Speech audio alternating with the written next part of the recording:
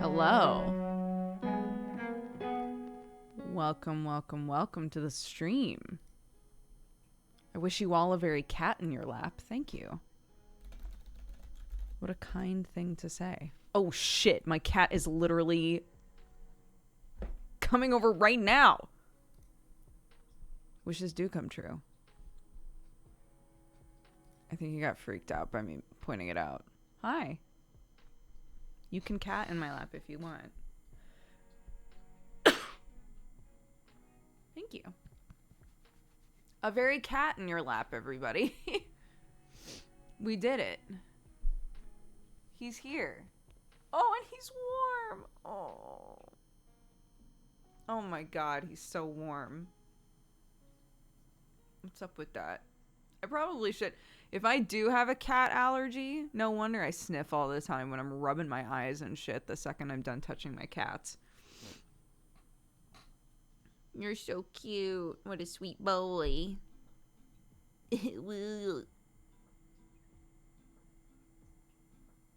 Powerful hair. Thanks.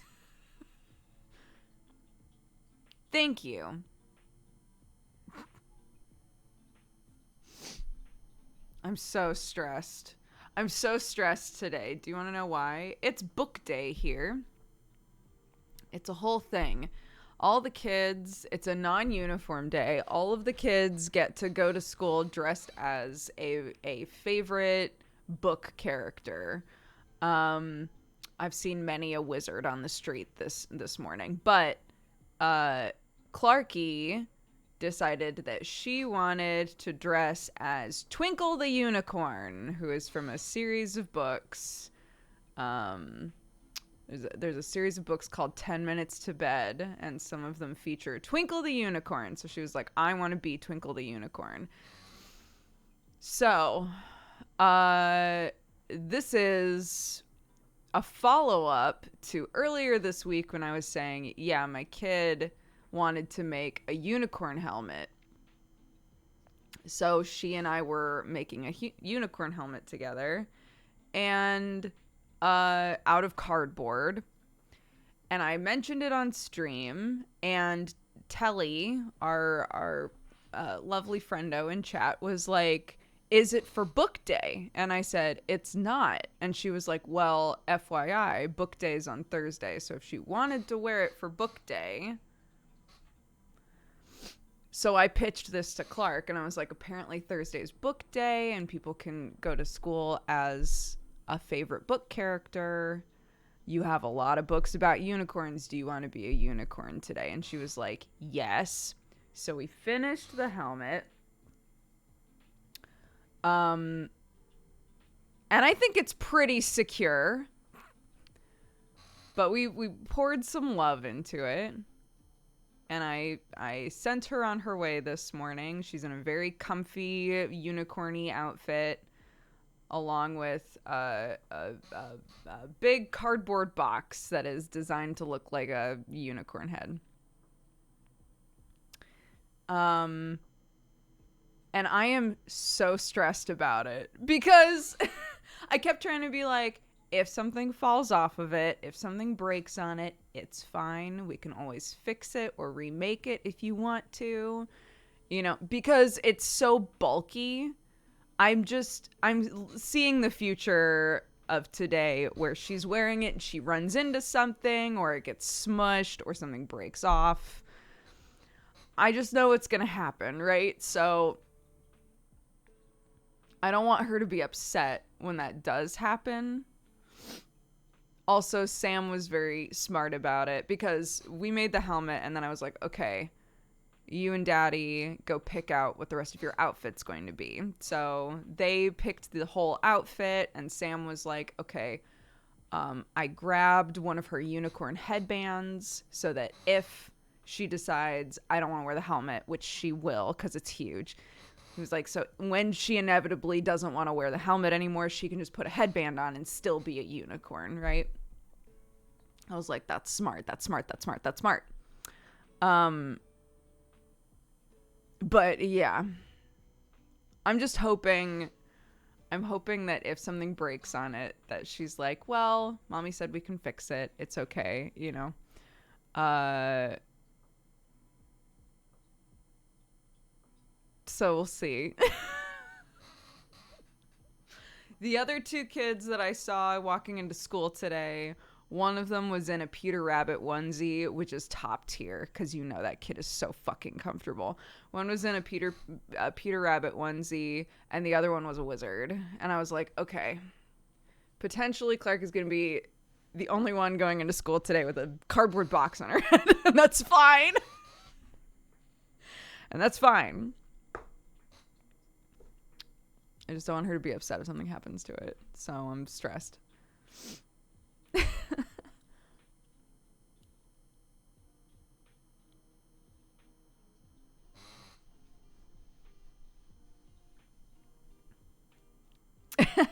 Clark the trendsetter. Yeah. She was very proud of it. She was so excited to wear it. It's very cute. How hard was it to make? It looks like a lot of glue. It wasn't a ton of glue, to be honest. Because I wanted to do everything I could to make sure that if we wanted to reuse the yarn for something, we could, because it's a lot of yarn. So it's a cardboard box. We cut the entire bottom off of it. I put a jaw on it originally so that she could go ma ma ma while she was talking, and she didn't like that, so we took the jaw off. But it's a cardboard box with one side cut off, and we painted the whole thing white, 2 coats of paint. And then we cut circles out of cardboard, and those were the eyes, and drew the pupils on, and then the eyelashes. She was very specific about how many eyelashes needed to be on there. Drew on the eyeballs, right? The ears are also cardboard that are painted white, and then one side we covered entirely in glitter. So that was just like, you know, I used spray adhesive, so we'll say that's glue, sure. So we spray adhesived that and put glitter on, and then left that overnight.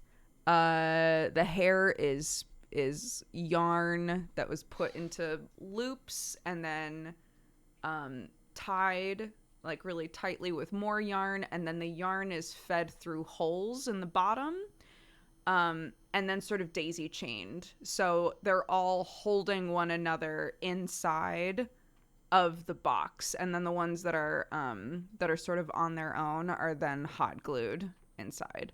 So the yarn itself isn't hot glued at all. The ears are glued on. The eyes are glued on, and then we used glue on the ears to add the glitter.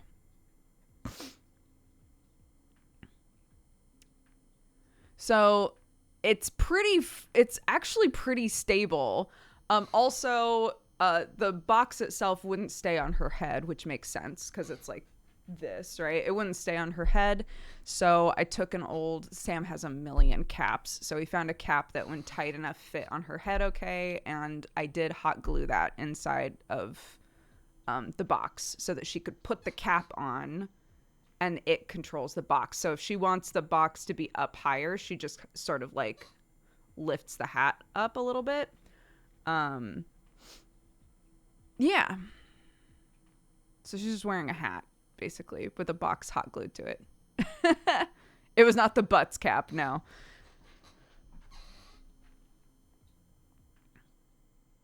Yeah, and that's when originally it had the jaw. That was my, like, how I envisioned it, right? Was that, like, the top part would sit like this and the jaw would sit like this, and then her little face would she would always be able to see, right? But she didn't like that. So. Wait, let me see. I definitely took pictures. Hold on. Let me see if there's a picture that I can show you.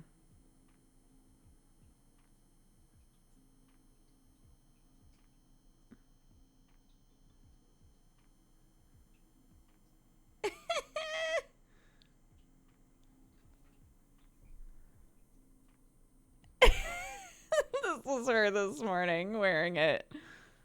But the hole, do you see that hole that's like in that corner? That's where the jaw used to be attached. That hole's there forever. It's a beauty mark now. Yeah, but you understand now, right? Like, it's huge. So when she's walking around, I'm just like, she's gonna bump into something, dude. It's fine though. It's fine though. And then Sam is going to school early because they've invited parents to sit with the kids and have book time and listen to a book being read together, which is very cute. So Sam was like, I'll go to the gym after book time and after she's come home from school. And I was like, okay. That's very cute.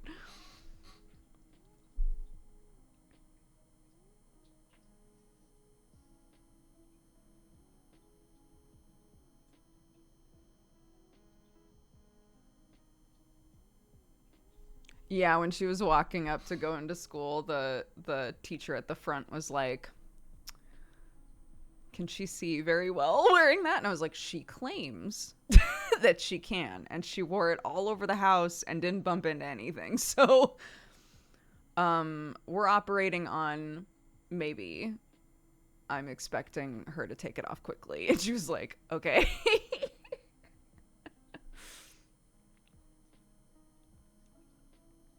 Did I see another kid with a cardboard box? She's looking in a mirror in that picture. She's sitting in front of the mirror at our house, like looking at herself, basically.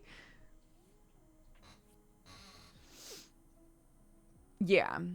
I was like, look, either put it with your stuff if you think it'll be safe there, or I'm sure if you go to your teacher and say, I don't want to wear this anymore, can you put it somewhere safe, that your teacher has somewhere to put it. You know, I'm sure that you guys can sort out something so that you make sure that nobody's gonna like drop kick your your helmet, you know.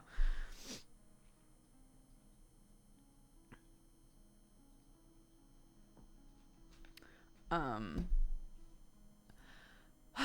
but yeah, so we'll see. Either way, she got to wear a comfy outfit and wear a unicorn helmet that she and I made. So I'm sure it's been a fun day. What am I doing? What am I doing? I'm tweeting.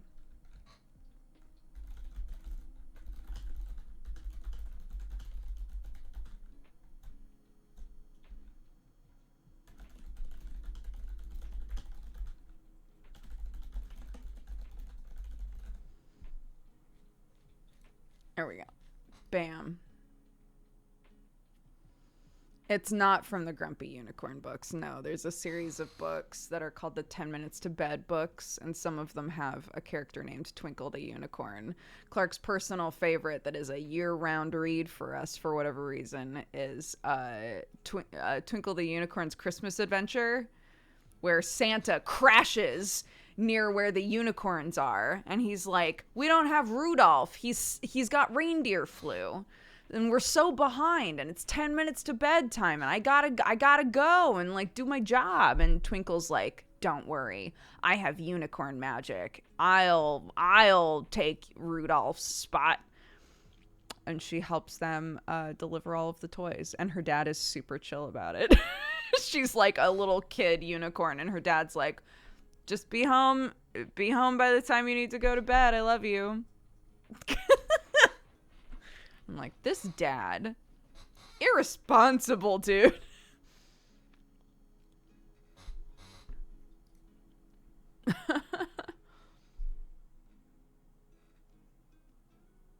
Yeah, get fricked, exactly. Oh, as a fault for any of you who are invested about the reason for my title, for any of you who are invested about what musical song I was going to pick, I've pitched 3 different songs to my singing teacher. So they are My House from Matilda, because that song makes me cry and I love it, and I think it's in my range. I think I can sing it pretty easily. I just adore it. I think it's so cute and pretty. The other one is Lifeboat from Heathers. all of the music from the Heathers musical is so good. Like I really want to go and see the Heathers musical. The reason that I looked into it was because one of you was like, "Oh my God, you should look up the song Dead Girl Walking." That is way too sexual of a song to use for an exam, but it's a fucking bop. It's such a good song. So, yes, that was a good shout. I will not be using it. But the song Lifeboat from Heathers is really short, but it showcases a huge range. Like, it starts off really soft and then it gets really big and then it ends really soft. So I sent her that one. And then the last one is Dead Mom from Beetlejuice, which I think is way out of my range and probably way too difficult for me to do. But I really like it. I really like a lot of the Beetlejuice music as well. But I figured I'd send it to her because I was like, I also like this song. I don't think I can reliably hit some of those notes, but maybe we want to try. I don't know. So those are the 3 that I sent her. So we'll see.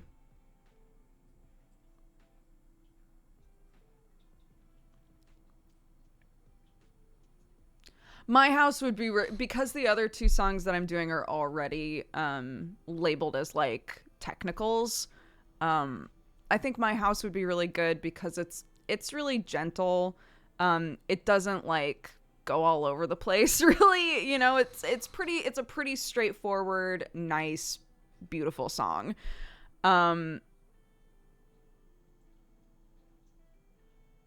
But the other 2 would also be fun. So, we'll see.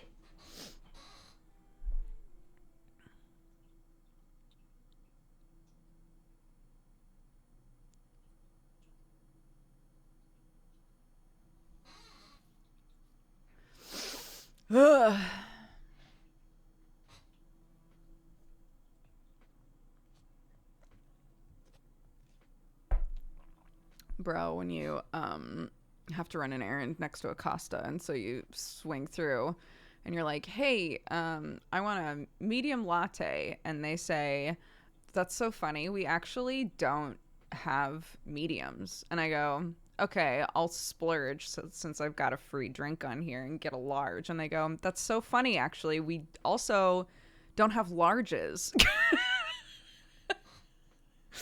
They're like, "What do you have?" Just smalls? Okay. What do you sell here? So they gave me 2 small lattes to make up for it. Doubly irresponsible to the world around me.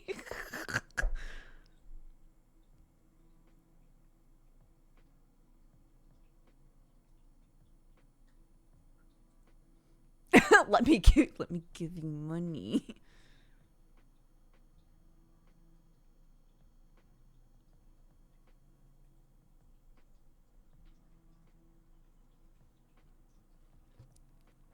So yeah, I'm deeply caffeinated. I have not eaten anything today. Don't be coming at me, okay? Don't be coming at me. There's leftovers in the fridge. I will get them. I will eat them. It just hasn't happened yet, all right?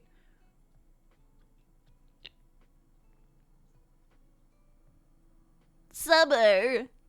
I saw you earlier and I didn't do the voice, so I thought I'd make up for it. Eating is very good for you. I agree. I should have eaten earlier. I just haven't done it yet. Okay? You don't gotta come at me, all right?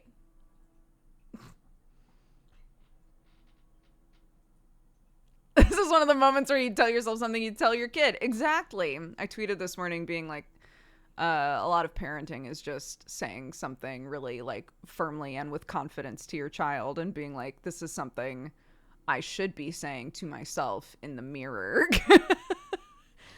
But I'll unpack that later.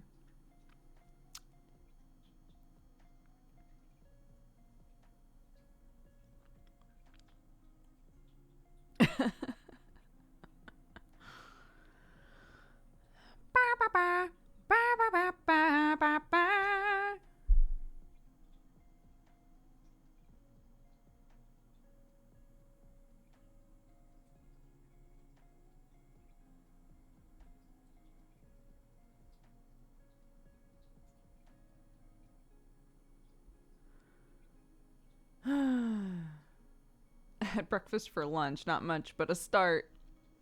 Whatever works, right?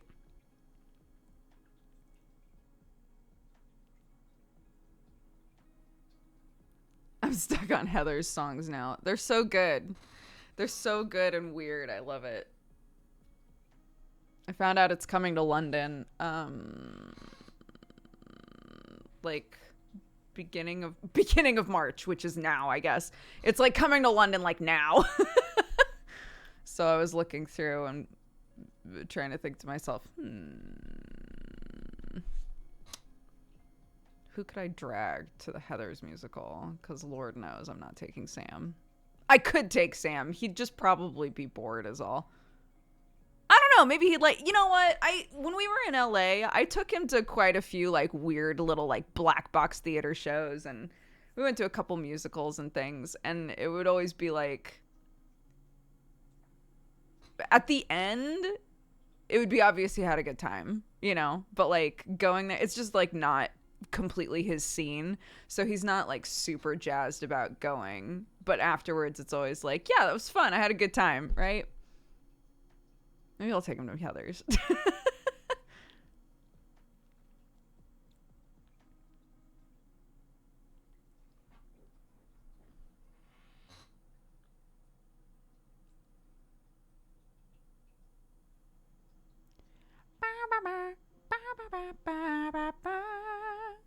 I don't really care if it's in a small theater or not.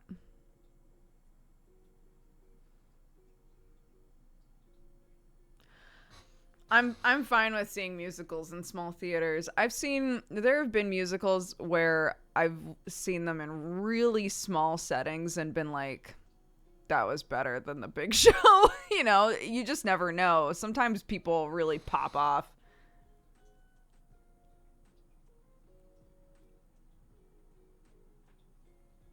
Come back. Come back, the sun.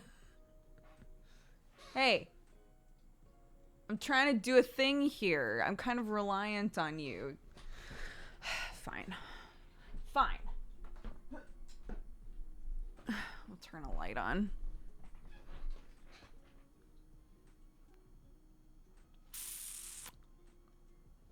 Ba ba ba. Ba ba ba ba ba ba. My new bag is here. I've been using the same, we call them fanny packs. Don't cringe. We call them fanny packs in America. You guys call them bum bags, I think. UK-ish people call them bum bags. Anyways, it doesn't matter. You all know what we're talking about, right? I wear a yellow fanny pack all the time. I've had it basically since we moved, so like 3 years. It's a nightmare. The second I unzip it, it like flops open and everything falls out. It's bad. It's really bad. And I've had it for so long. And so when we were visiting my mom, things kept falling out of it. It was pointed out to me and I was like, I know, I just haven't like gotten a new thing, you know?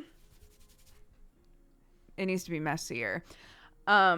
I just haven't gotten a new thing. I haven't found a thing that I like, but there's one that I saw a while ago that might be the right sort of thing. So Sam and I went on a deep dive and found like 4 different bags that were basically like way better versions of the bag that I've been using for 3 years, right? And I showed them to Sam and I showed them to my mom. And we all picked one together, and it's just arrived at the locker. It's ready at the locker.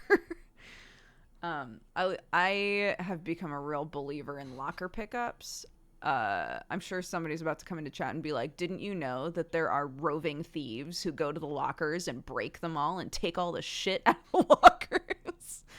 But with how often things get lost trying to get to my house, a big fan of lockers, actually. But yeah, oh my God, I'm so excited for it. I can't wait. It's like, I've been wearing, somebody said a waist bag, sure.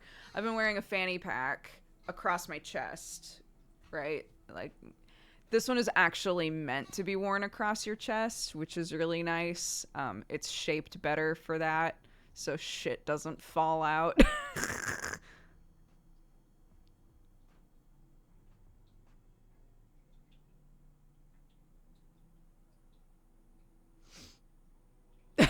Yeah.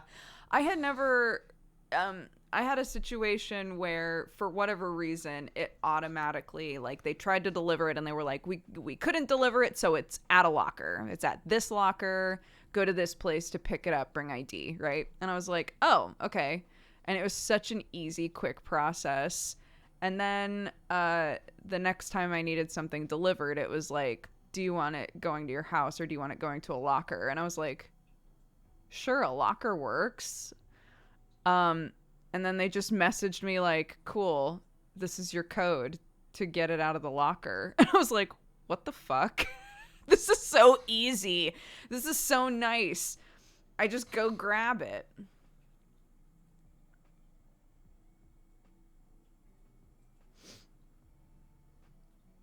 So, yeah, hold on. Let me see if I can find it.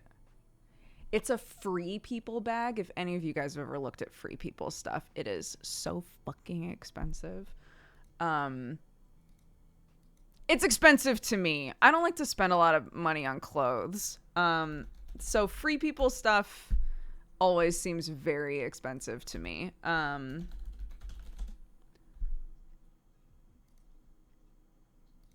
But this bag wasn't too bad. And also, it was pointed out to me that I use shit until it's busted. So Sam was like, "Why are we acting like you're not going to use this thing until it's literally falling apart? It's okay to spend a little extra money on a good bag." I was like, "Okay."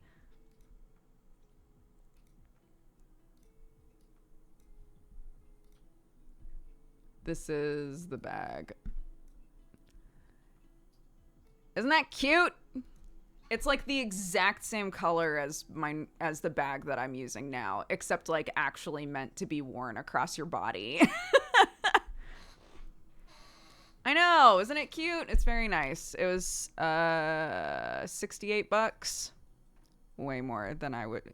But again, the shitty bag that I've been using for 3 years was like it was like $15 on Amazon or something. And boy, does it behave like it. So I'm really excited. I'm very jazzed to pick it up. Hi, Nomad. How are you, bud? I did the same. My wife and friends conspired against me to replace my wardrobe. Dude. My mom was like, "Next time that you're here, I really want to take you shopping." And I feel like she's going to be very disappointed in how often I'm like, "I like this, but I have something almost exactly like it, so I don't need it." Which is typically, I do a lot of the like pick up a thing, walk around with the thing, and then be like, put it back. Right? I don't know. I wear my jeans until they're literally falling apart.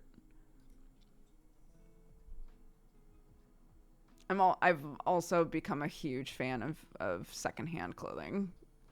Because then it's like broken in for you. Incredible.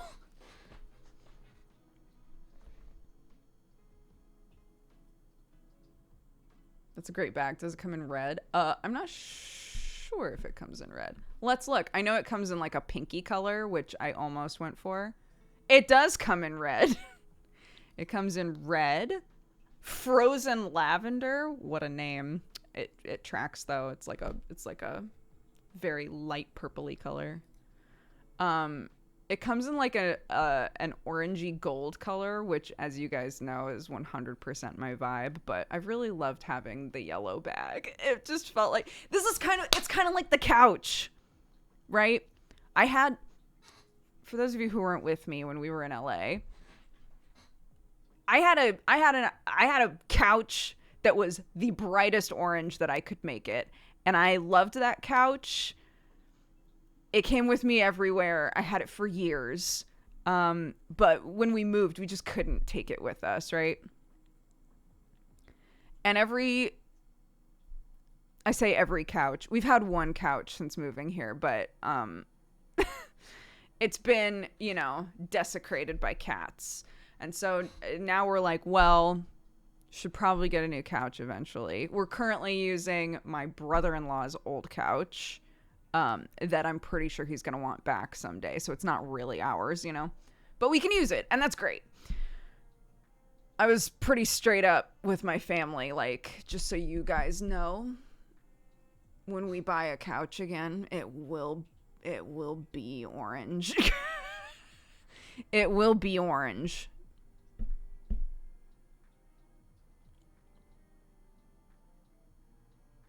The Fox couch. My Nickelodeon couch. Yeah. My Nickelodeon couch. Wait, I'm sure so much of my life is online, dude. I'm sure I can find my orange couch.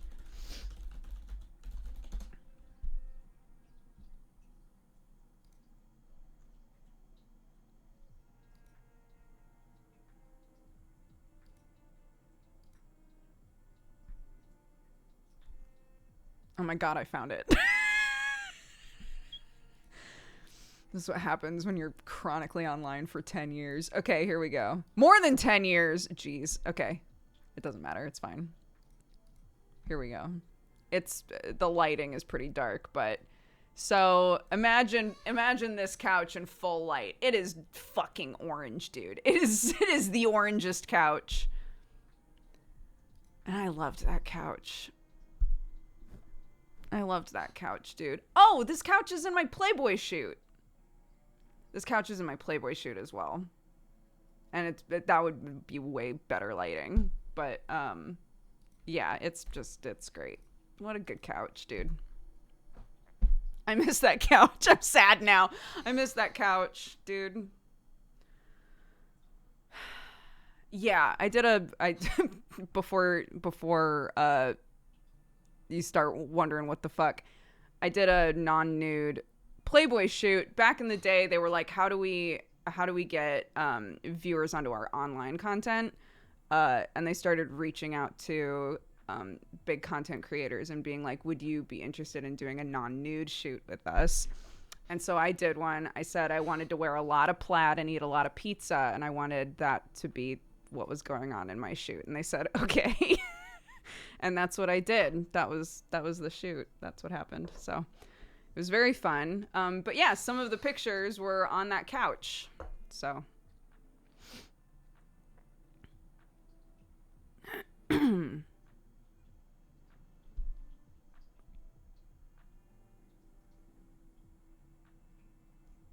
Yeah, I would love to get another couch that was like that.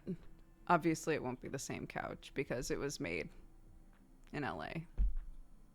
And I'm not in LA anymore. But I didn't mean to sound so sad about that. I'm happy where I am. I just miss that couch is all. I just really miss that couch and also the good ramen.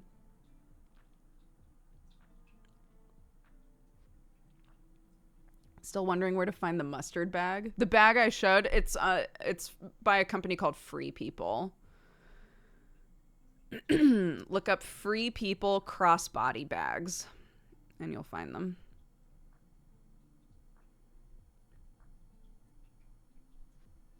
Where is it now? Who knows, dude? Who knows? We donated it. We at the time that we left, we did not have a single friend who was like, God, I just really need a couch. Nobody was hurting for couches. So we donated it. So hopefully somebody's really getting something out of that. What's this strange new camera angle? We've had this angle for a couple months. I swapped cameras. So now you can see my bed hair in high def. Millennials killing the couch business. God, ain't that the truth? Who did the art for Sam's channel? If you go to Sam's channel, he's literally got that information under his stream. But if you mean his like his big stuff, his big panels and things. Those are done by Manda.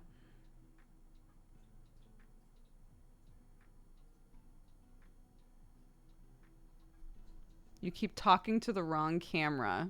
I only have one. If you mean I'm not burning the lens and staring right at you, it's because that's deeply uncomfortable. Hello, everybody. It's me, Dodger. How are you doing? I'm staring into your soul now, and I hope you are enjoying it. Don't. I know you hate it. That's why I don't do it.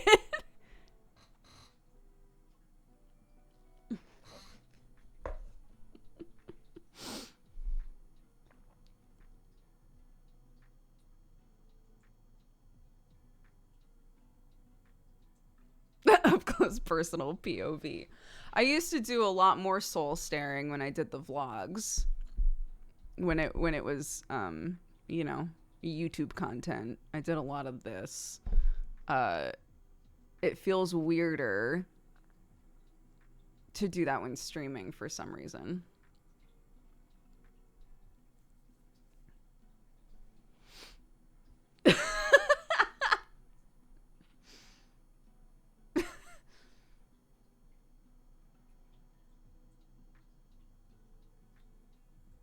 Yeah, that's the thing, is if I'm reading chat is here.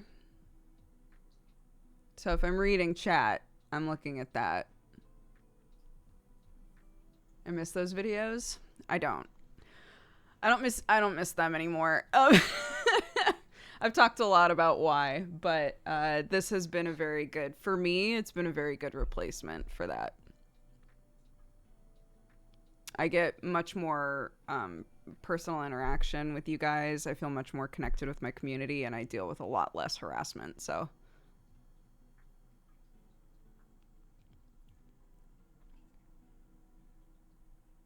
it's good. It's a good replacement on my end. I understand people missing that content, but I did it for a really long time, and this was sort of the natural next step.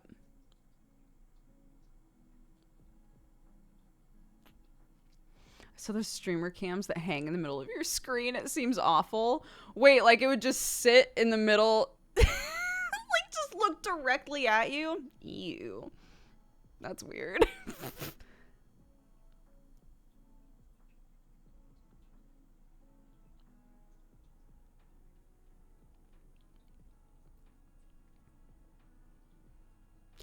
The only way that I can see that being beneficial is if you're like a VTuber. Because then it's literally right in front of your face and it can track everything that you're doing, right? You probably get really good tracking from having a camera that's right in front of you. But otherwise, that seems like a lot.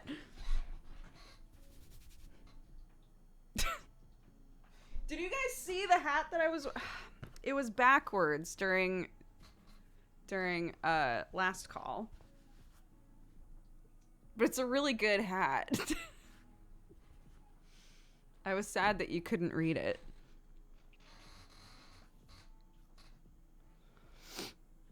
The cat hair makes it, doesn't it? I tried to pick some of it off, and then I was like, why bother? We all know what's going on here. I only just noticed the daddy tag. When was that added? I added it because Sam has the daddy tag. His mods added the tag daddy to his stream, and I was like, should I add mommy? Because then people are going to show up and be really disappointed. And then someone else said, no, just also add daddy. So I did. And now here we are.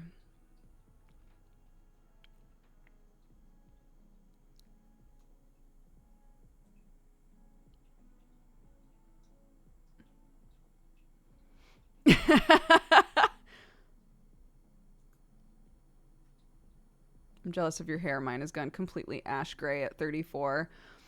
I'm in that situation. I'm very, you want what you don't have yet. I have a few grays that have popped up here. You can sort of see them. And I love them. And I wish that I had more of them. I'm just waiting patiently.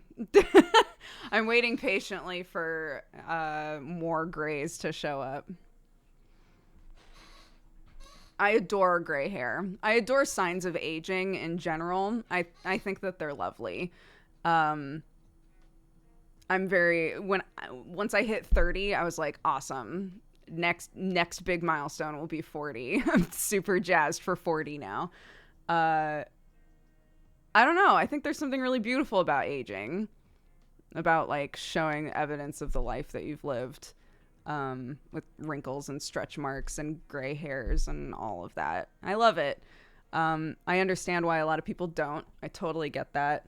But in case you were curious, there are people like me out there who love that shit. So next time that you're feeling insecure about signs of aging on yourself, just remember there are doogers out there. See yourself the way I would see you.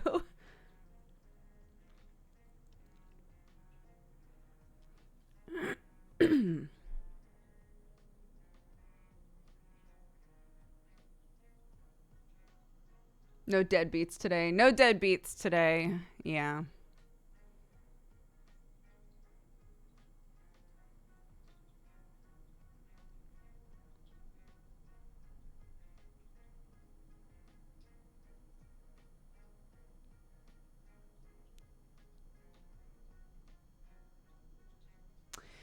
Yeah, I thought there was. That's why it's on the schedule. I completely forgot that we wouldn't have deadbeats today.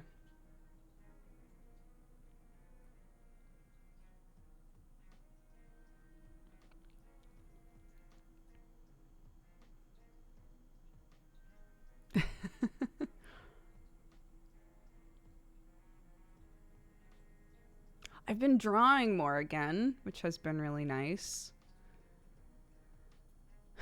I always take like big breaks from drawing and then I start drawing a ton. So I've been drawing a lot the last like 3 days or so. Hi, Dyer. Can you show? I will not show any of it. No. A lot of it is spoilery stuff. It's like character stuff for games that are coming up. So I can't show it, but it's jump started some creativity for me, which is nice.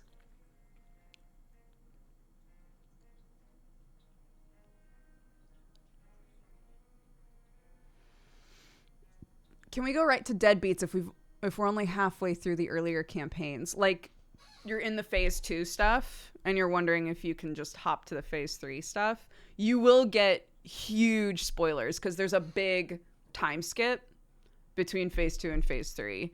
There's it's drowning in spoilers for how phase 2 ends. If you don't mind that so much, then yeah, you can hop right into deadbeats.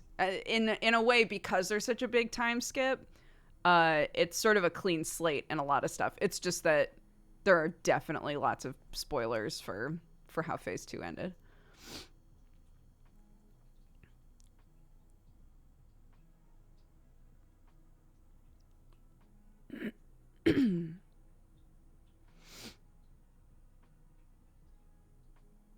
I'll go through a cycle of drawing loads and then not for 4 months and then repeat. Yeah, I wish I was more consistent, but it's okay.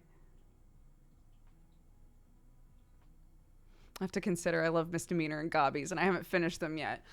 Obviously, I'm a little biased. Puts hands in armpits. Obviously, I'm a little biased and I think you should finish Misdemeanor. But if you'd like to jump into the new stuff, I think you could. I will say that lots of Misdemeanor spoilers if you jump into phase 3 for sure. Also a lot of in jokes, but it's not so bad, and I think it's sweet Lena doesn't know it all. I think so too. I think it's fun having players in the new games that were not involved in the other phases and know nothing. I think that's really fun.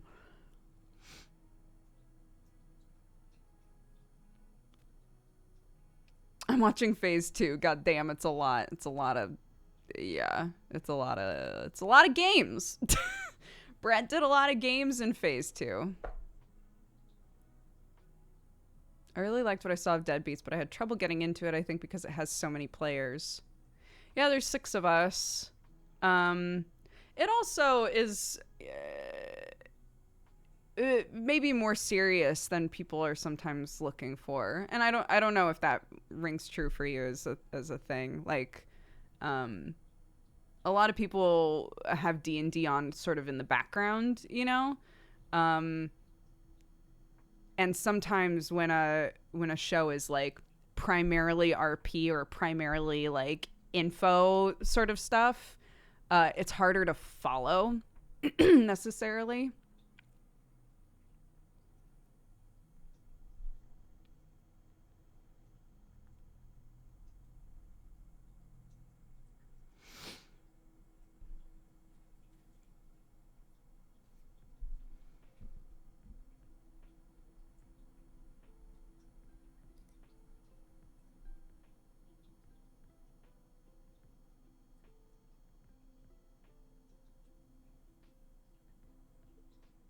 Yeah. Does any of the D&D shows that you're in, are they available as audio, like a podcast? As far as I understand, Brett uploads all of the IO stuff as audio files on the Patreon, but not just readily available. Last Call for Adventure, I believe, is available as a podcast. I don't know about Hellions. I don't think that Hellions has been turned into an audio only anything. Hi Sin, how are you, dude?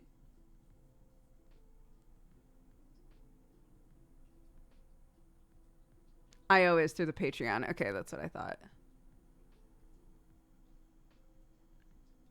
For those of you who don't know, Dire Hard, who's in chat right now, is like an incredible artist and does a bunch of art officially for Brett and also just for fun for the campaigns, and is very lovely.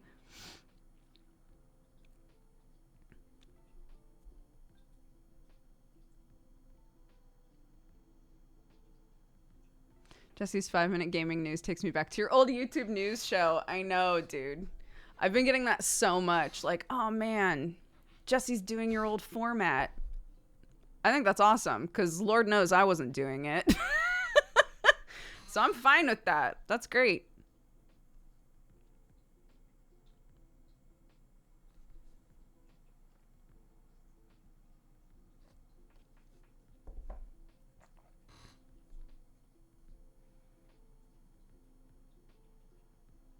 Secret dash of more smoochies. What? Nonsense.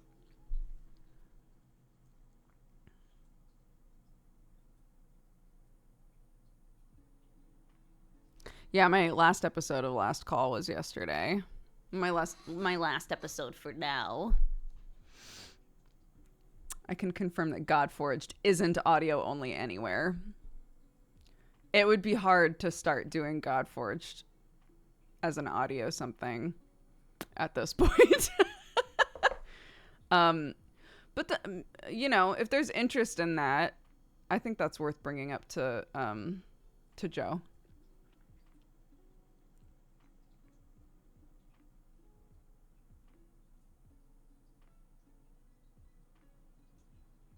Because we'll be doing Sunforged. Godforged has 3 sessions left.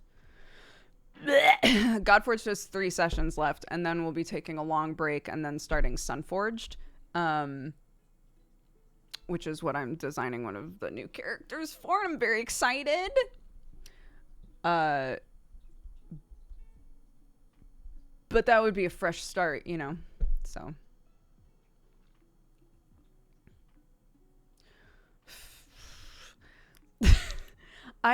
I'm sort of like an infrequent note taker in D&D. It's not that I dislike taking notes. It's that sometimes my notes can't be trusted. Sometimes I write a note and I'm like, what the fuck does that mean? Right? Sometimes they're just not detailed enough. So like in Godforged, I rely a lot on OLG. OLG takes extremely detailed notes, has like a notebook with like tabs and shit. Like she's on it, right? And for Sunforged, I'll be playing a high charisma character, which means I really, in case I need to like do a persuasion roll of any kind, I really need to take good notes, you know? I really need to I really need to make sure that I'm taking good notes, and I'm already stressed about it.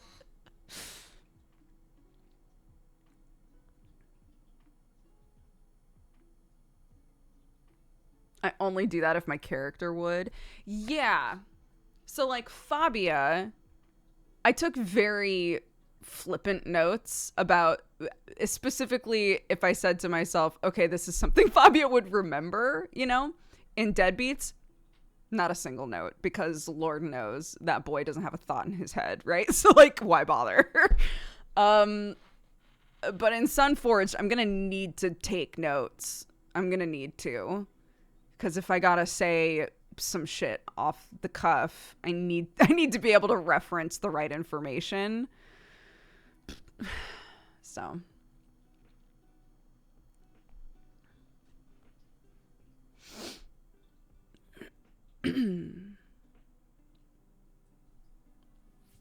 Fabi would take crappy notes, very crappy notes. Yeah.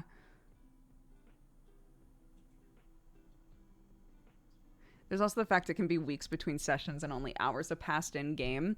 We were talking about this a long time ago, but somebody was saying that they have like a table that they keep, an emotional table for their character. And at the end of a session, they'll write down what emotional state their character was in as like a reminder, which I think is such a smart thing to do. Like, I was really pissed because so-and-so did this, and at the end of the session, so that when you come back in, you're like, oh, right, that just happened and I'm still pissed about it, you know? Which I think is so smart. I've never done that, but I think that's really smart.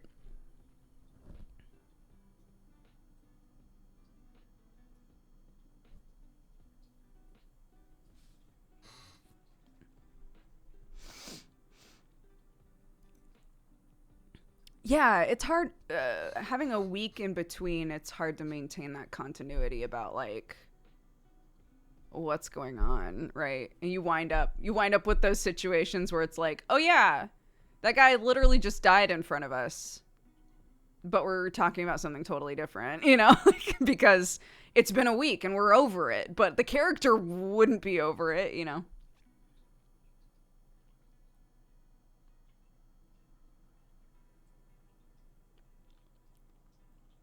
That would be good for me as a DM. Lord knows I forget how my NPCs are feeling and what their accent is. I like the slash between those two, like they're equivalent. I forget how my character is feeling and also their accent.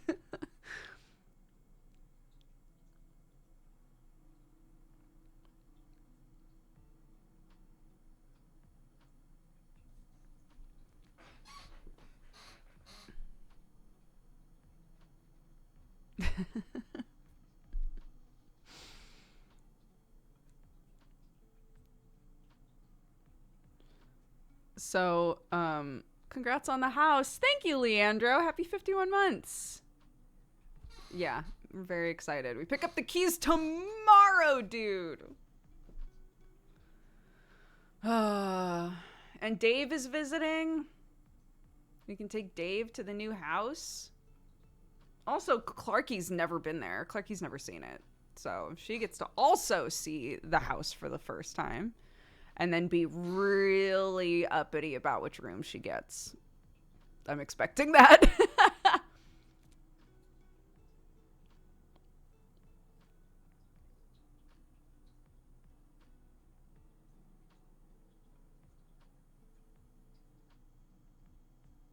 Yeah, it'll be a fun weekend. And my kid got to dress like a unicorn today. Jeez.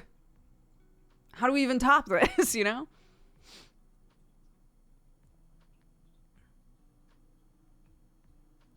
Yeah, well, like, one of the rooms is designed to be a guest room.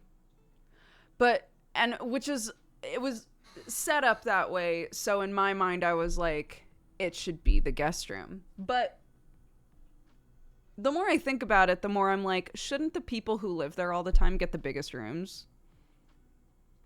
Right? So, like, if Sam and I are taking the room with the ensuite, shouldn't Clark get the second biggest room? She lives there, right? That makes the most sense to me. So even though there are two rooms that were definitely like set up as kids' rooms, I'm kind of like, we should just give her the big room. We should give her the other big room, you know?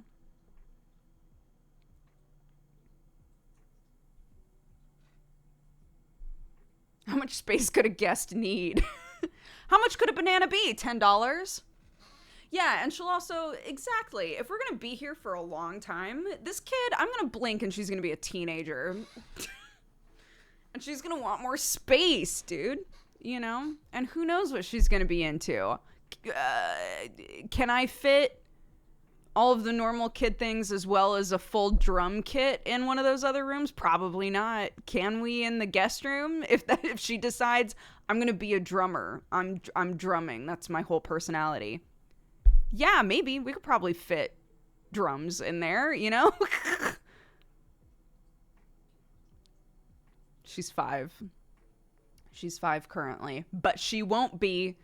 Again, I'll blink and she'll be like, I'm going out with my friends.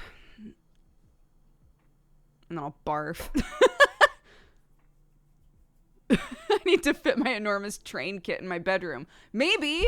Dude, she might blink and be like, you know what? Actually, I am fully into Lego sets and I need to be working on 18 Lego sets at the same time. Where am I meant to put these, Mom? That's a great question.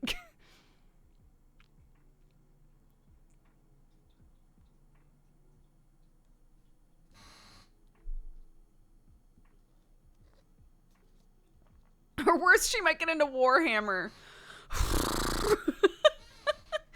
She's like, Mom, I need 2 jobs so that I can buy my figures. I'll be like, honey, no. Please.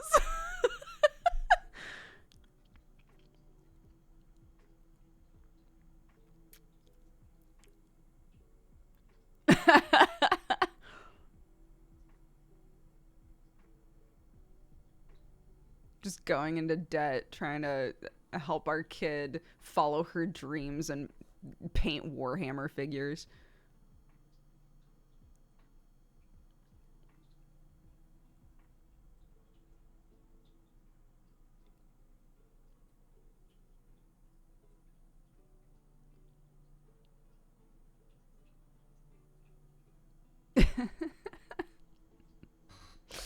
So yeah, that's where I'm currently at. The other big room should be Clark's. And here's I'm going to tell you exactly what's going to happen because we've already talked about it, right? We're going to look at these bedrooms and she's going to see that one of them is already painted pink and be like, this is my room. And then we'll have to be like, you could paint the other room pink if you want. And she'll be like, oh yeah. But she'll keep coming back to that pink room and be like, but this room is already pink. And it's going to be a whole thing. So first thing that I'm going to have to do is ruin that pink room. Is destroy that pink room so that she doesn't want it anymore.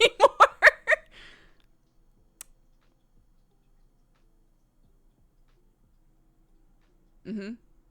Because I think with the lineup of rooms, I think it's main bedroom with ensuite, and then room, guest room, right? So if we're here and she's here, it would make sense for me to work 2 rooms away instead of the room right next to her, right? So that there's a buffer in case I'm working while she's asleep, which I will be sometimes. So I would be in the pink room. So I would be in the pink room then, and she'll be furious about it. So I need to change it like as soon as possible.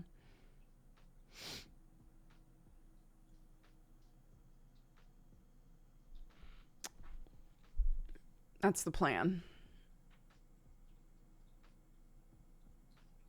Try to temper the wants and dreams of a 5-year-old. Impossible. Demolish a room. Yes, I will be demolishing an entire room. Because I care and I love her.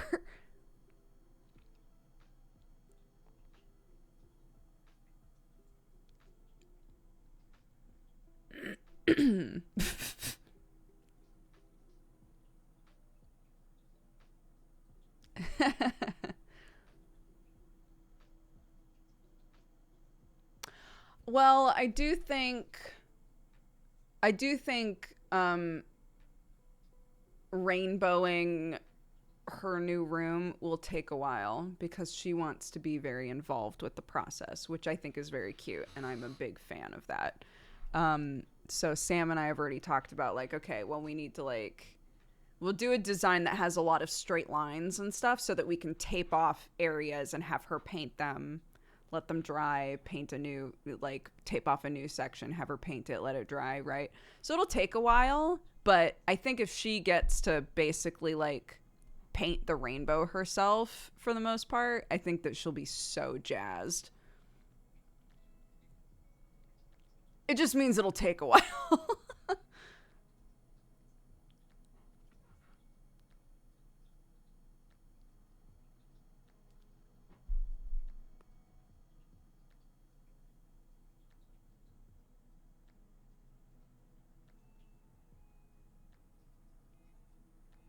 You're a brave woman giving a 5-year-old a paintbrush. My kid holds a paintbrush every day. This is a very craft-friendly house. My kid is actually pretty great with a paintbrush.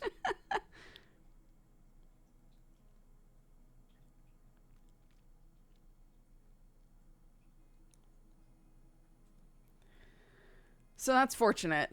She has a lot of experience with paint and paintbrushes and things. Oh my god, yeah, is it? Wait, hold on, hold. I need to just have this on a toggle. I should put this on a stream deck. That would make the most sense. But in the meantime, you get to just sit there and wait for me to do the thing. Is it bin day? Woo, wee, woo, wee, woo, wee, woo, wee, woo, wee, woo, wee, woo, wee, woo. Is it bin day, guys? Put out your bins.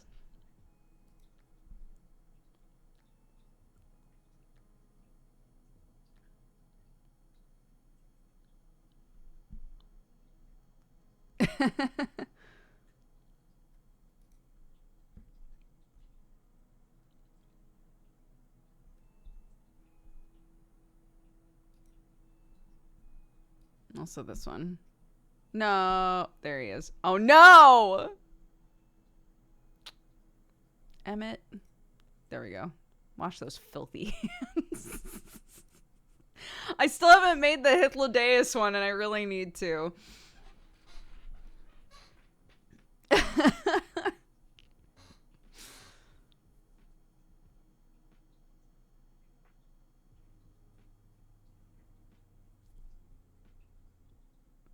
Yeah, the one that says have a nice poop. It'll be a matching set, and we can put them up in the bathroom, and they'll make me laugh every day. I finally made it to Heaven's Word. Dire. I hope you're enjoying yourself. No spoilies. No spoilies for me. I throw away the key. When did this happen? We did a study hall stream, I don't know, 6 months or so ago, probably longer than that. We did a study hall stream where I was like, I just think it would be easier to remember to do things around our house if I made stupid memes and put them up.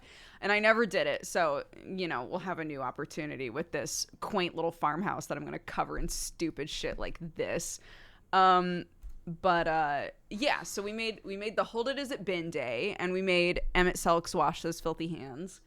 And I want to make a matching companion piece, because I have another one that says have a nice poop. So I just need to find the right picture for it of Hythlo. And if you haven't met these characters, it's fine. Don't worry about it. We're not going to spoil you. But yeah, the whole idea was like can we make it more fun to remember to do shit around the house, or just like have shit up in the house? Because when we were in the old offices with Gerard and Jesse and Octo and all of them, we had a going away party for Sam when he had to go back to England after his original visa was up. And we grabbed a bunch of salacious pictures of the Queen and just wrote shit on them. And one of them was the Queen like doing one of these sorts of faces, and it said, "Wash those filthy hands," or something similar. And we put it up in the bathroom, and it was literally there up until the day that we left. It just stayed forever. It just stayed there forever. And I was like, that was the best. That was so great.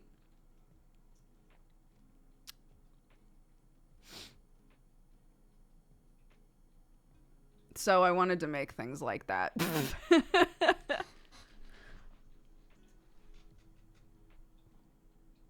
My friend made a Catboy alt. They're only wearing the leopard print Speedos. As it should be. That is the top tier character design, okay? As it should be.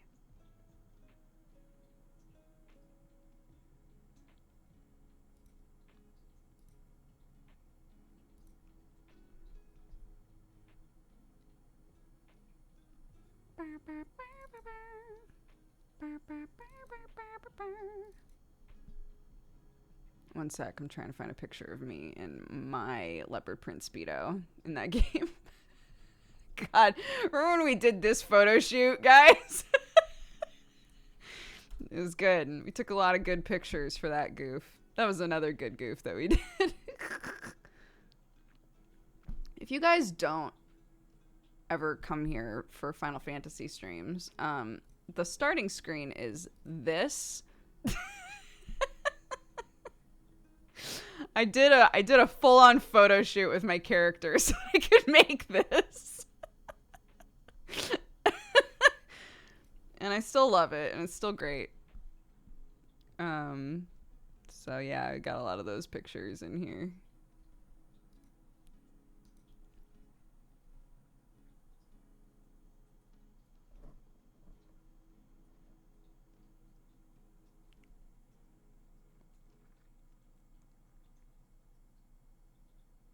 The bottom left is the best one. To this day, some friends of mine in high school posted up a photo of me in every one of their classrooms where they edited a little Santa hat on me.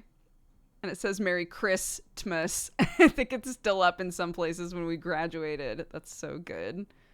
I made during Godforged. Oh my God, can I find it? We made a goofy picture that I will be keeping to use every single Christmas for the rest of time.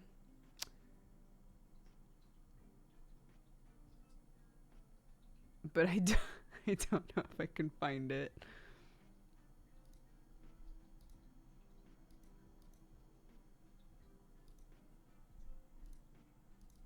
Yep, found it. I told you, dog, it's Christmas. I will use this every Christmas until the day I die.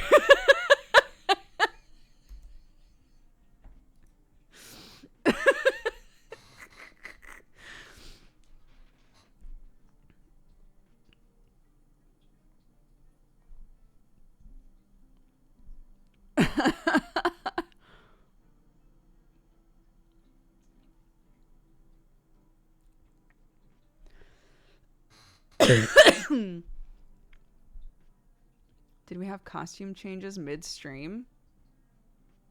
Do you mean because my hair was in front of my forehead and now it's not? Yeah. I went like this and that was the costume change. Oops! Oh my God. Ah, one sec, BRB. Shloud. It's a little shloud. It's a little shloud in here. Stupid. Dumb. Dumb, dumb, dumb.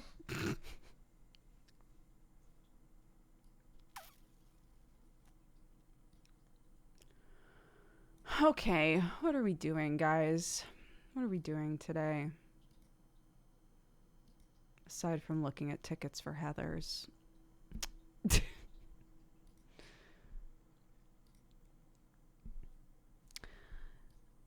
There is the Pale Beyond.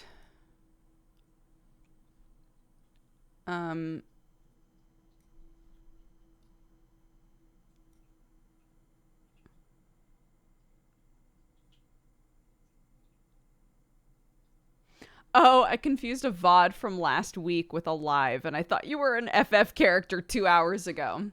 I see. That makes a lot of sense.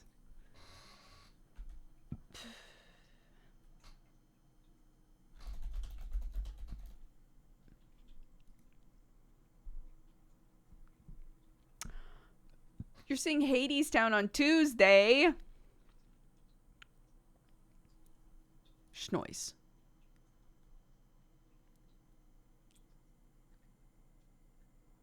I want to see Hades Town, dude.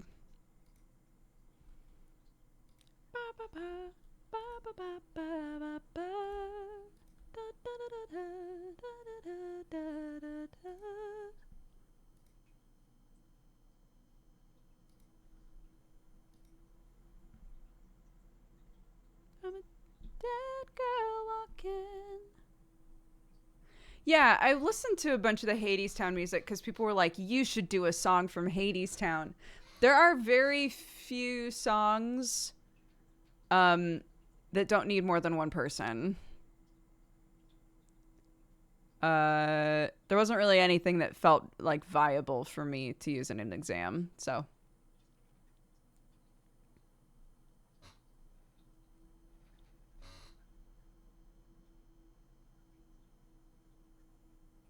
There were a couple of songs where I was like, I really like this song, but there are 2 characters in it. I was like, could I just play both characters? Yeah, the music's good. I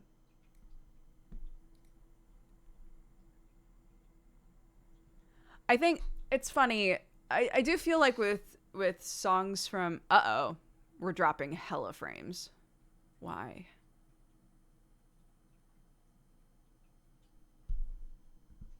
Something doing something? Is something doing something? Looks like we're back in the green. I think we're fine. I think that there's like 2 types of musical scores. There are scores that where you don't feel like you really need to see the show. And then there are scores where you feel like, in order to truly appreciate this, I need to see the show. I feel that way about the Hades Town music. I like it. I think that I would love it if I was watching it. The music from Heathers, I'm sure I would love to see it, but I also feel like the music is just fun to listen to even without watching it, you know? I don't think that means that the Hades Town music isn't engaging enough. I think it's just like sometimes music works a bit better in context. And I think the Hades Town music for me might work a bit better with the context of the show.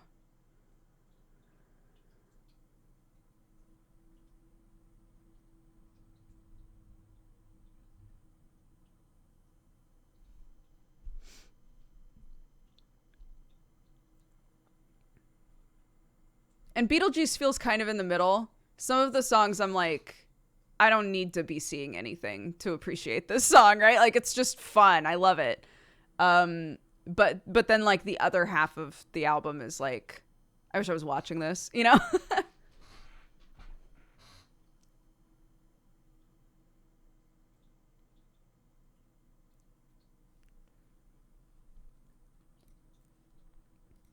Oh my God. I had never heard of Dear Evan Hansen until I watched Jenny Nicholson's video about the Dear Evan Hansen movie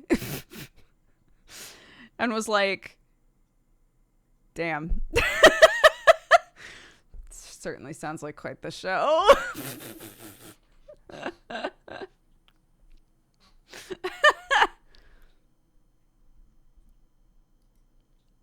Yeah. Oh my god. Because she doesn't just roast the movie, she roasts just the show in general for the most part. So I was like, well, I guess this is my first impression of Dear Evan Hansen.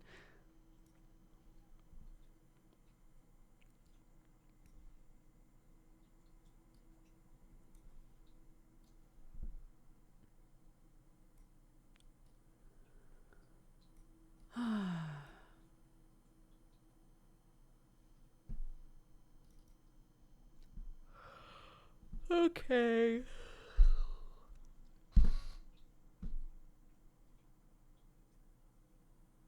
Can I be honest?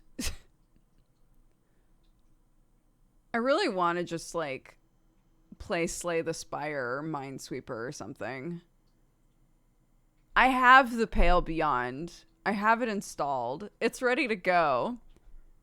I just don't know if I don't know if I want to play a new thing today. So I'm going to give you a poll.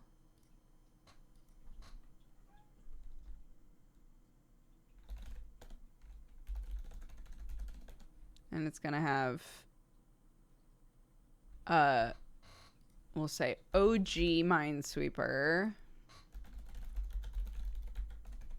Radical Dungeon Sweeper, Slay the Spire, and that'll be it.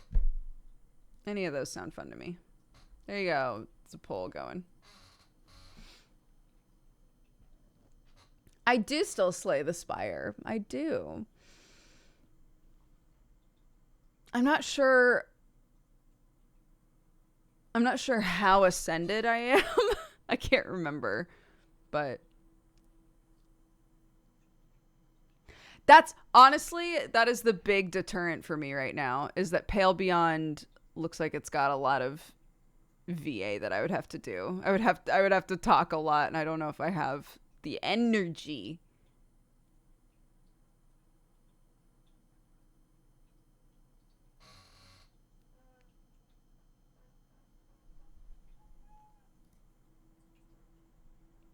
Y'all want to Spire? Goodness. 55% of you. Okay, sure. Then we'll Spire, dude.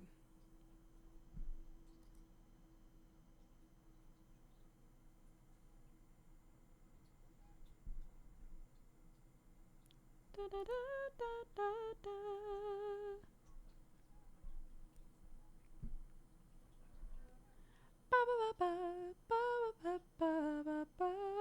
Yeah, the merchant didn't show up for this poll. He's learned.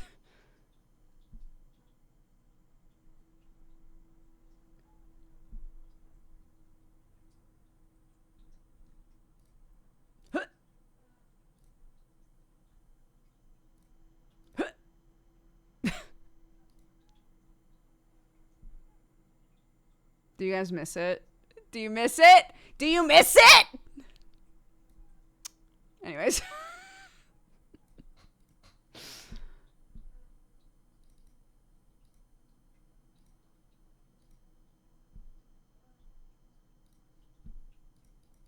And if you don't know what I'm talking about, that's fine. That's good even.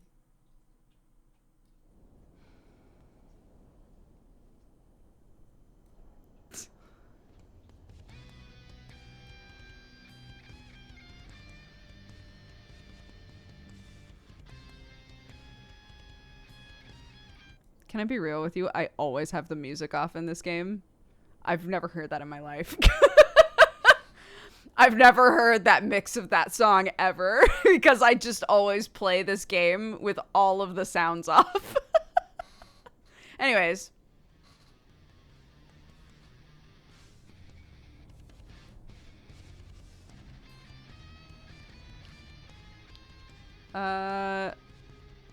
Let me know if that's a good level for it.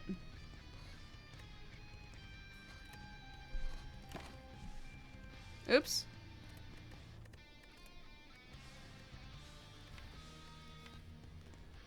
So I'm on 10 with this guy, 9 with her, 9 with the defect, and I will not play with the Watcher because I hate it.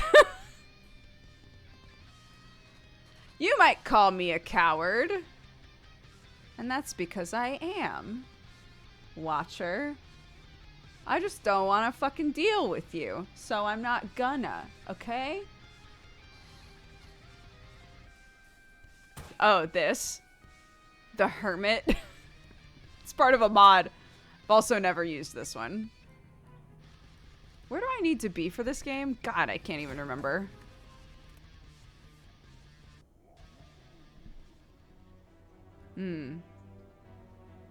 Yeah, sure. Oh no.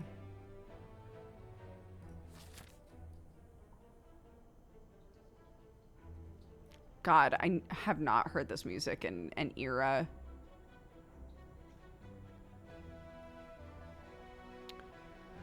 Well, shit.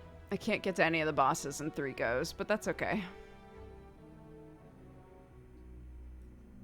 We'll go here. We'll get as close as we can.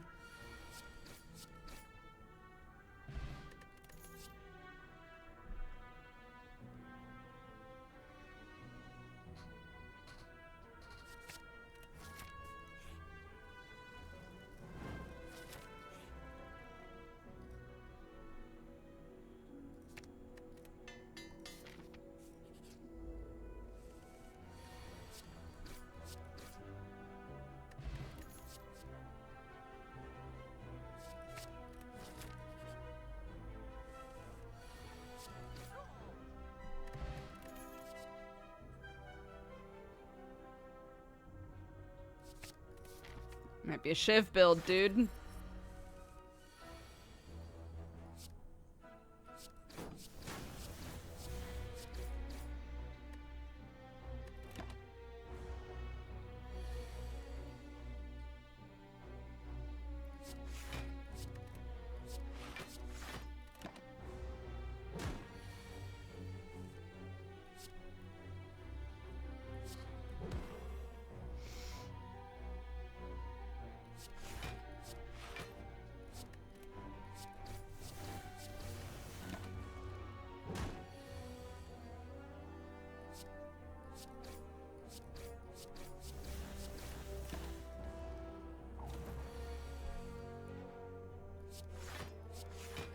Oof.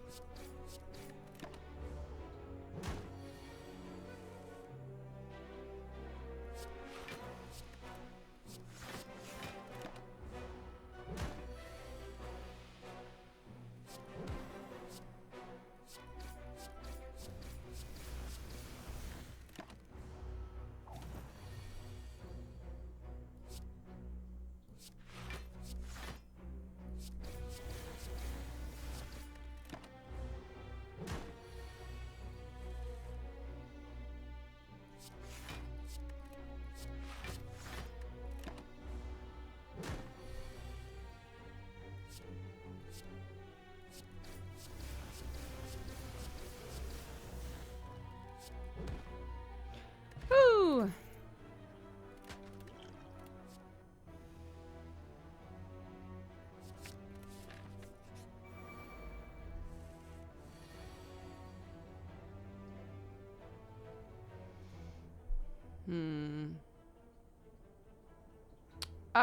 Yeah, we can do this, I think.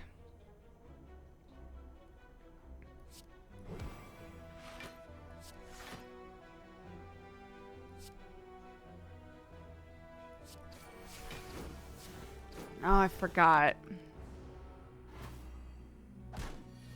Forgot that they would do that. That's okay.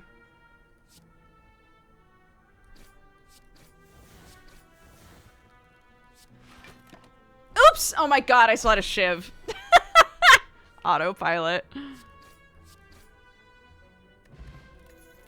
It's fine.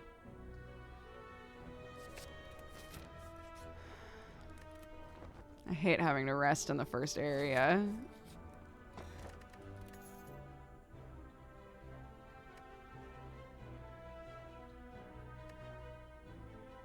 Sure.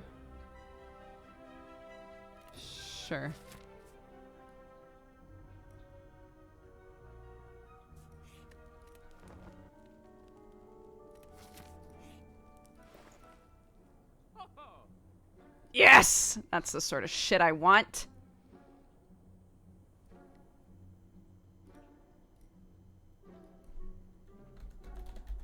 We're playing Slay the Spire, not just chatting.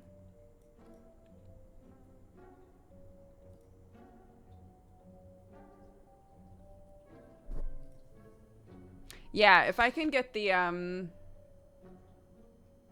there's the event to get the, like, crossbow thingy or whatever. That'll be very good for us.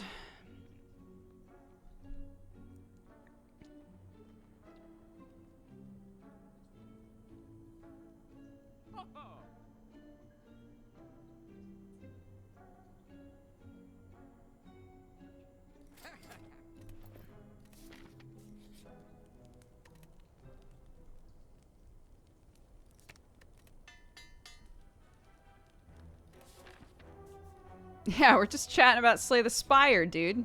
It's fine. No, I'm good. Ow.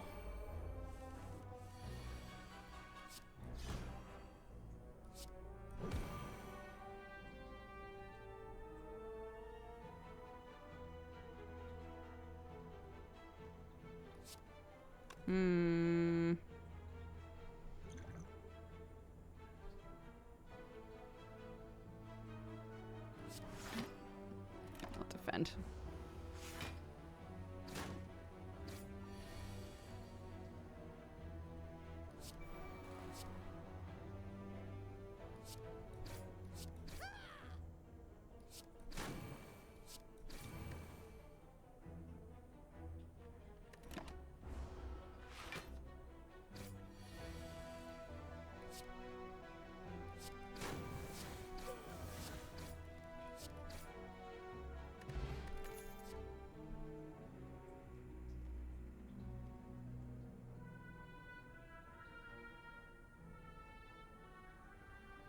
This might be good for us because we're winding up with so much zero cost stuff.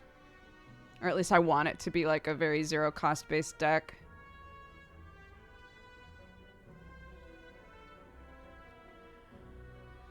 I like this card though.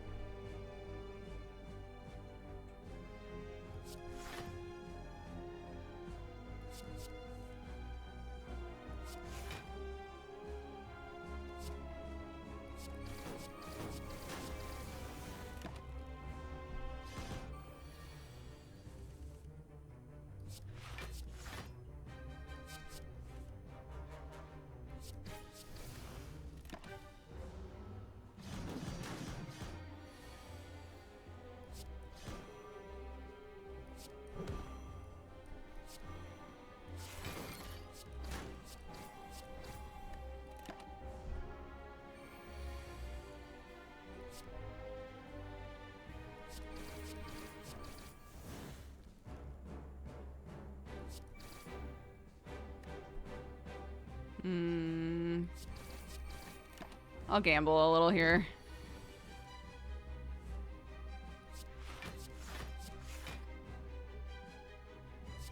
Oops. No, it's fine. Nice. I didn't realize that was about to proc. Yes, please. This! Here we go.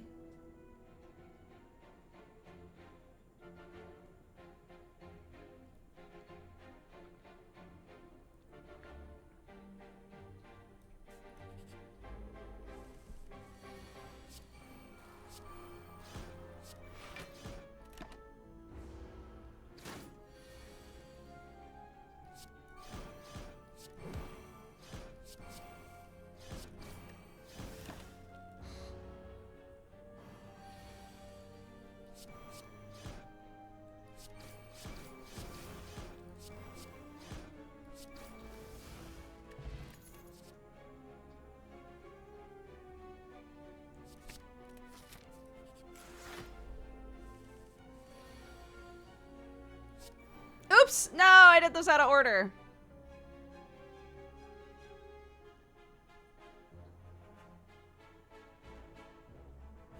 It's fine. I'll do it this way.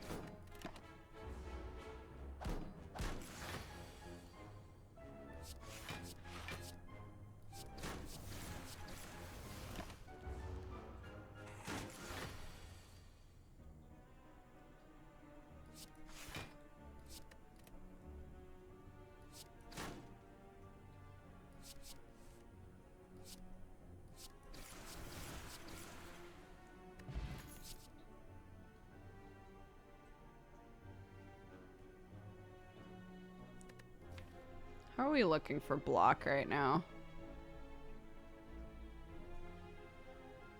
I have a lot of damage stuff, not a lot of block stuff.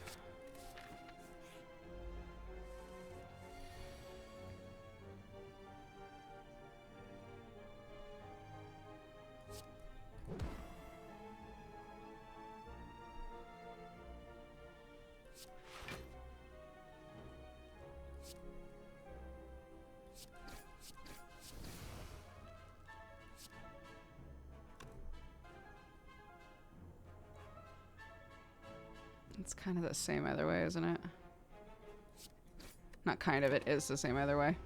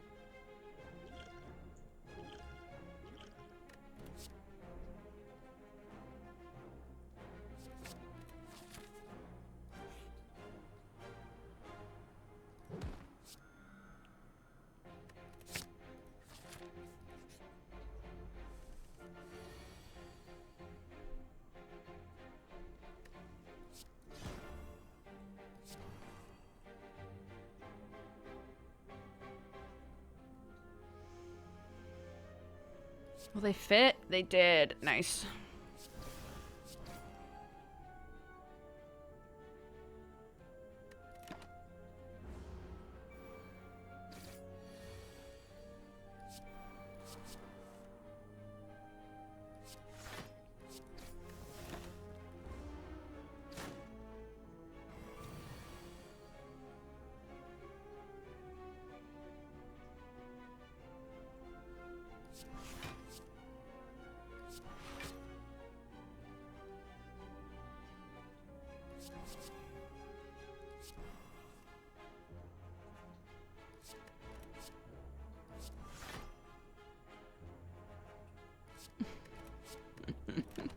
None of that wound up making sense. It's fine.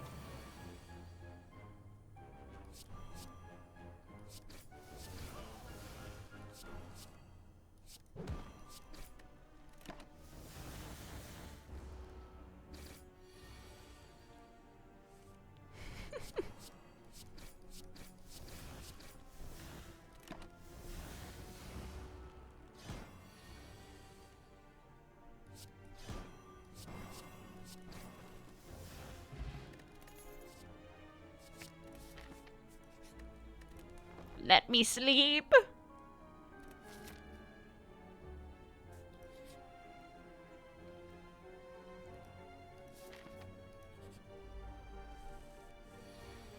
Actually, I probably should have taken that. It's okay.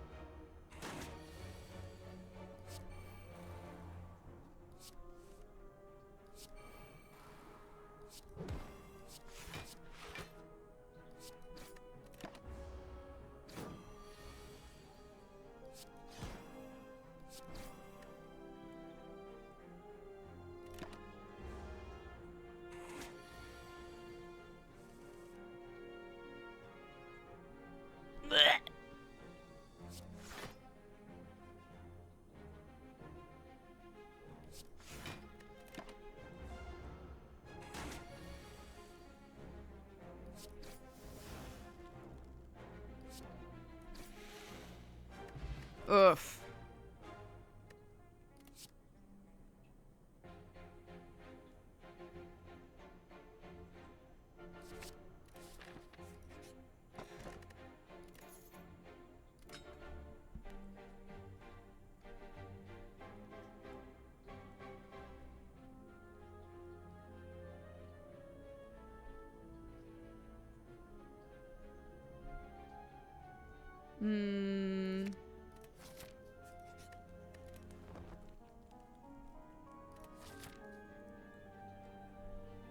This.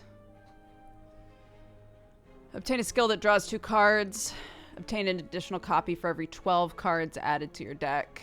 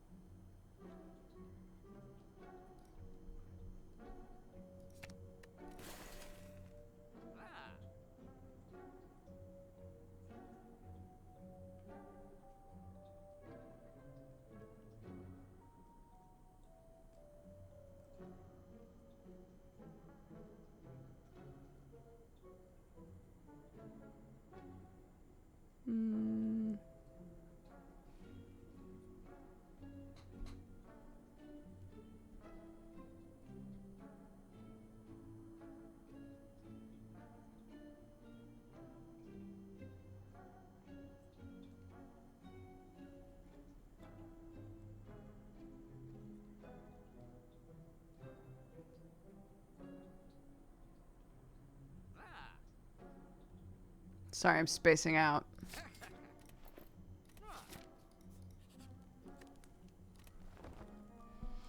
Ah!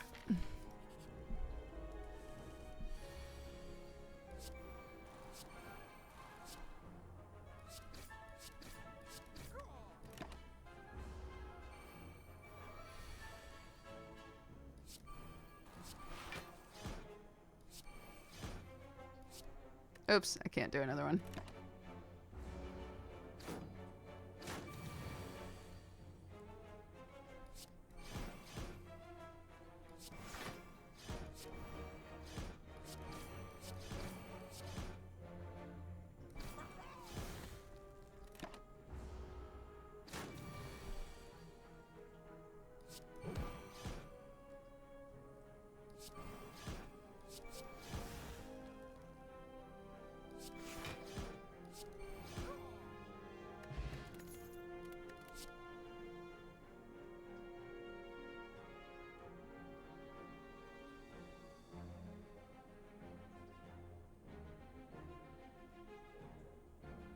I'm already at 29 cards.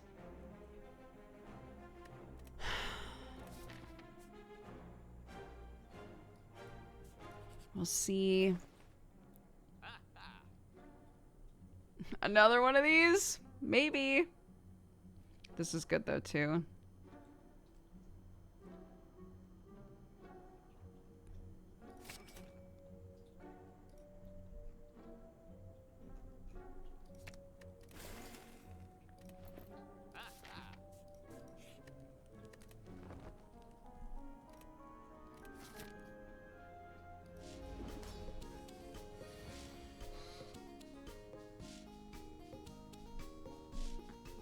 I truly have never played these mods with the music on. Holy shit.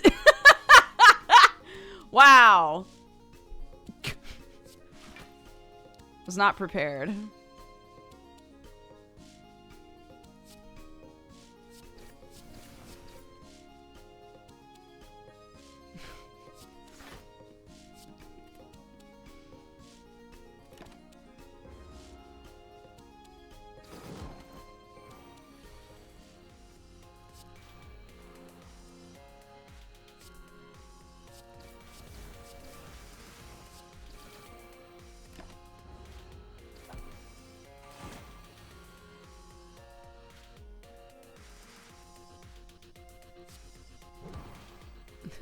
Tentatively jams.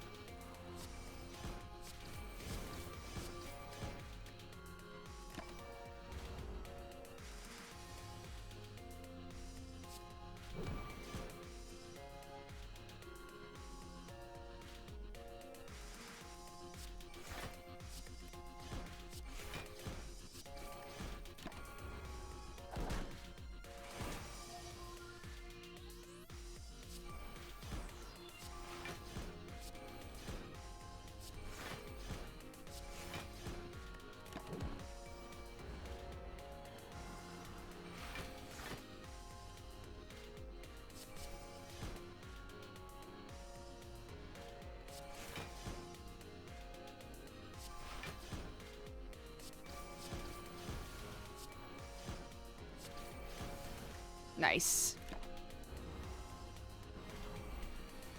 No, this is for a mod. This boss is a mod boss, so this is like music that got added, which is why I'm like, I've never heard this in my life.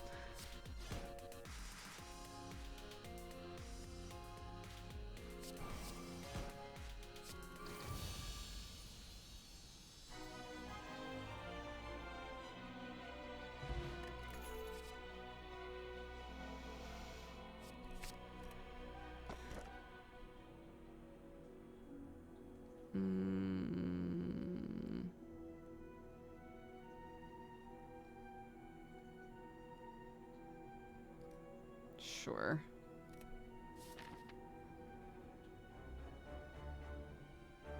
One moment. I have to pee. Hello.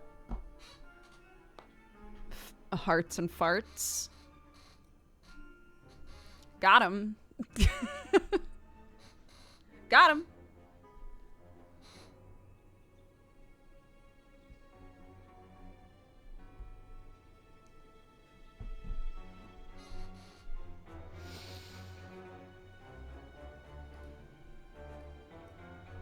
How do I feel about the music level? It feels so loud to me.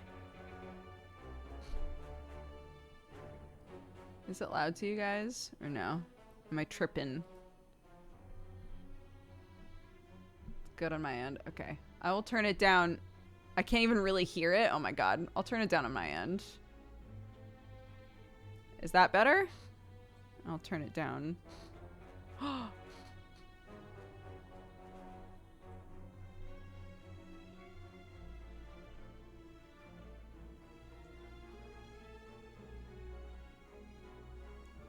Sorry, I'm trying to figure something out here. Sorry, I'm trying to figure something out. One sec.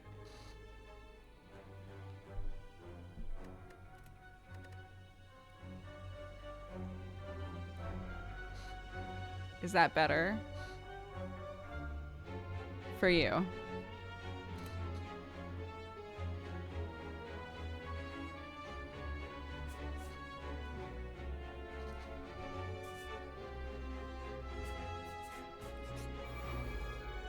Okay. Cool.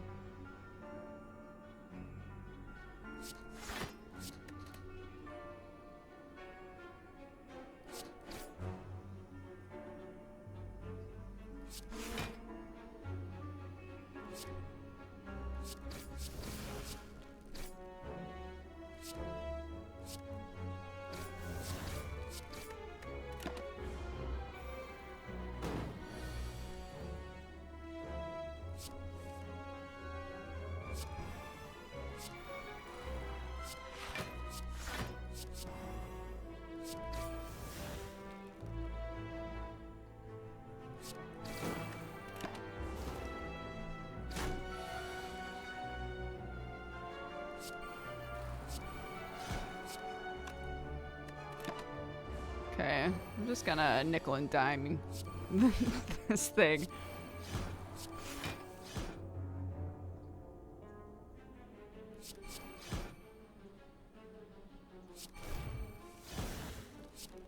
Oops, I already did one.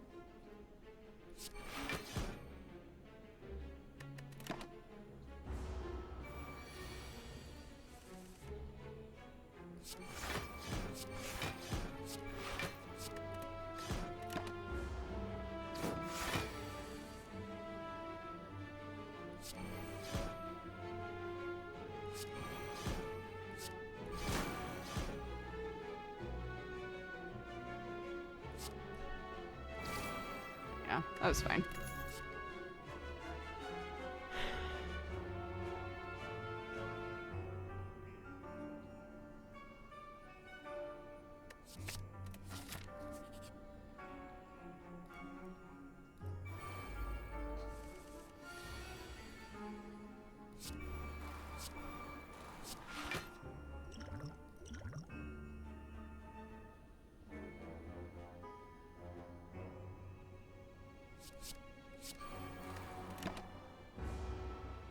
Ouch. Ouch.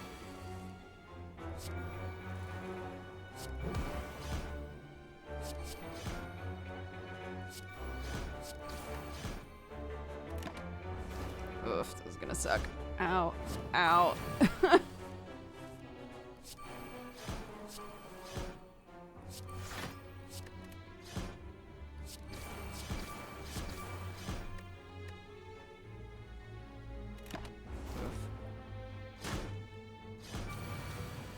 Alright.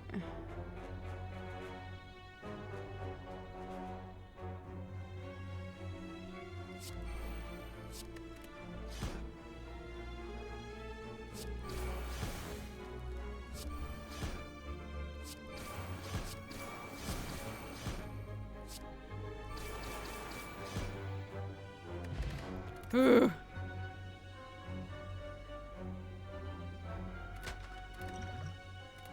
That's good.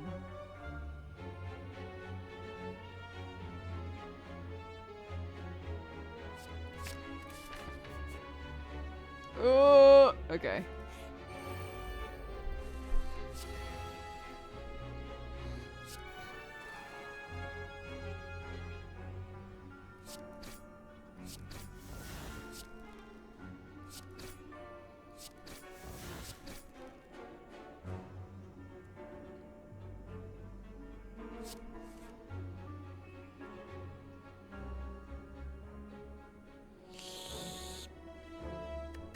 So, something that's nice about this mod, and I don't want to hear anybody like, cheetah! Look. It's a good button. This button and this button get the biggest work out of their life.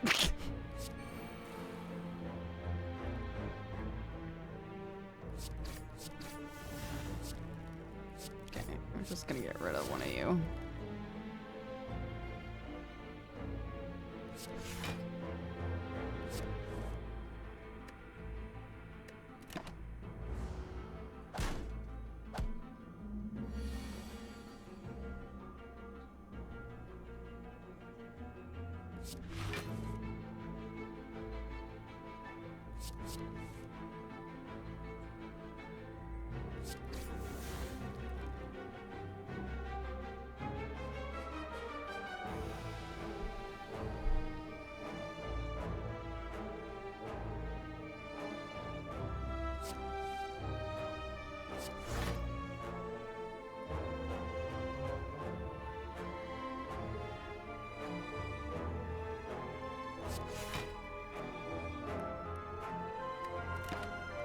It sucks.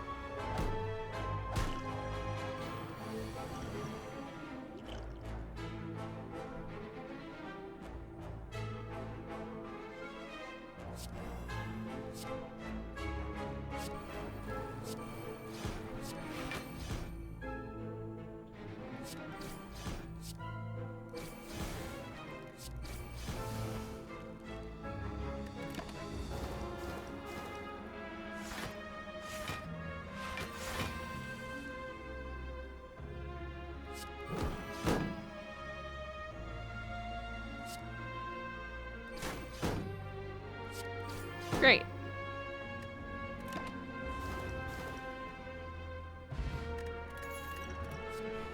I lived, but for how long? I have too many cards! Fuck. Fuck.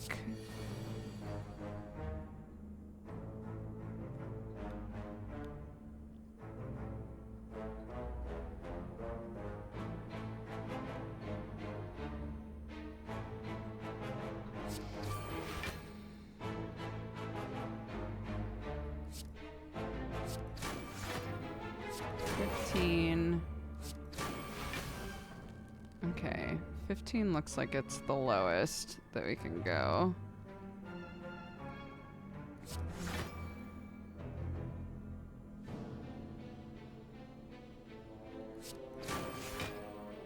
Oh my god.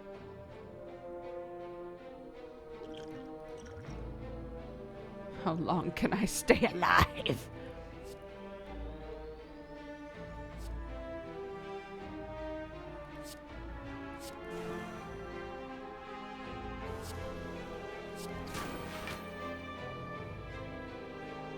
No!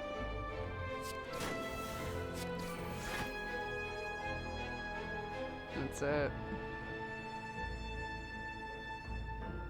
I can restart it, but I don't think it's gonna make much of a difference.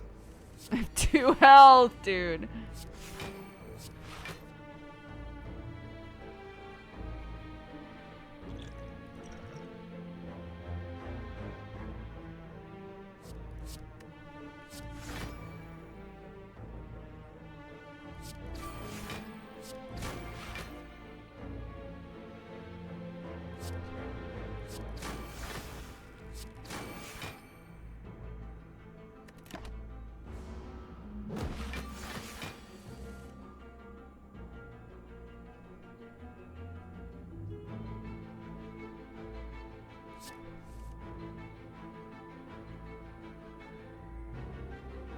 Oh, that was dumb of me.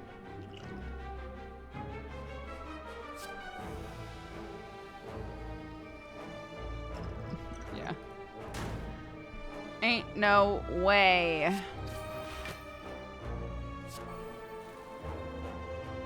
Lol.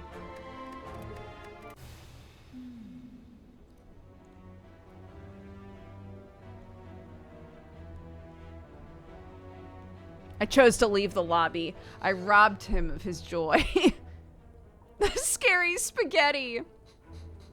Why did they have purple health? Because I had used I think it's part of a mod. It's a different type of poison called necrotic.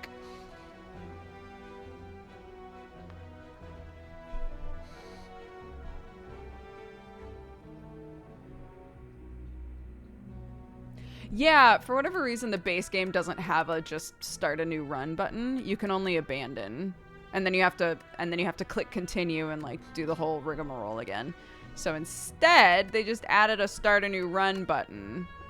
You can't like choose a different character and stuff, but that's fine. You're not using any difficulty scaling. So here's what's weird. Is, hold on.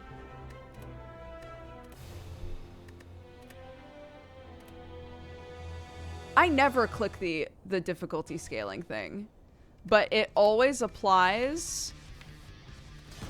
Oh, it is clicked on him. That's so funny. Wait, it is clicked.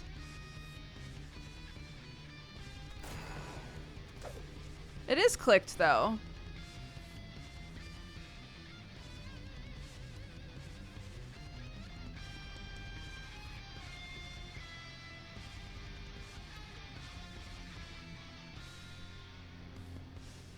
I was about to say that sometimes I notice that that's unclicked, and I'll go into the game and it'll act as though it's clicked. It resets if you select a character without Ascension. It's a bug with the reset button. Oh. Weird.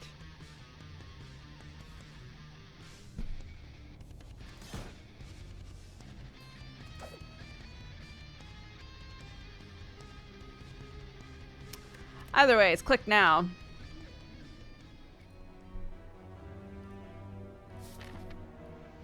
Can we do it? Oh, hell yeah, we can. Let's go.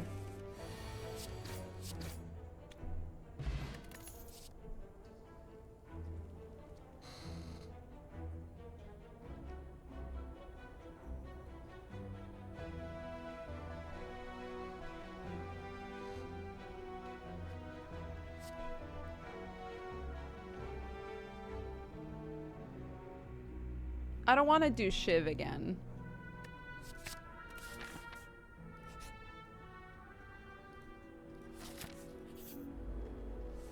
No!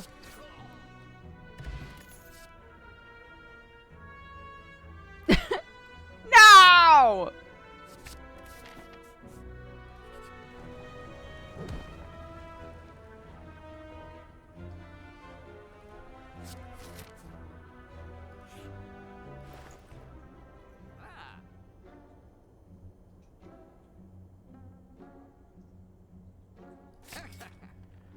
I like that card too.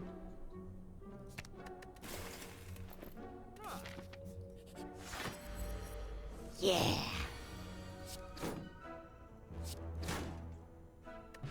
Nice. Poison build. Yes, a poison build. Not exhaustive anymore. Absolutely.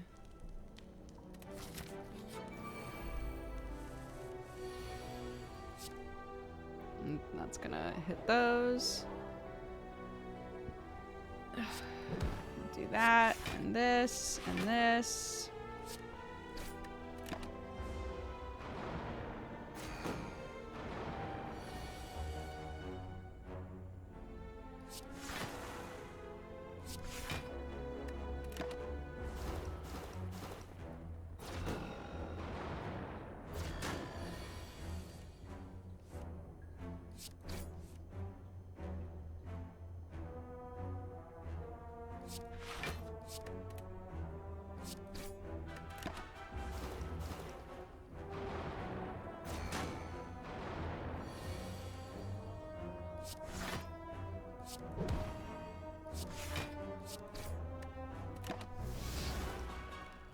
Hi, Octo. Here I am sitting at my desk not smelling like Sonic. Yeah, did I tell you guys my grand plans of going to America and giving Octo his Sonic cologne? I just straight up forgot it on our coffee table as we were leaving. I got onto the plane and I was like, Sam! I forgot the Sonic cologne. And he was like, what?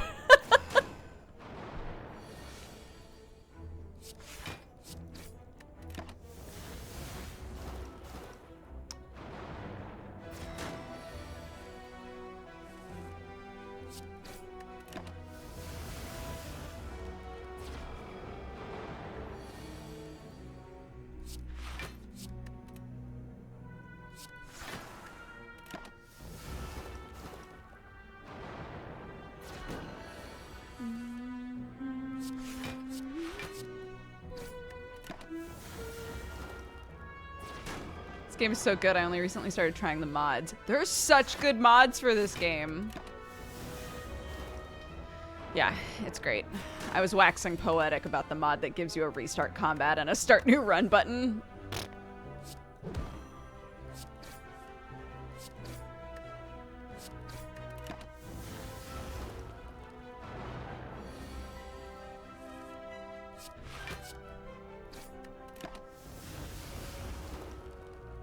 Yeah, Downfall, I think is the one where you play as the bosses. He's good. Ooh, Ice Queen. Poison. Sure.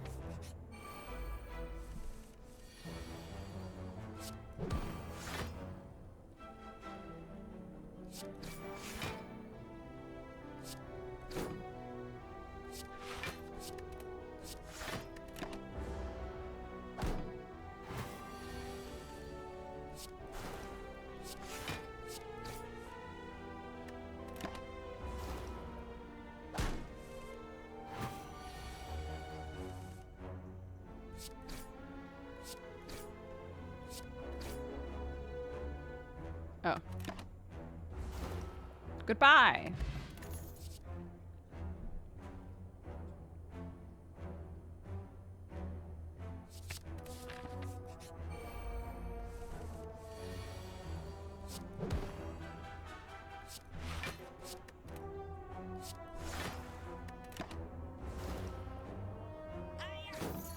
Hiya.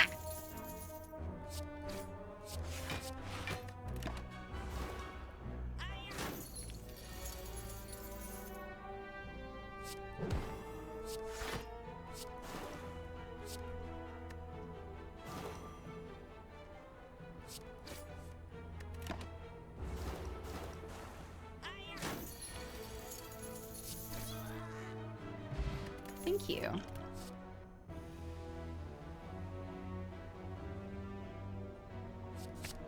Sure. I could go in a discard direction with this. Maybe.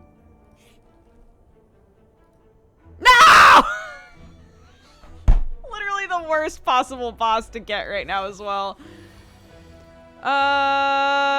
Okay, cool. I love going against this guy with the skill-based deck. It's so fun.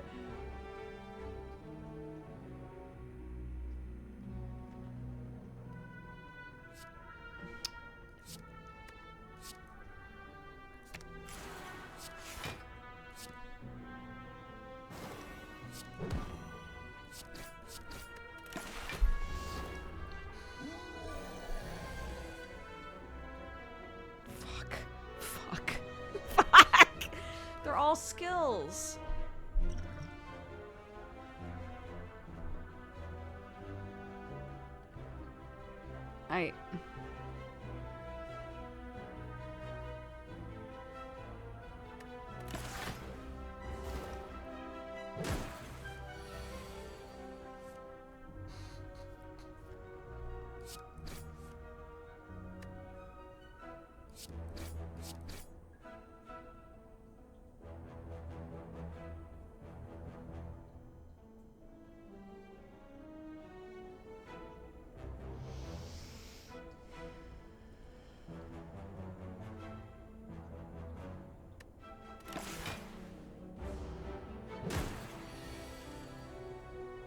Fuck.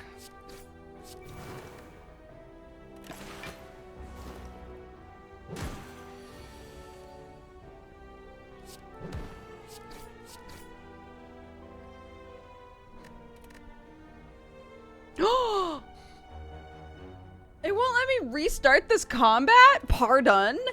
Why not?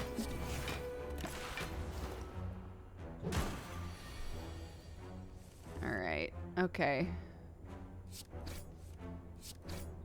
Fine. I lived despite everything. No!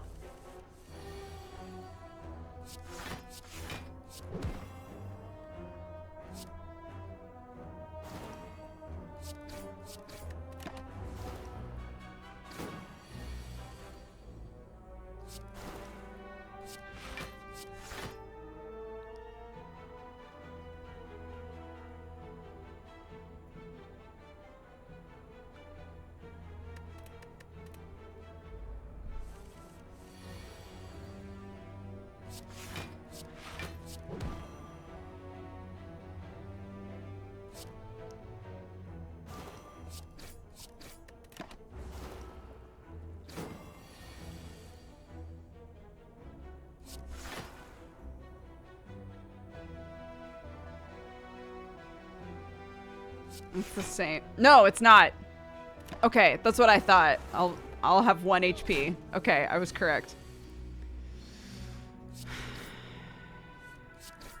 So dumb. So dumb.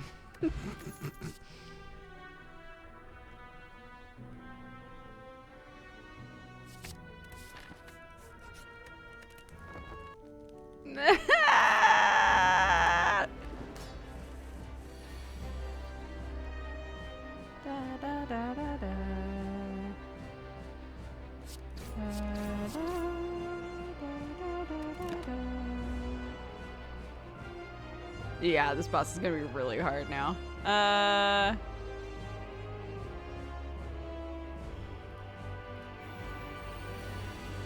guess I'll try this.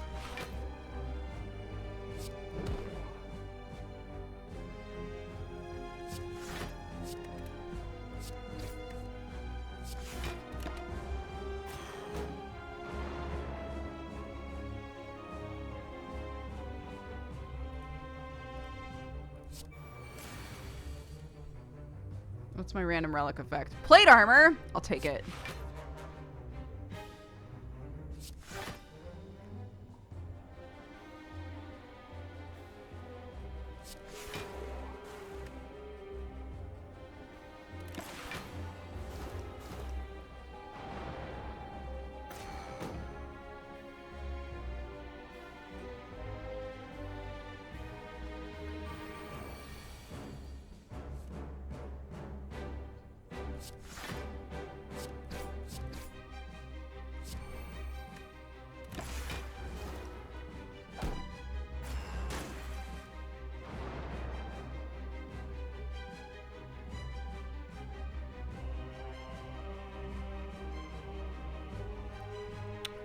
guess. It's not much, but I'll take it.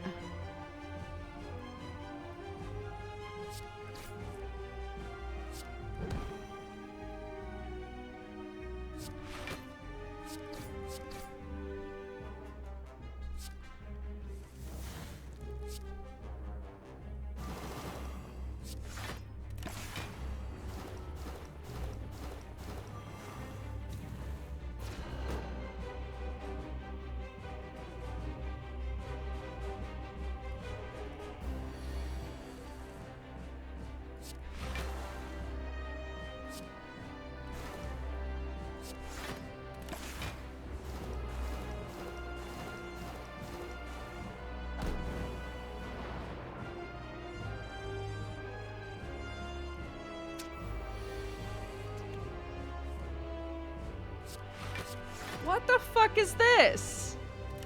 Oh, she doesn't actually hit for 21 though, I don't think. Ugh.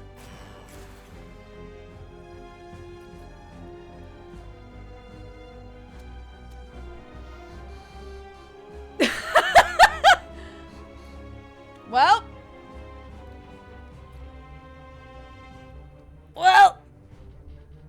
Well.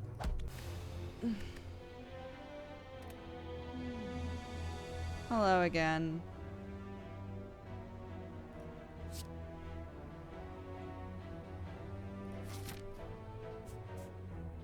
It's actually, that would be good for poison if we if we wanted to try that again.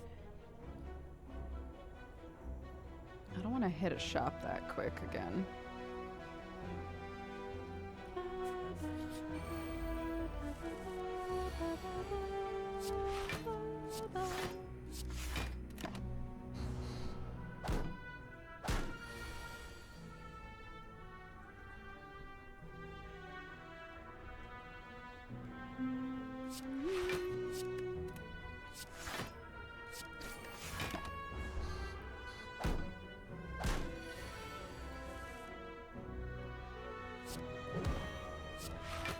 Oops, why did I do that? What a goofball. Why did we restart? Or why did we die? Basically, I had 11 health left and my two options were take 13 damage or take 21 damage. So I was like, so die. Guess I'll die, you know?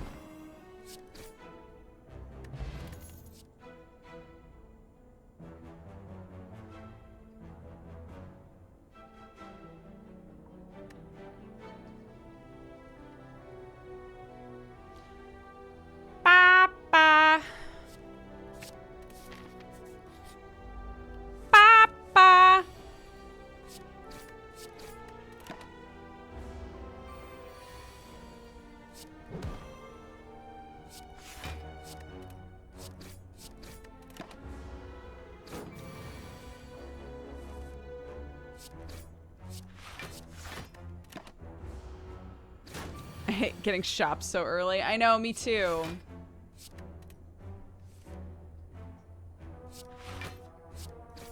That's why I was like, no! I would rather take 6 fights in a row.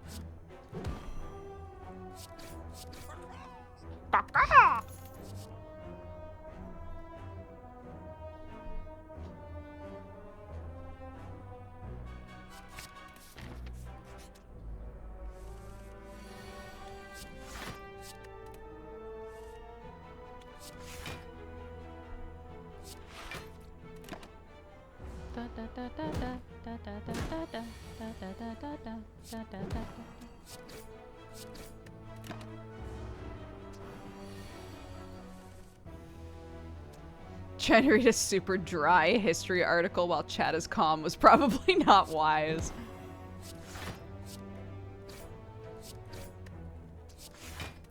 Is it just written dryly, or is the subject matter sort of like meh?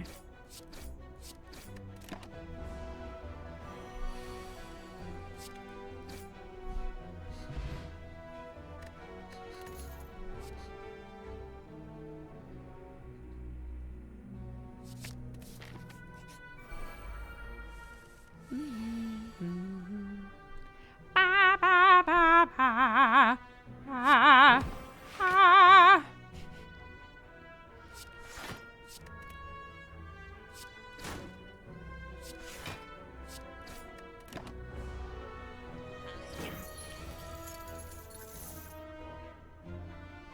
Hmm.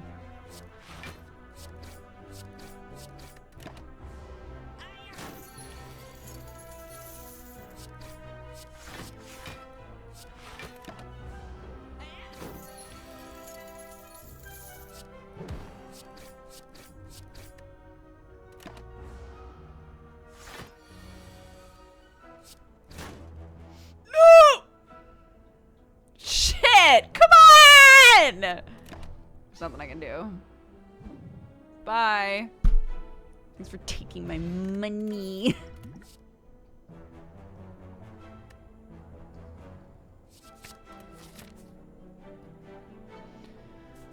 Eventually, I'm gonna hit a benefit.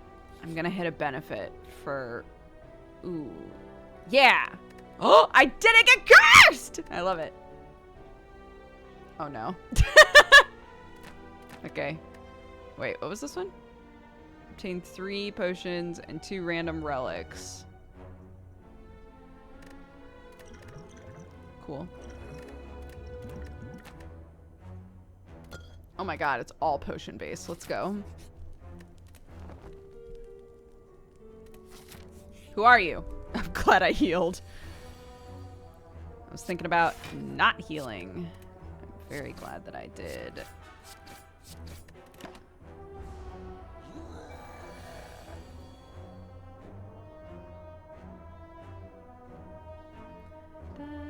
Da, da, da, da.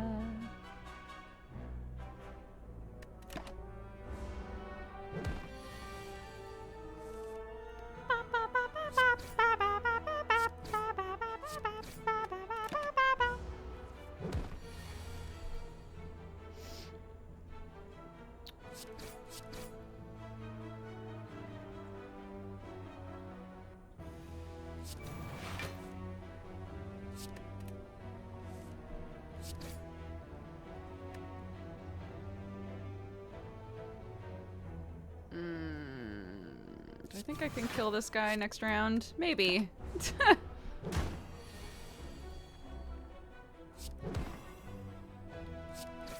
The answer is no! Hold on.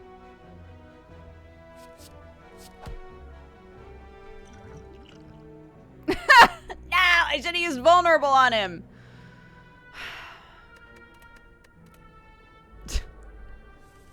Cheetah! Shut up. You don't know.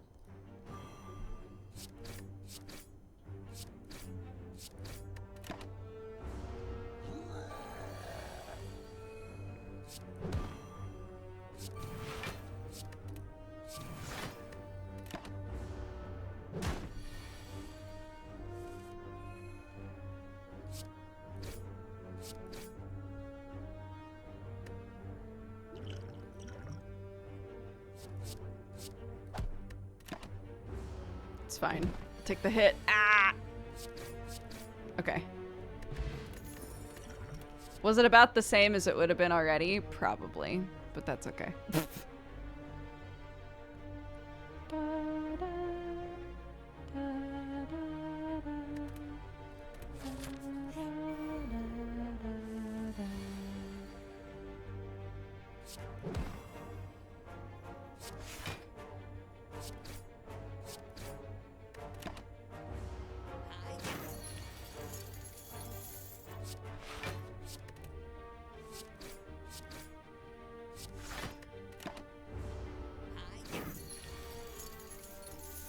Yeah, I've been playing Returnal off stream.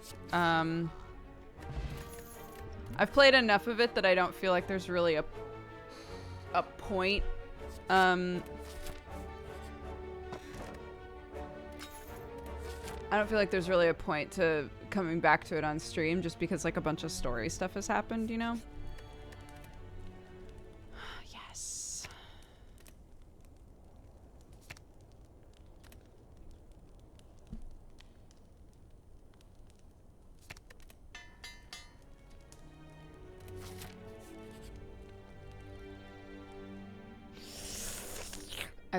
I love doing this, but I almost always get a bad face. Son of a bitch.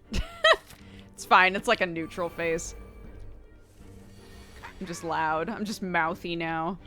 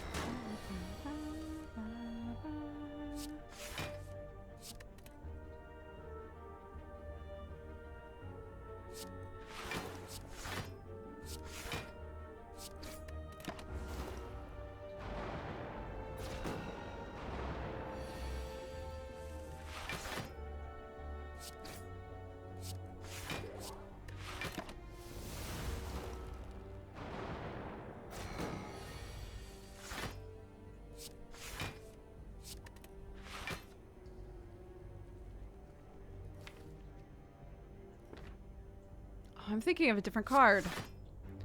I keep being like, How come it's not drawing more cards for me? I know why. I know why. It's because it's not that card. Wow, look at all these. Goodness.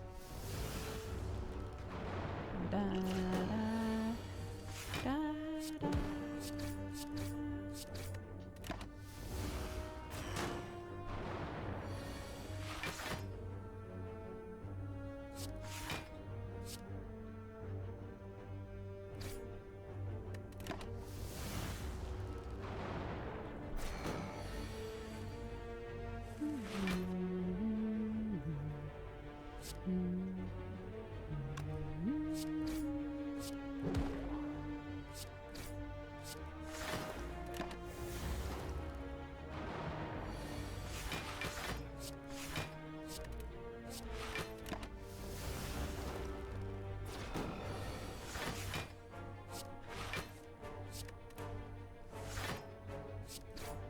Yay!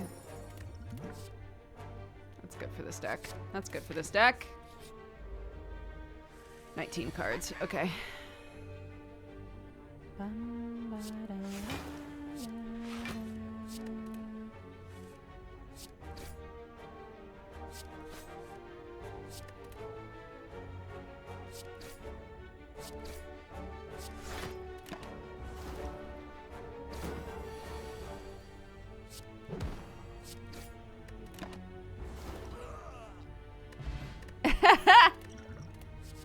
Got a lot of curses to hold on to, dude. Again? Haven't we met before? Must we?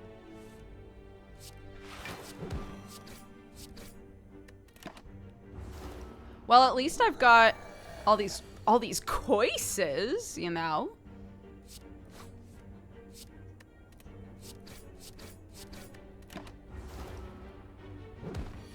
I'm sure they'll show up anytime now. There we go. Any day now. No.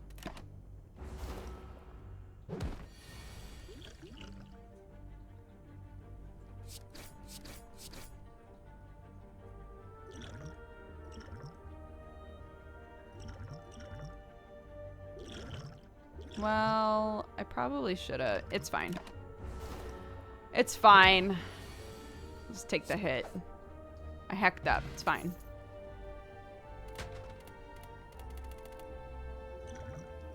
I don't like those ones for some reason.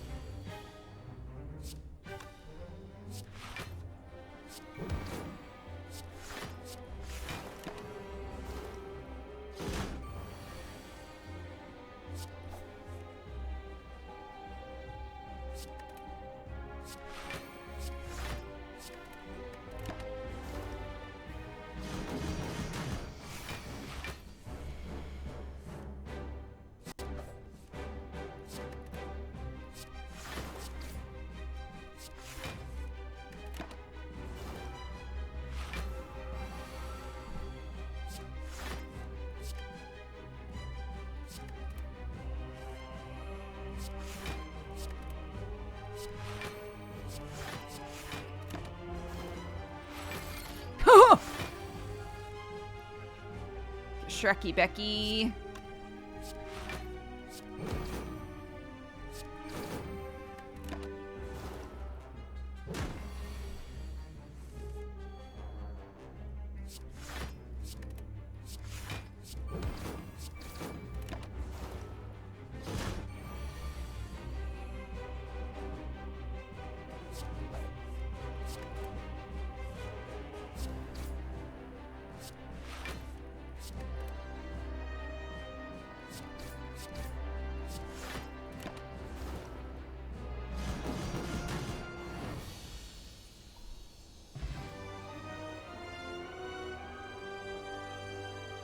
Nice.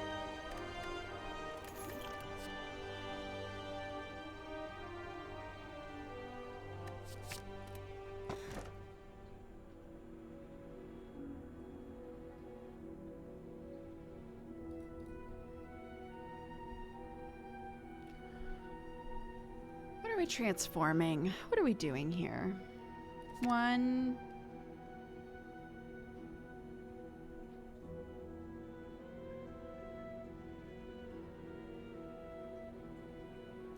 Got a pretty...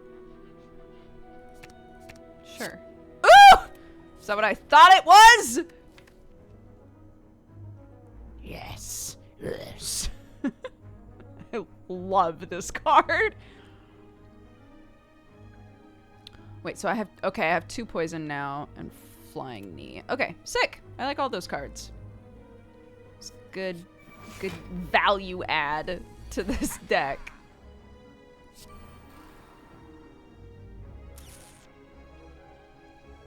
I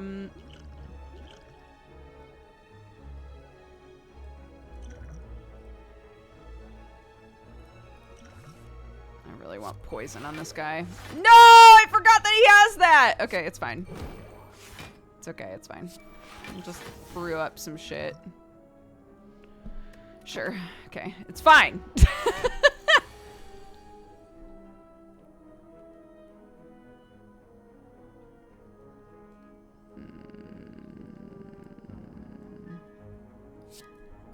rid of that last one. And then...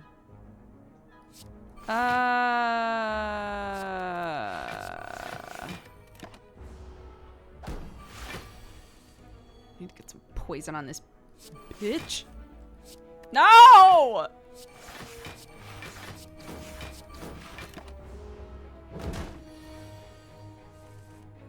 There we go. Yeah!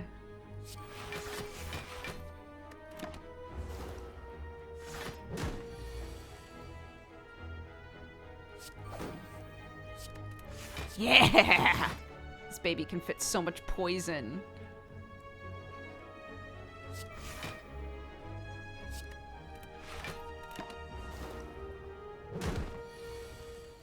Cool.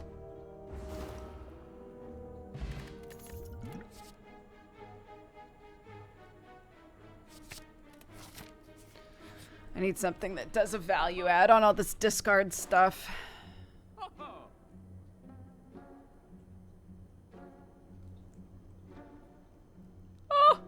The hourglass. I do have a lot of money. I want I want that.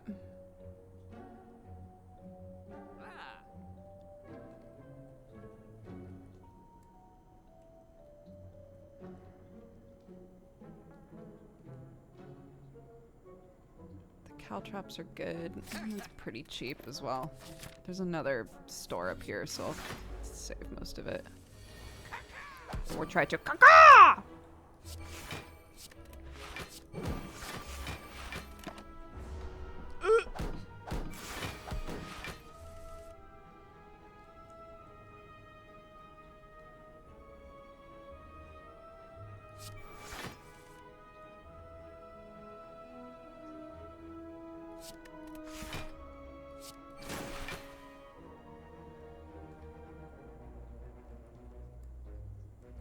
Two left.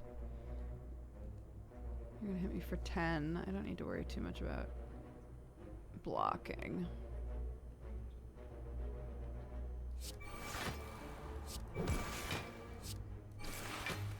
do that.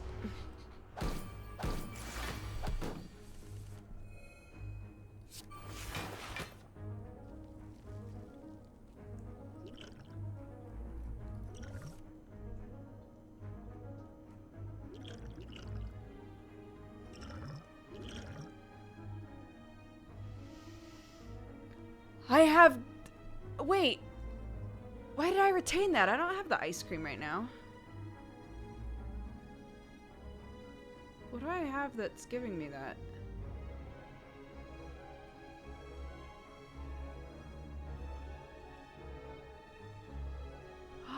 I gain energy from the curses as well. I didn't know that.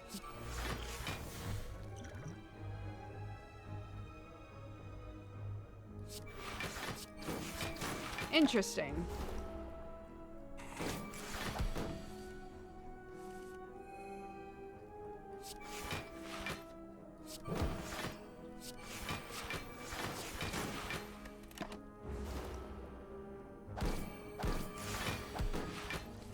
This is going all right, guys.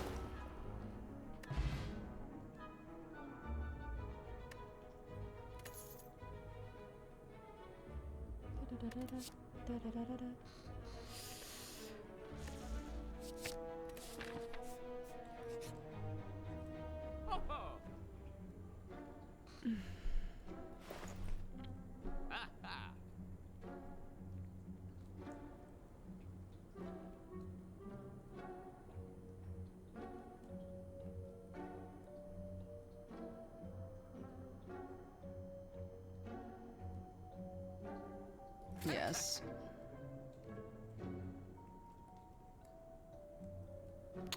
Still not seeing what I want.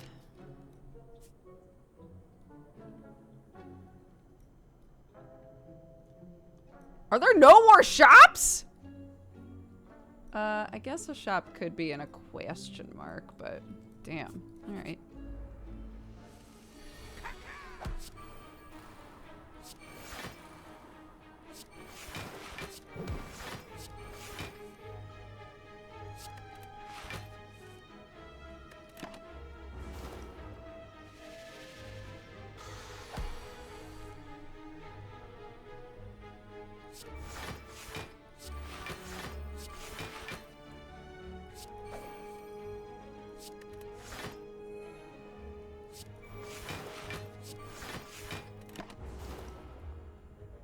I need that block retain card. Actually, that's not a... You can't get that as silent, can you?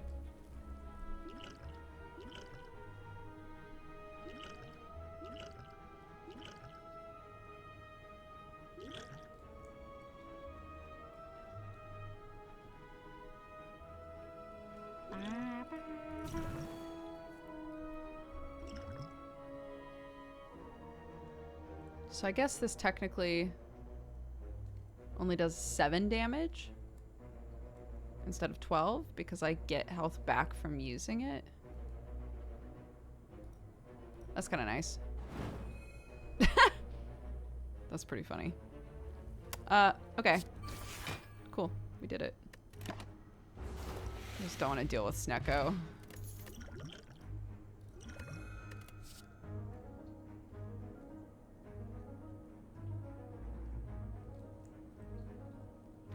Another sneaky strike? Sure. I need to start getting rid of cards, though.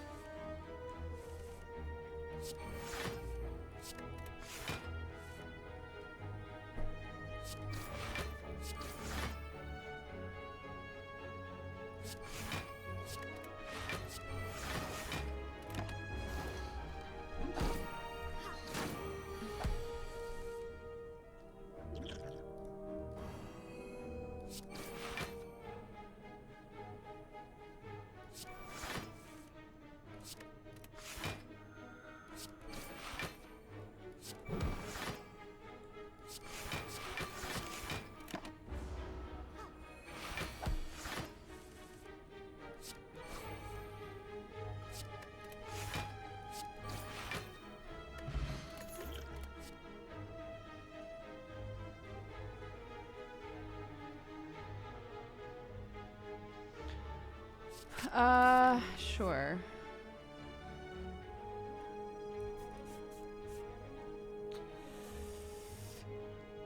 This is 3 bosses in a row without a rest.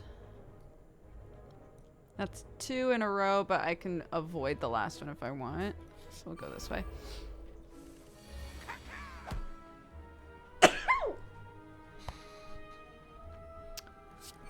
Okay.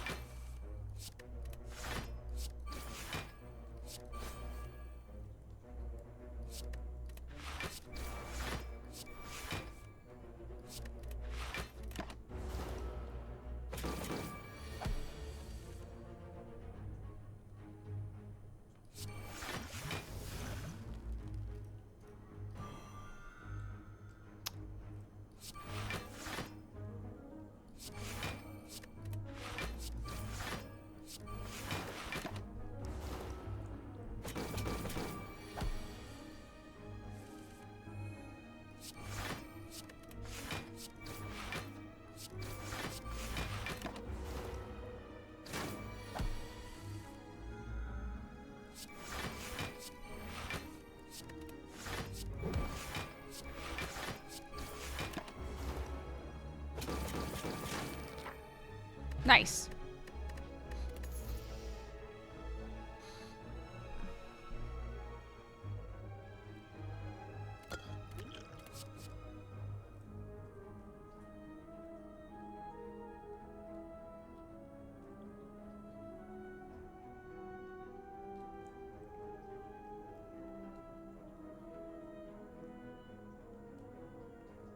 I don't know if this is like... Actually, yeah. I will take that. Cool.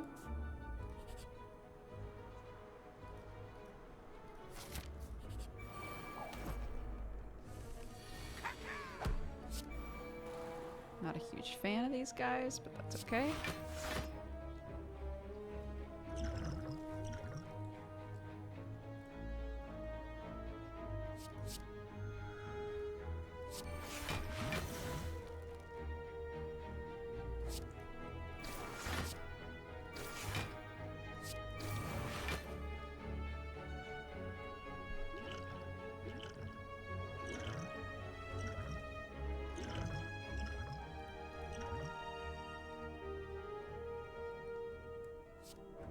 Sure.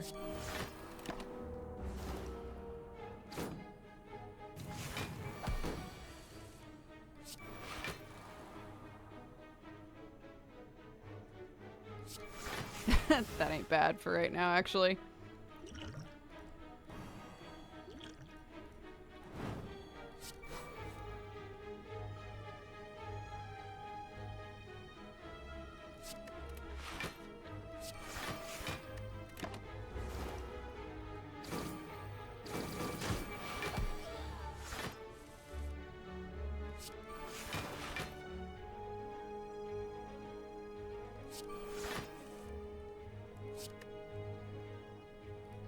Oops.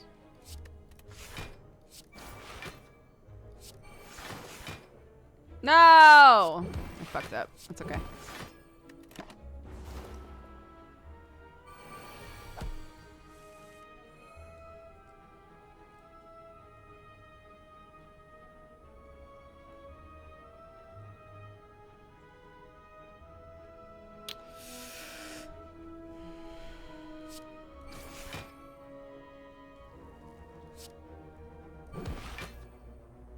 Got a bunch of gold and made him run away.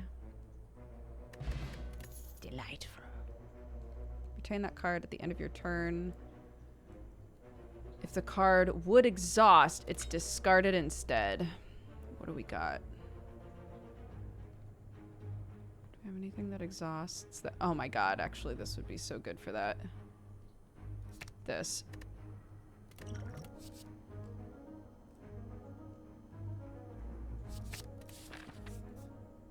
Okay, we're almost almost at 30 cards.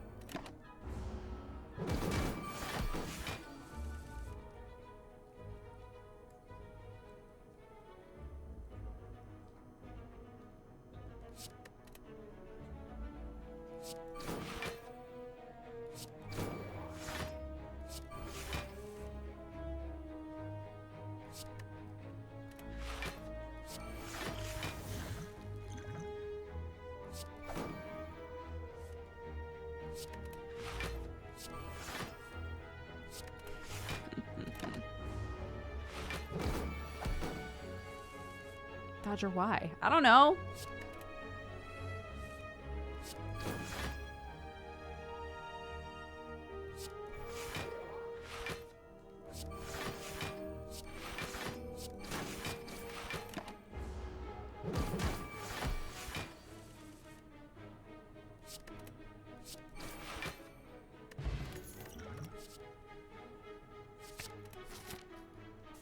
All right, here we go. Here we go.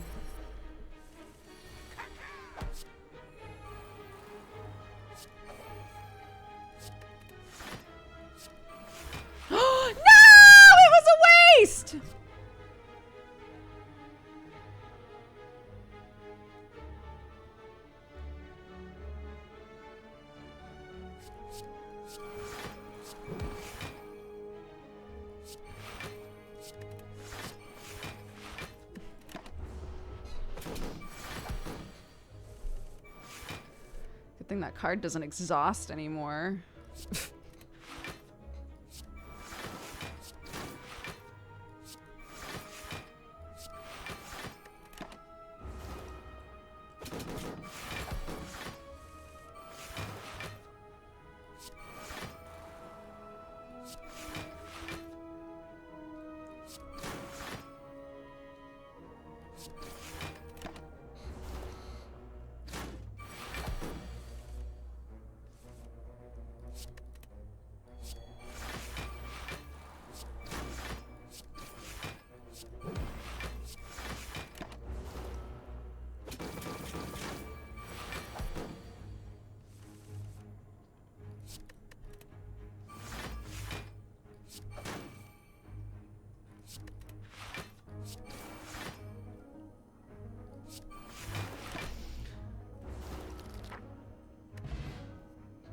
Bop, bop, bop.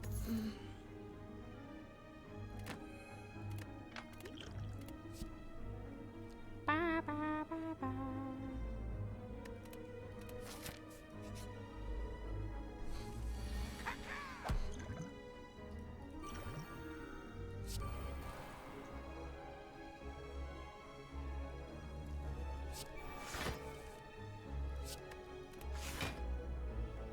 No! I hacked up. That's okay.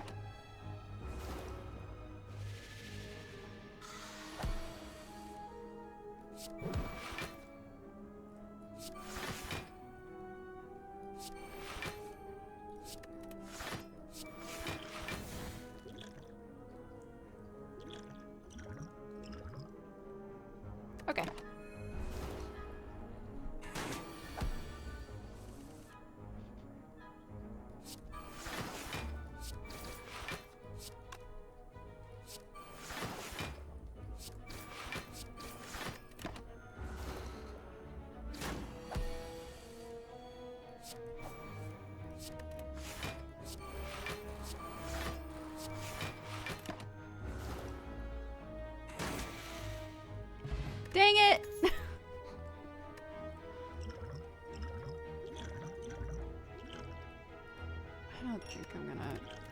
that one.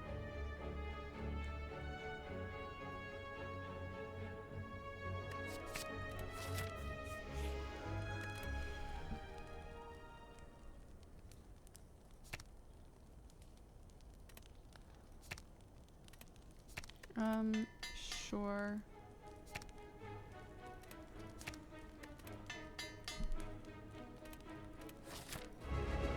Okay, let's go. Cracks knuckles.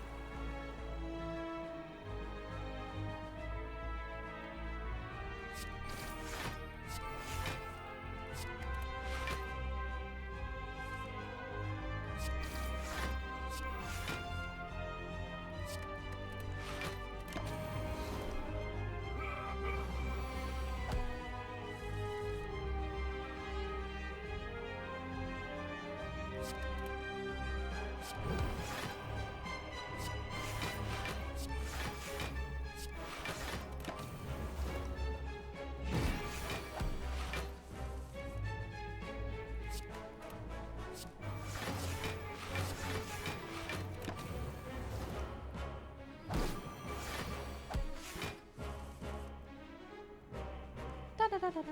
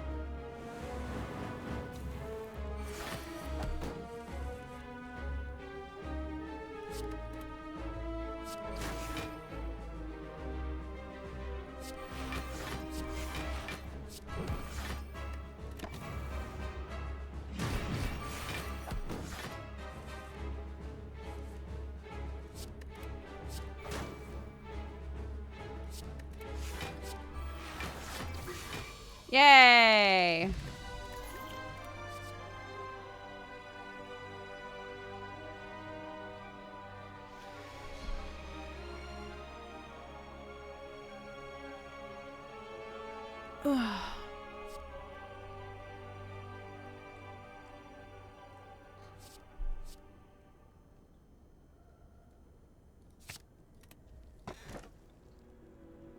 No. That ruins my build.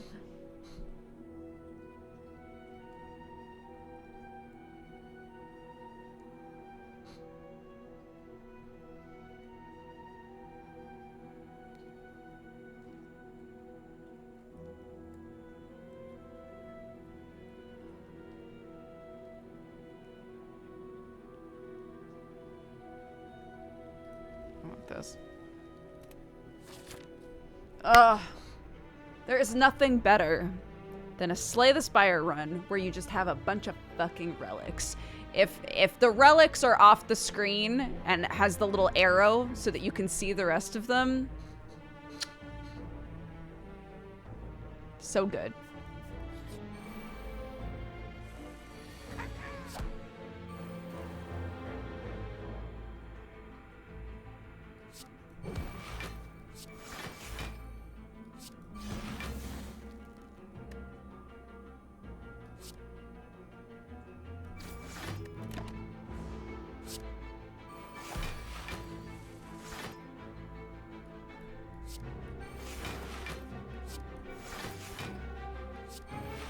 No, I did it again.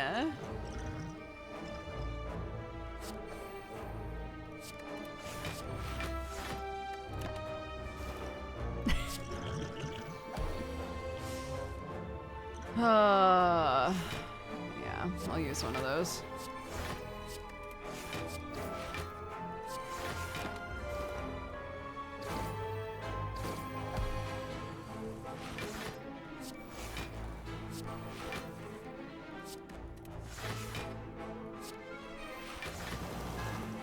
Cool.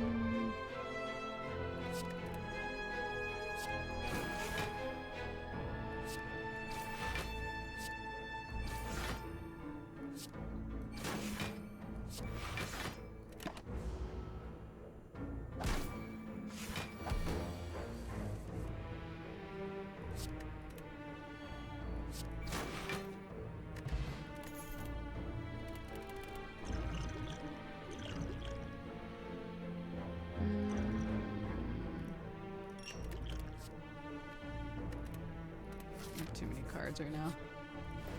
What do you got?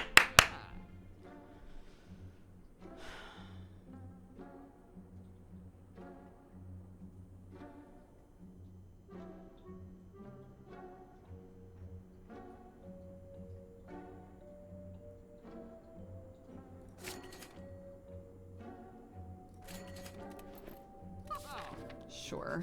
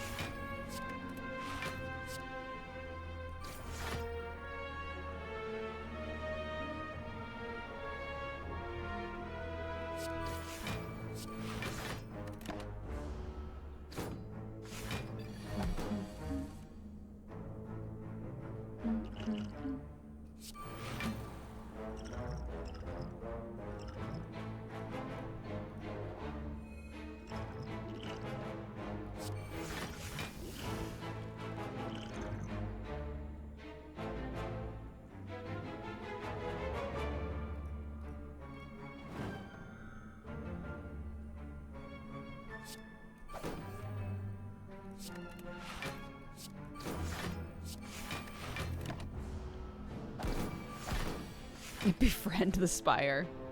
A very different game.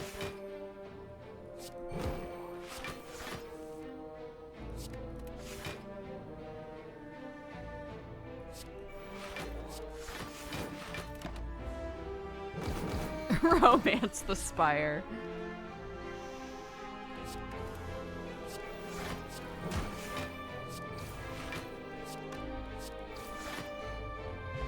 I laugh, but we'd all play it.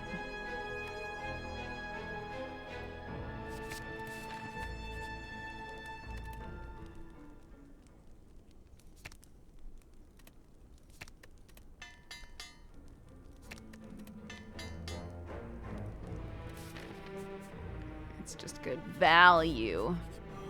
No! I hate this thing.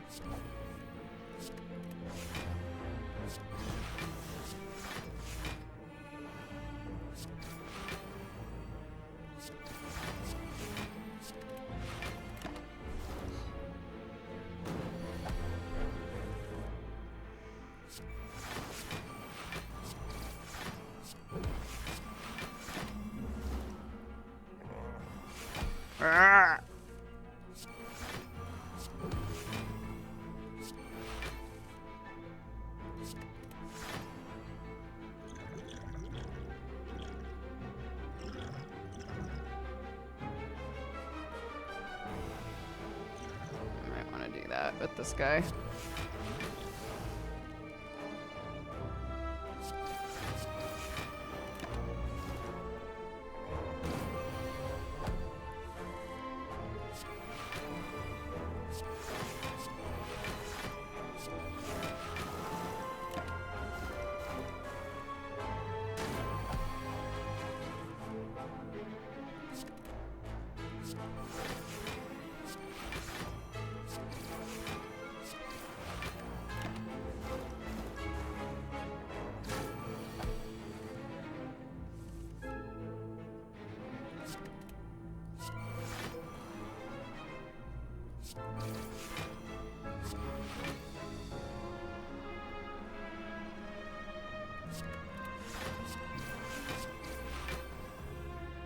Oh my god.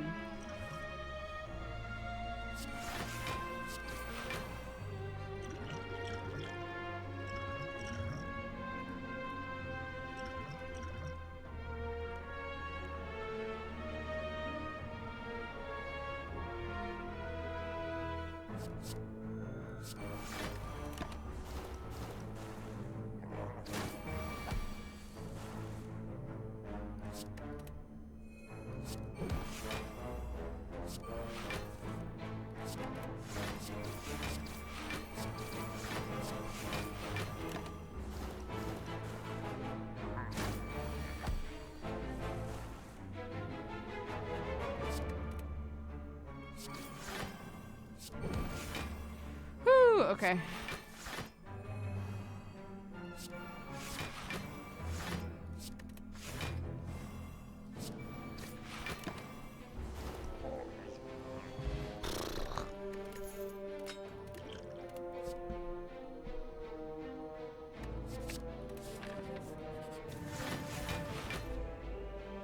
Okay.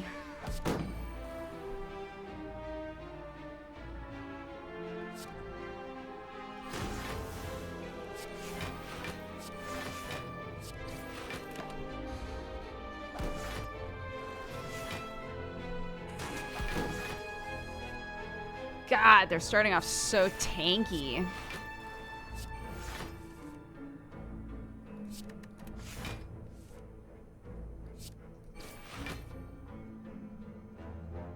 Literally not even following my own normal advice in this game.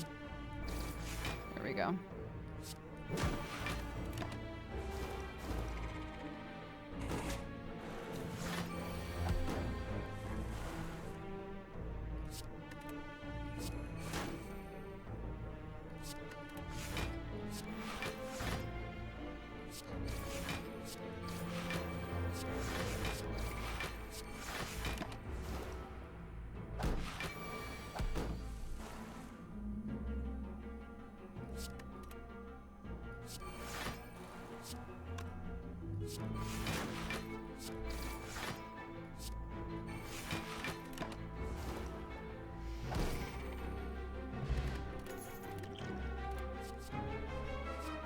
Another one, sure. 38 cards! Oh my god.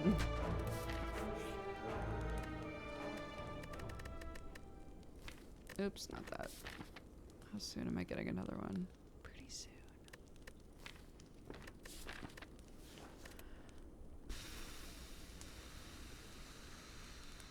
No, I should rest. The greed is getting to me. Yeah, I'm glad I rested. This guy sucks.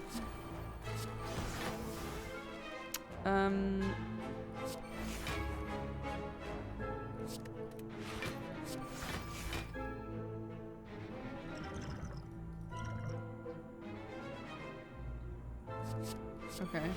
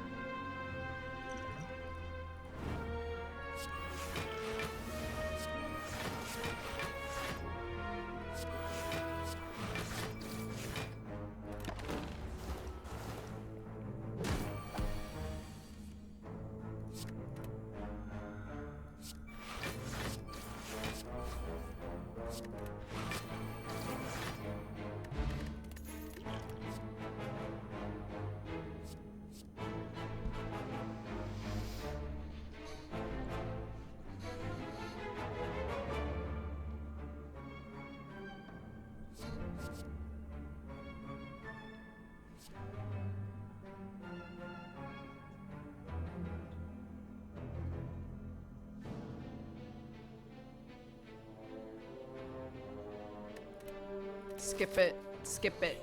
Skip it. It's the spaghetti! He returns. But guess what, spaghetti? I'm stronger now. I'm faster. I'm better.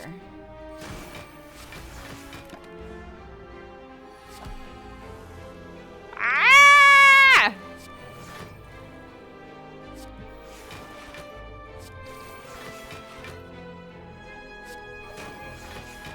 Whew. I can deal with 12.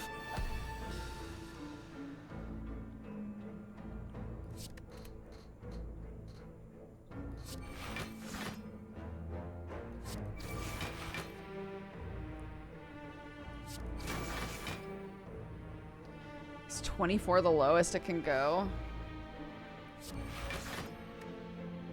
Oof, bro. Okay. Oops.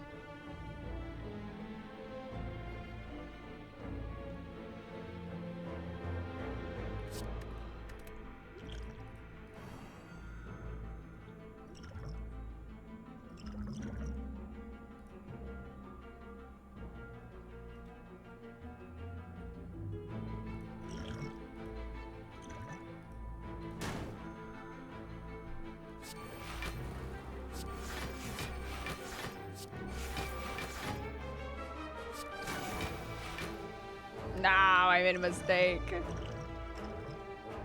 Oh, it's fine. I have enough healing. Or enough block, I mean.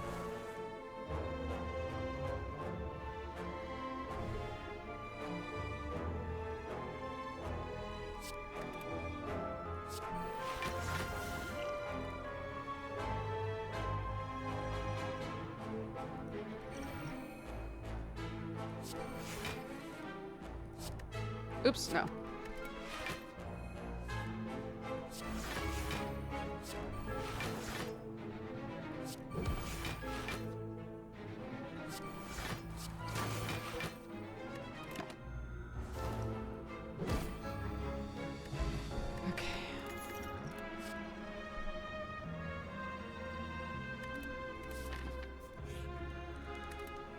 Okay. Okay. Doing all right. I have too many fucking cards, though.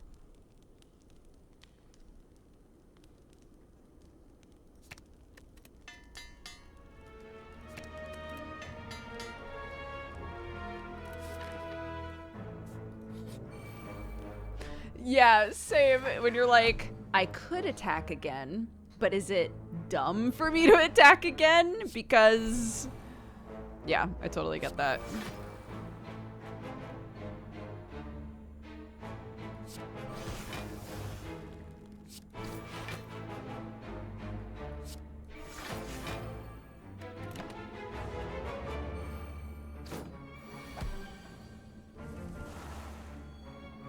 Yuck.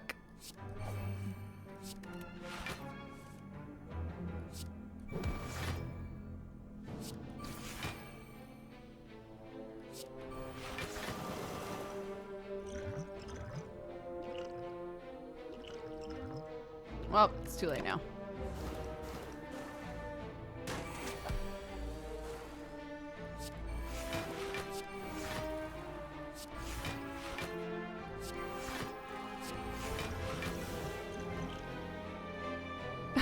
Yeah, let's do that.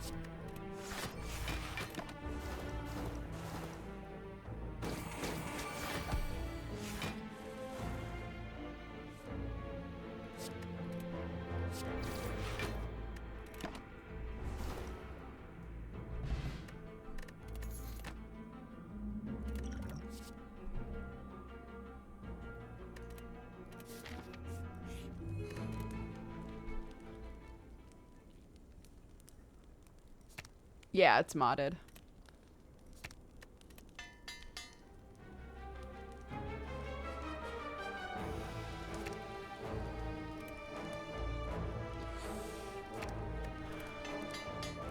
Wait, which boss are we doing? Oh, not the train, thank God. There's a mod boss on here that is just a train, and I almost never beat it, if we're being totally honest.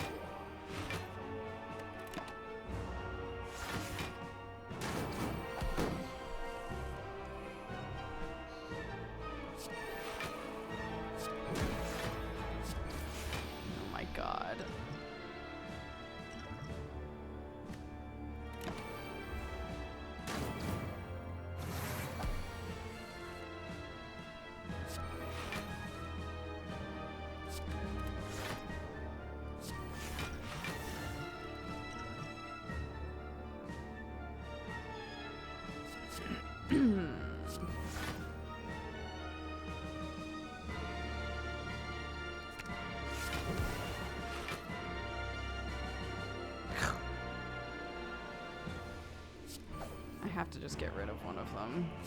Oops.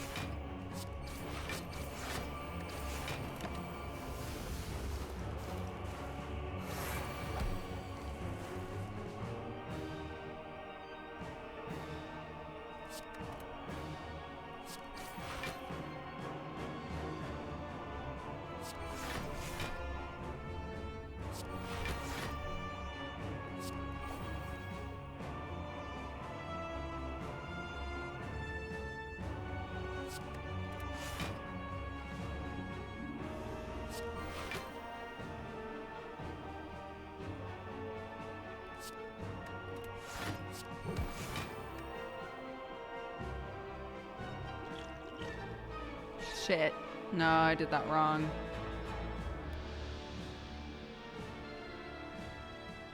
I'm dead. Shoot. I didn't want to do that.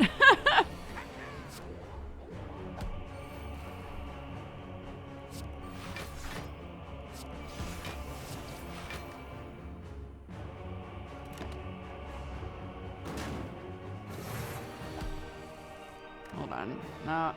Yeah. It's fine.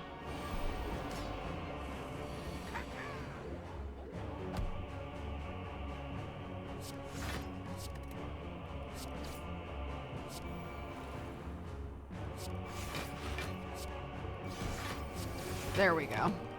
That's a better start.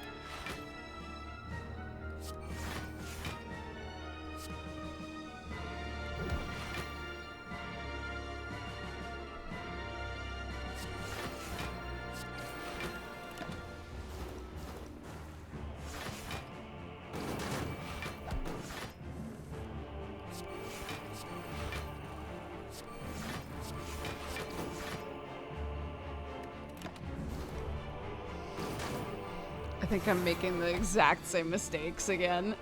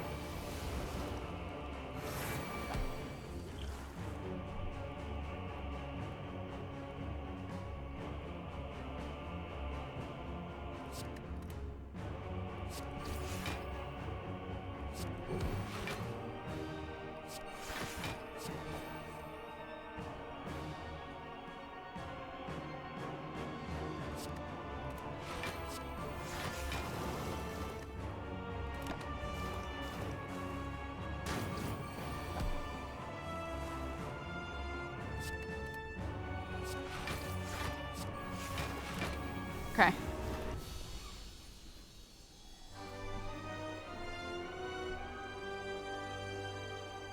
Definition of insanity. I won.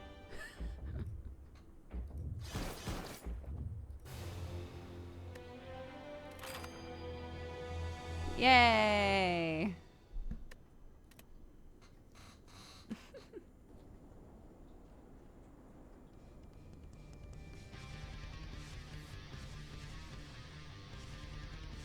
Uh-oh.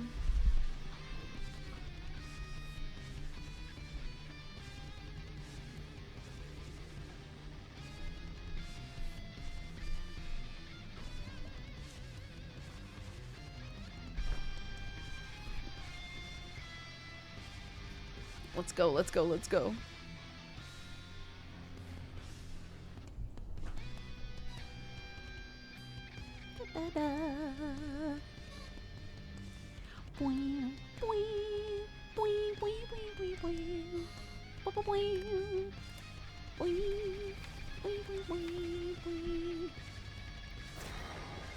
So now, level 10, level 10. We move on. Move on to our robot.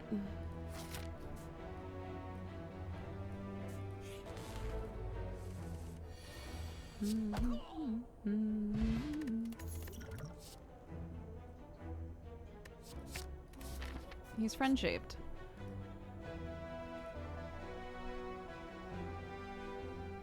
Good face! Nice face! Nice face!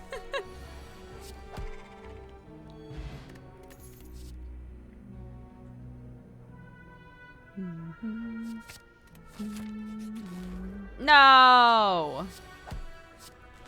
It's fine.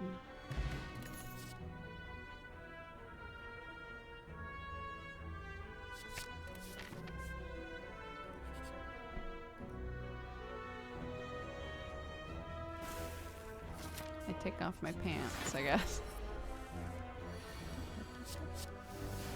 Ooh, that's nice.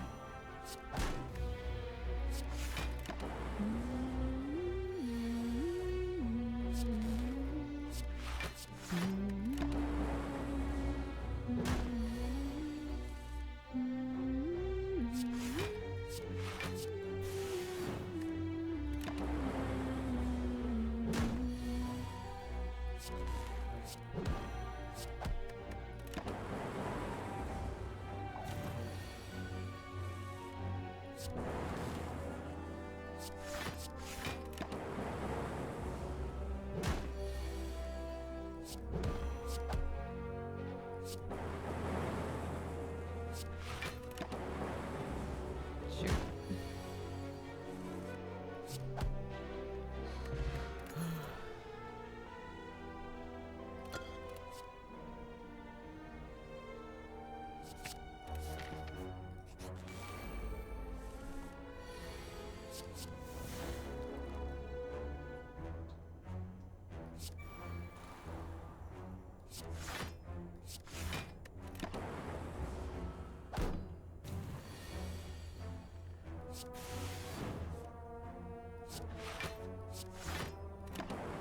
Oops.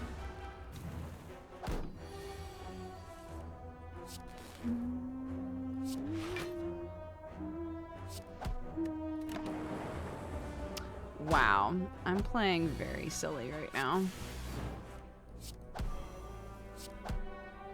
What a goofball, the gods say as they point down.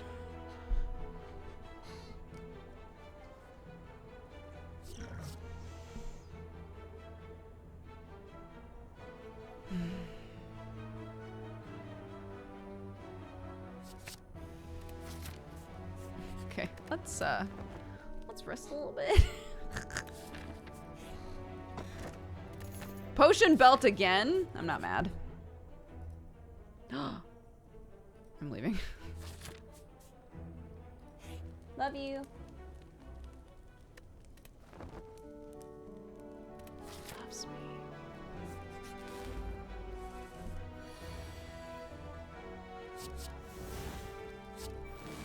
Oh, well that's not. Well, no, it's me. It's fine. Because it did give me 2 babies.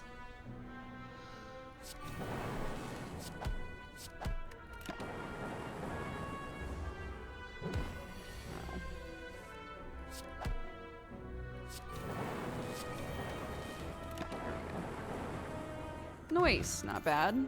Oh, ginger's good too. Sure thing, sure thing, sure thing. Absolutely. Love that, thank you very much. Sure, I'll take a curse, why not?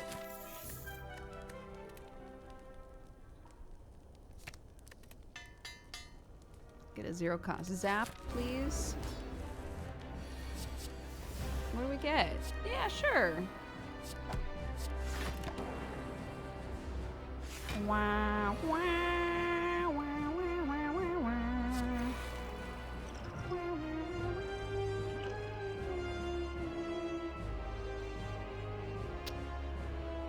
Well,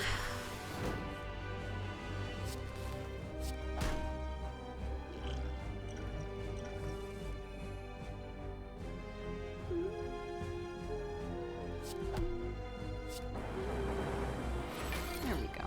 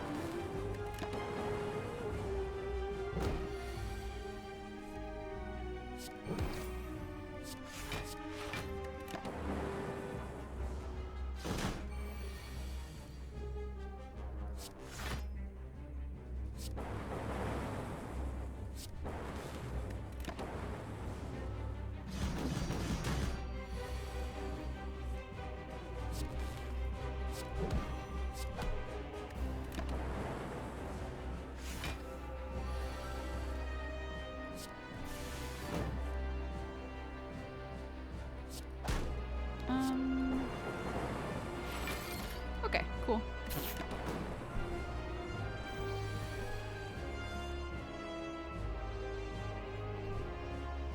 I am playing on Ascension 9. Yeah, I'm trying to get to 10 with the main 3 characters. Like, I just pretend like the Watcher doesn't exist. It's a bit fucked up.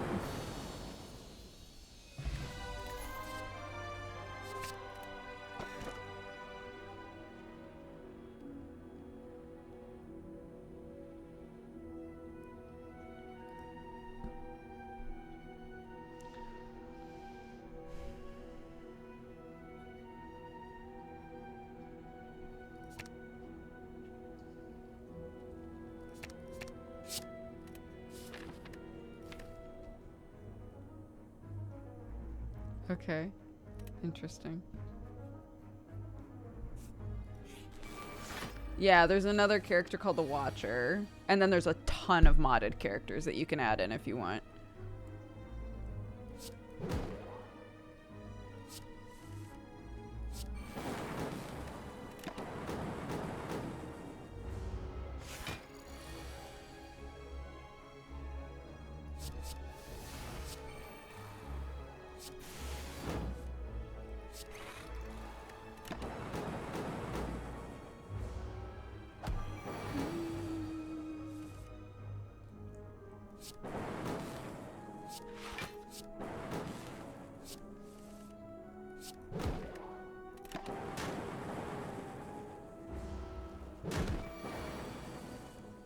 I need more stuff.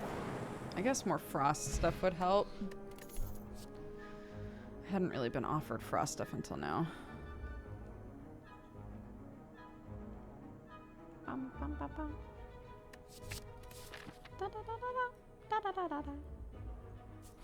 We'll go this way. Let's see what's in the shop.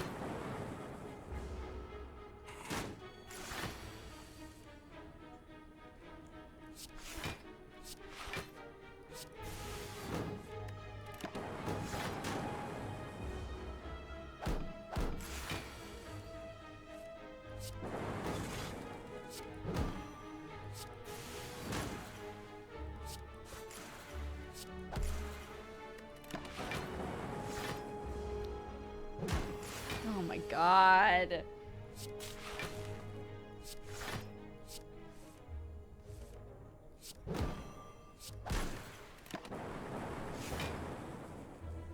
Jeez.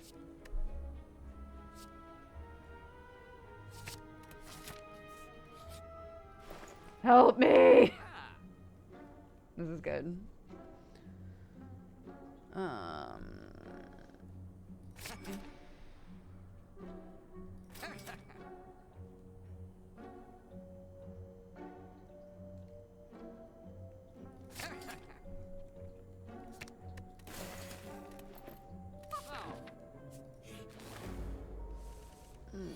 can I stay alive?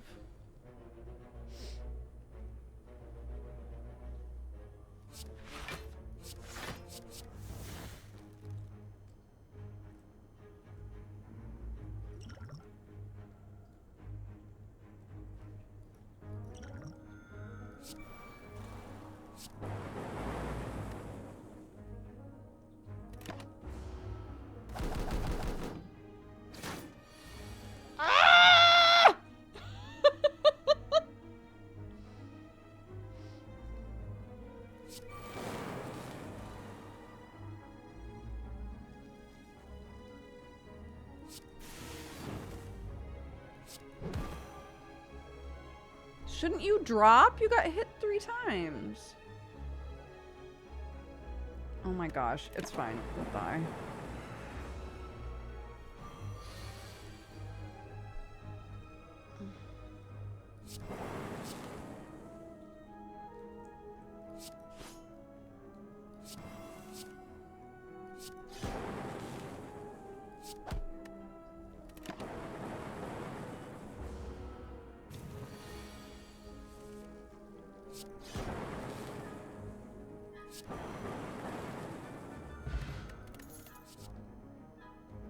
How the fuck am I alive?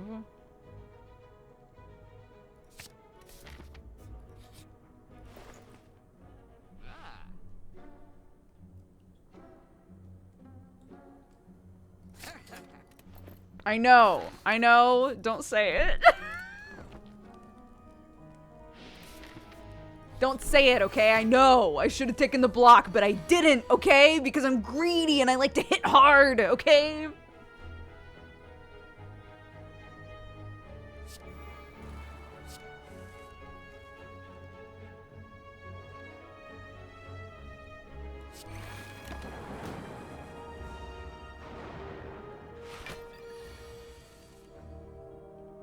Oh my god.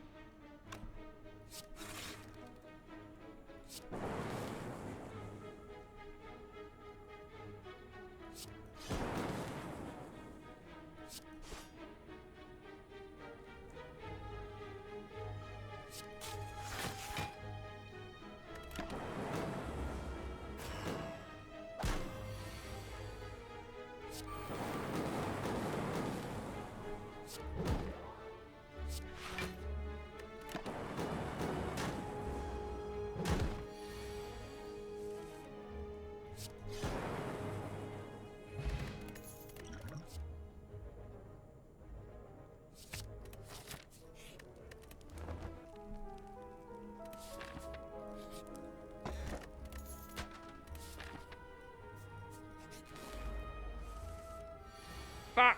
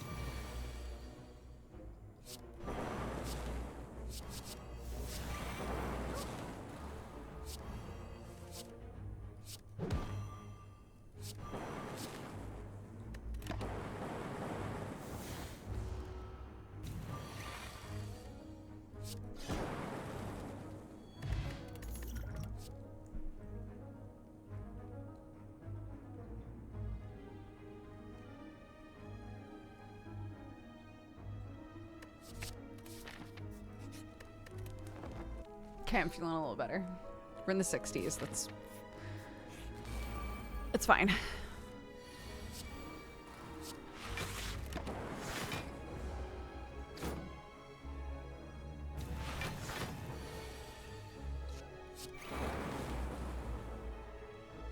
What is this shit?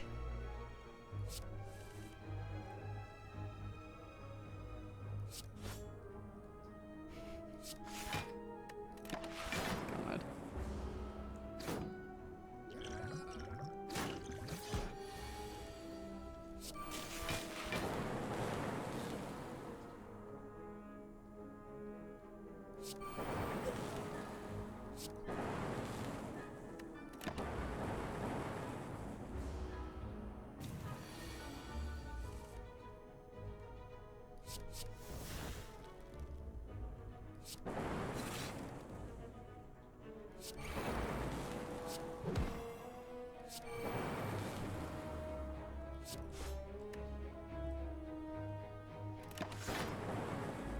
Oof.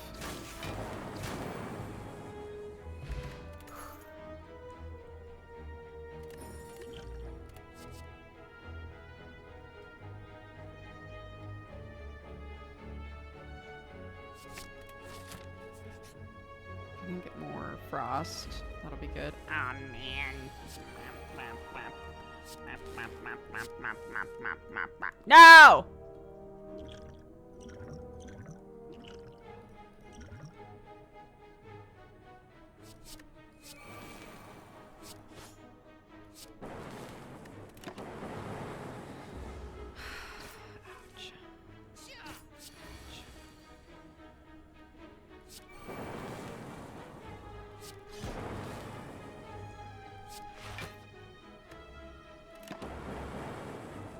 I'm dead, I think. Yeah. RIP! How many total hours played might someone typically get out of this game? My number won't be exactly accurate. I wasn't expecting the number I saw. My number won't be exactly accurate because I've been playing this game for years and years and years and years and years.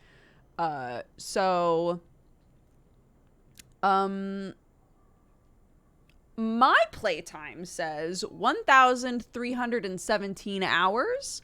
I don't think that's accurate, but I would say I've gotten playtime in the hundreds out of this.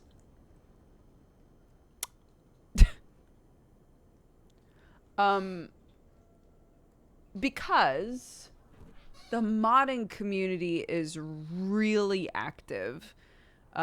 They've done so much shit with this game. So the base game itself, you can play for a really long time. But like, even if you start to be like, I'm kind of bored with Slay the Spire as it is, there's so many mods. People have made so many different classes you can play, different enemies, like all kinds of shit.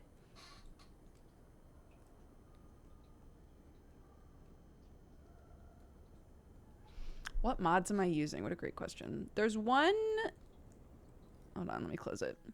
There's one that pretty much everyone uses, I think.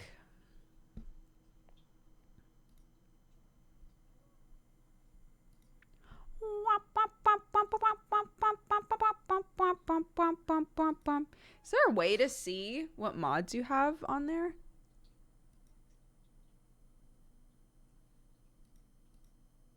I know when you open it, it gives you like the list before you say play. I guess I'll just click play and wait for the list to pop up. Workshop shows your subscriptions. Oh, so the yeah, I have base mod, colored power tips, quick restart, and replay the Spire are all like kind of a lot of people use those. And then I have Downfall is the one where you can play as the enemies. That is rock solid. It's so fun.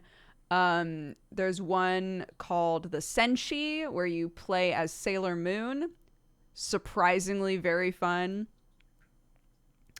I have a bunch. The Iron Cluck turns Ironclad into a chicken. You know. Well, because why not? I have one called the Wild Card. I do not remember what this is.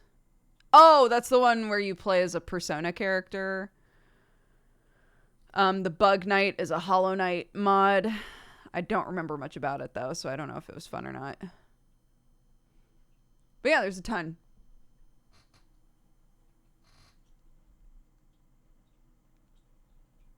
Yeah, it doesn't change anything about how Ironclad plays. He's just a chicken.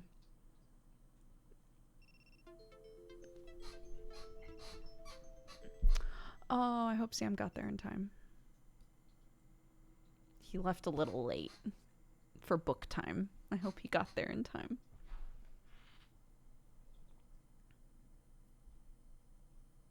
Oh, and I hope her helmet was okay I was immediately hit with stress all over again. I'm so worried Sam's going to walk in there and be like, hey, baby, I'm here for book time. And she's going to be like, my helmet broke within the first 5 minutes.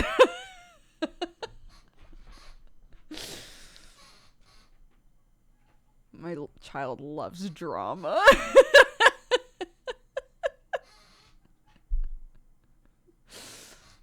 For those of you who weren't here at the start of the stream, hold on. Let's swap. You know what?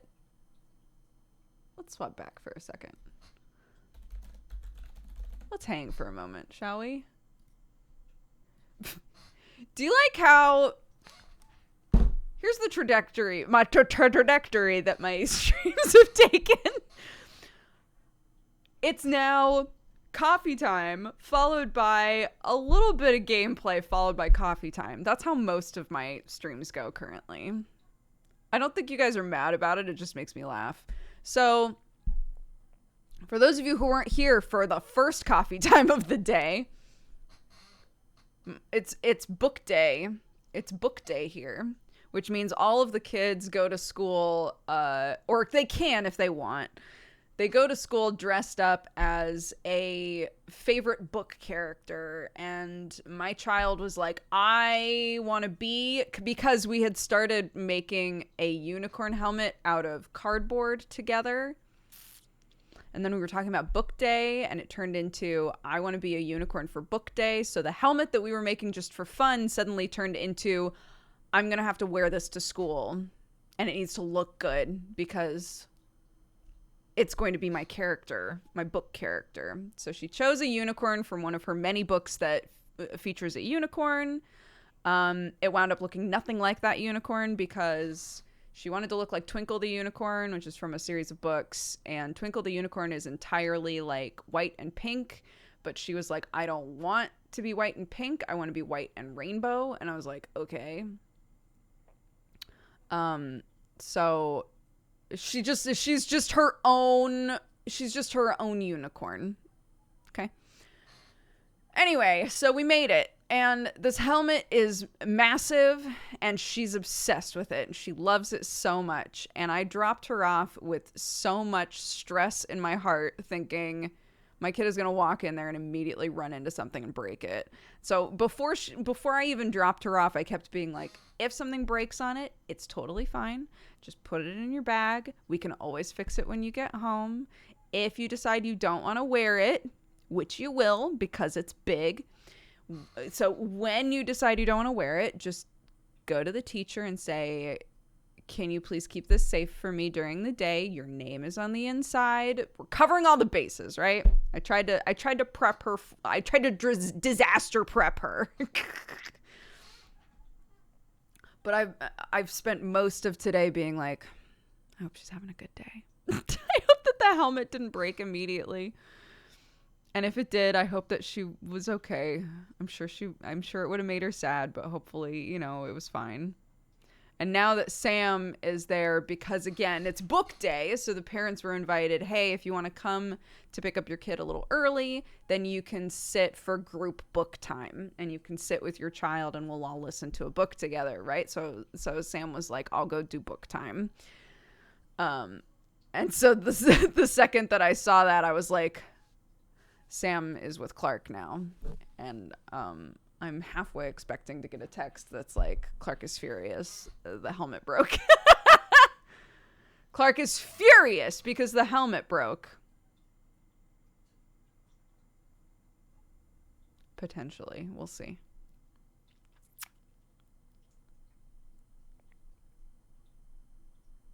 And honestly, there's also...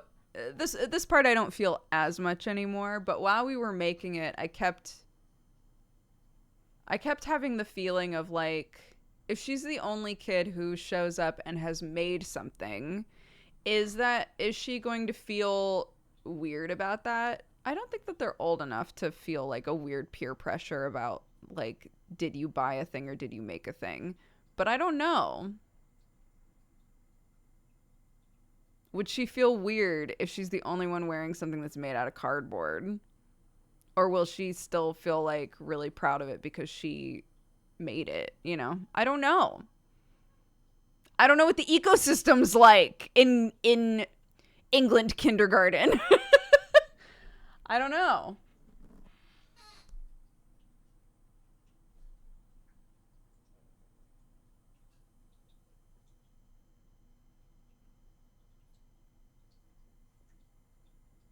Is that an American thing? Make versus buy shame? I don't think, I mean, I don't know anymore, really. Consumerism has ramped since I was a kid. When I was a kid, uh, I always thought it was so cool if somebody showed up and like they had made something with their parents. I thought that was so neat because I was a very crafty kid. Um, so I always wanted stuff that my parents had made or that I had made with my parents or that I had made myself. Um, I don't know at what age. I do think as you get older, um, when you start like being more aware of like brands, when you start being affected more by like consumerist tactics, right? Um, I don't know at what age you start like caring about that sort of stuff, right? Like I made it or repurposed it or whatever versus I bought this thing and it's designer and all that sort of bullshit, you know? Obviously, they don't care about designer stuff at 4 years old, but it just makes me wonder, like, when that sort of shit starts to kick in.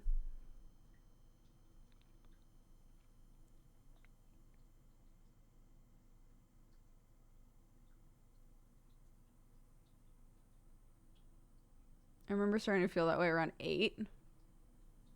Yeah, that's true. It also probably depends on like the sort of kids you're around, how you're raised. I'm sure there's lots of variables and factors that go into that.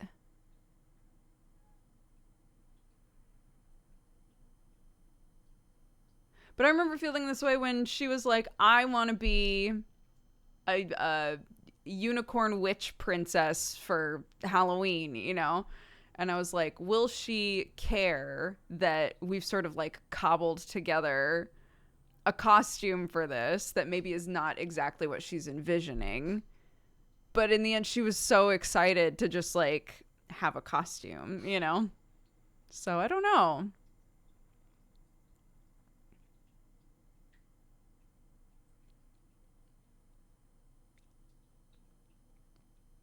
Like, Clarky loves the idea of us making clothes for her. That is way more exciting to her than going to like get clothes, you know? Um, because it's an activity, and I think the fact that it's an activity makes it more fun.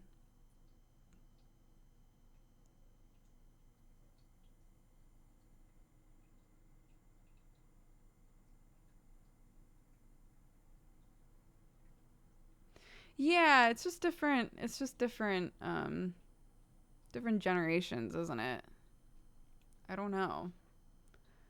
I'm probably looking at stuff through a lens that is very much skewed because I'm an adult and I have been like very affected by like capitalist consumer shit. Um and try desperately to like not have that like affect me as much as possible, right? Um so sometimes maybe I'm looking at things from a lens that hasn't even activated for her, you know? This gives me flashbacks of a night costume my dad made for me as a kid. It was the epitome of cobbled together, but I remember that costume fondly for what it's worth.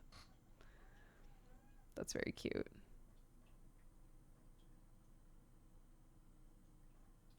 Well, I think maybe Egbert, you're thinking of like toys. I think there's a difference between brand toys and brand clothes. I don't think kids care that much about brand clothes until they're a bit older and more like I don't know. I'm not a child psychologist. I'm just speculating.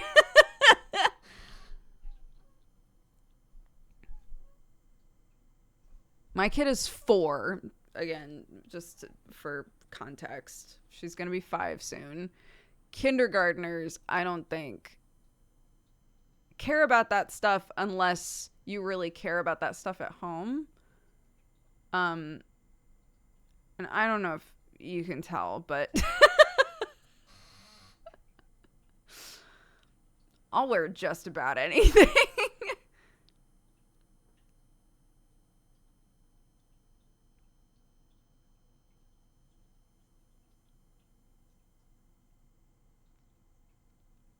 My mom made me a Roman soldier costume with a massive cardboard shield. It was epic. 8-year-old me loved that. Aww. Depends on the friend group. I volunteer with 4 to 6-year-olds, and some care a lot about brands, even clothes, and some couldn't care less. Interesting.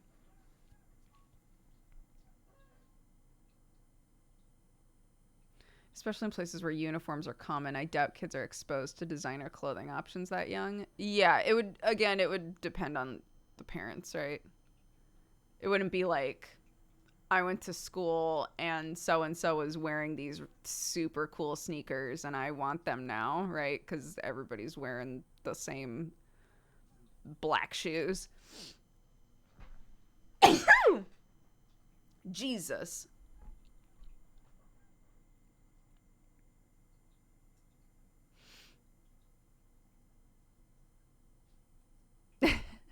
Yeah, I don't think my kid knows what a brand is.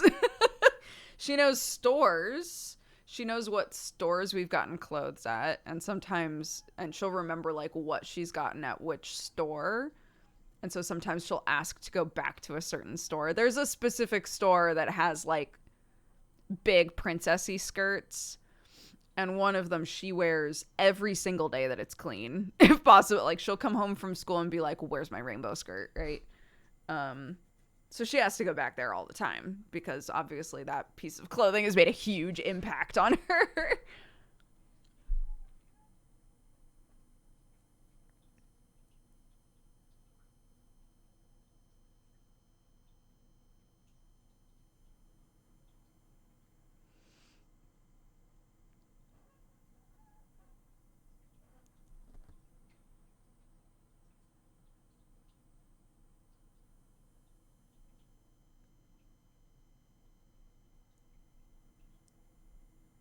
Yeah, actually, also for context, for any of you who don't know and are watching right now, I live in England, so all of the kids wear uniforms here. So, like someone was saying, that also affects like brand awareness, right? Because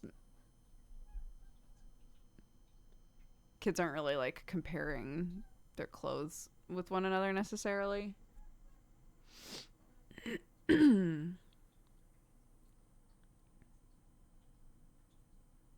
My daughter got a mermaid tail dress from her grandma that's so tight she can't even walk in it, but she loves it.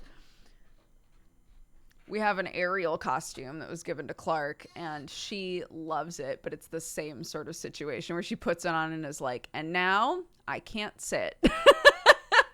But I love it. The beginning of fashion is pain, I guess.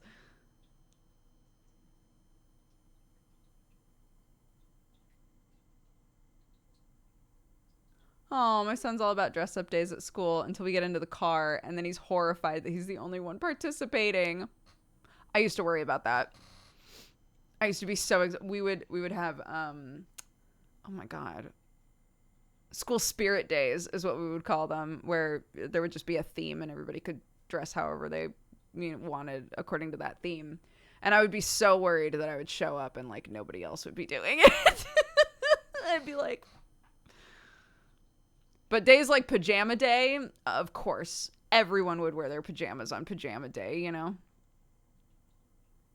Hilariously, though, in America, you could just come to school in your pajamas every day if you wanted.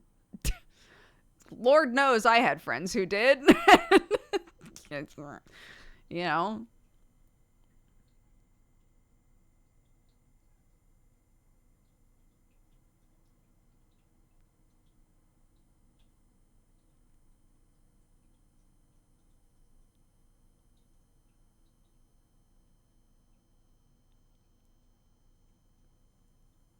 I know a girl who wore the same pajamas, slippers, and hoodie every day. Yeah, I have vivid memories of friends in high school who wore the exact same clothes every day.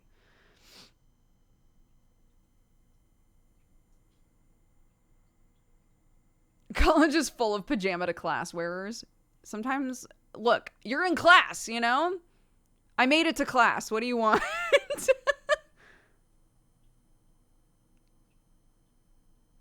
This was high school. I was reading something else. I'm also thinking of high school. Don't worry, we're on the same page.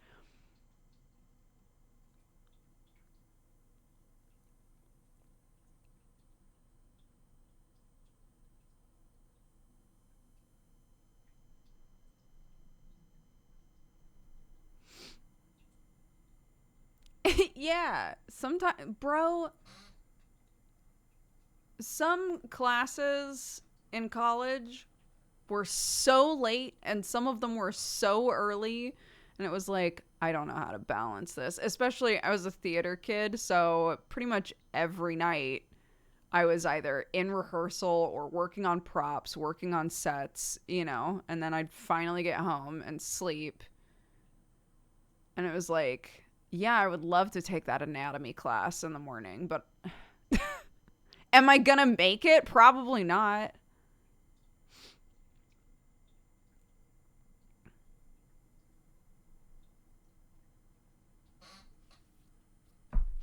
Because, when you're going for a theater degree, it's not like a bunch of your classes are like lectures. You have to be there. And they really care if you're not there.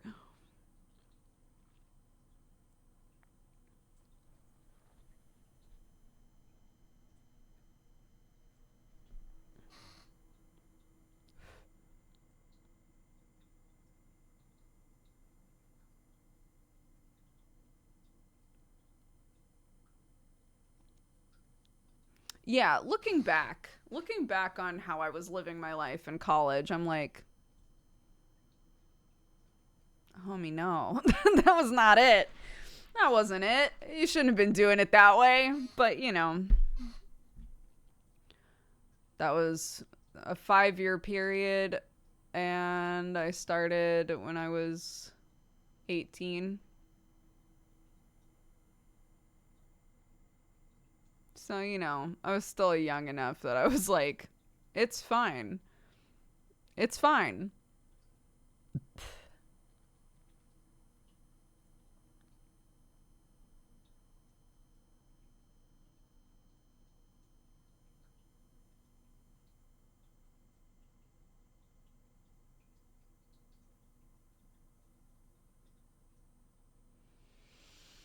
At least where I was, I didn't know anybody that was using technology in class when I was in college. It's like I still had to do gen ed stuff. Nobody nobody had laptops in lecture or anything. Um I just don't think that was common yet for just everybody to have laptops to use in class. So, yeah.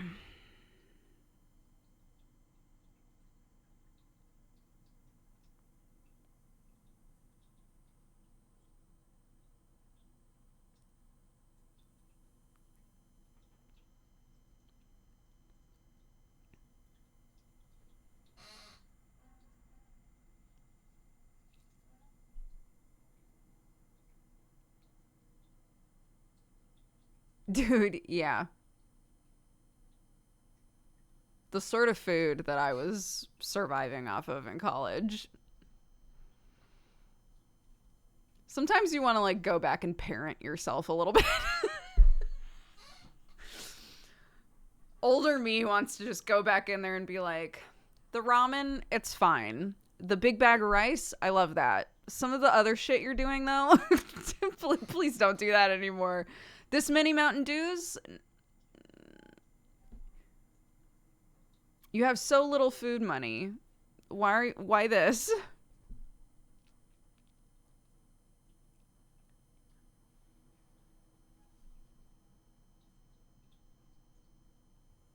Yeah. Oh my God. I had one friend our senior year of college that got a touch phone, and we were like, holy shit. A touch screen? What the fuck is this sci-fi bullshit? It was blowing our minds.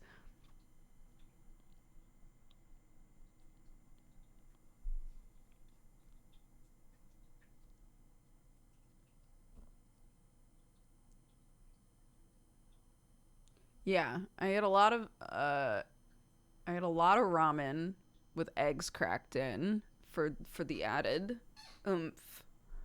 I had a lot of rice.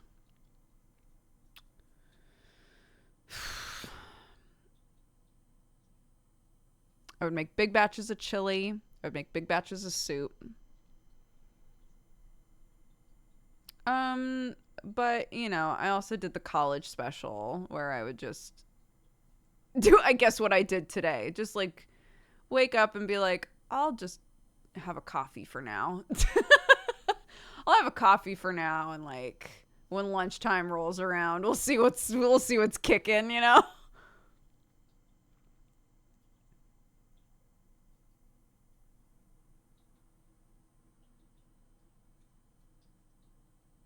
How are the chickens doing? They're good. They're good. We're getting ready to move them.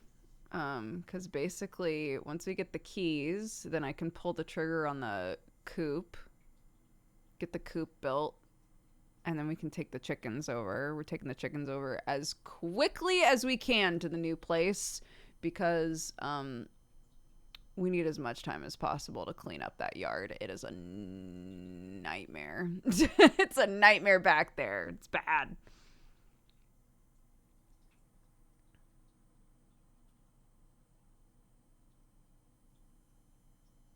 Chickens, for those any of you who are like, chickens seem easy. I could get a chicken. Chickens are pretty easy. Yeah, for the most part, you can just leave them alone, and they're like, I don't know, I'll poop out an egg sometimes, right? But they're little dinosaurs, so they'll number one eat just about anything. Um, and they don't have a whole lot going on up here to tell them maybe don't eat that. So you have to be very aware of what is in their vicinity to eat, what they have access to. Dude. Um, they poop on everything. They poop constantly. So if you have them out grazing part of the day or all the time, whatever it would be for you, you will have to deal with poop every day. There will be poop all over the place constantly. And the other thing is, because they're little dinosaurs, they have big old talons. Their feet are just like rah, and they just scratch up everything. So if you put them on grass, that grass won't be there for long because they walk around and they scratch, and then they walk a little more and they scratch, and they just scratch up all the grass, and all the grass comes out of the ground, and your yard will look terrible.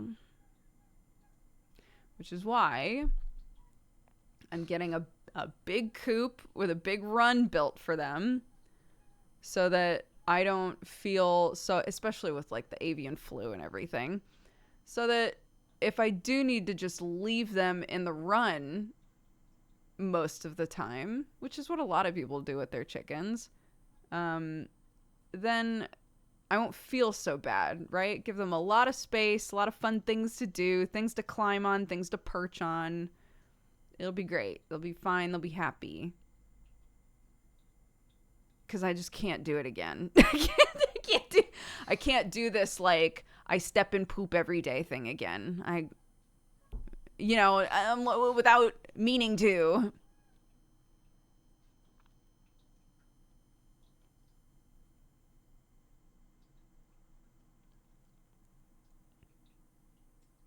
Yeah, we're getting the keys tomorrow.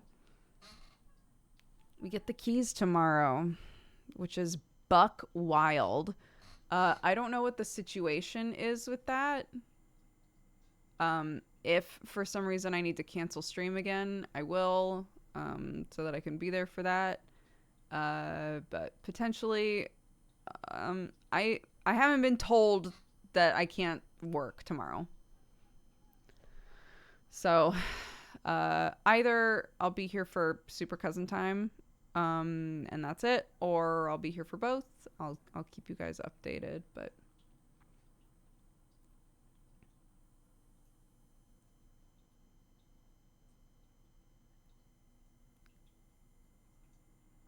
we are renting this house.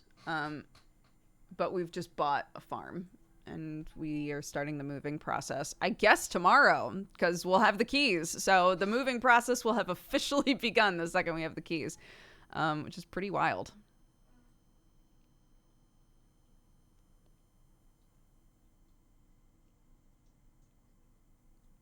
Yeah, Deadbeats got canceled for tonight. It's your dream home, cancel all you want. I agree with that, and yet at the same time, Sam and I are very broke now. So I really need to not be canceling a lot, you know. Um, it's fine. It's worth it. Is that why Sam didn't stream yesterday? A bunch of stuff got jumbled up for Sam yesterday. It was not on purpose. He didn't mean to not stream yesterday.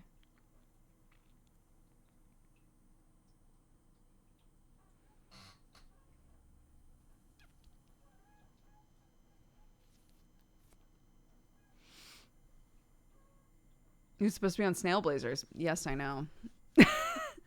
A lot of stuff got jumbled up yesterday.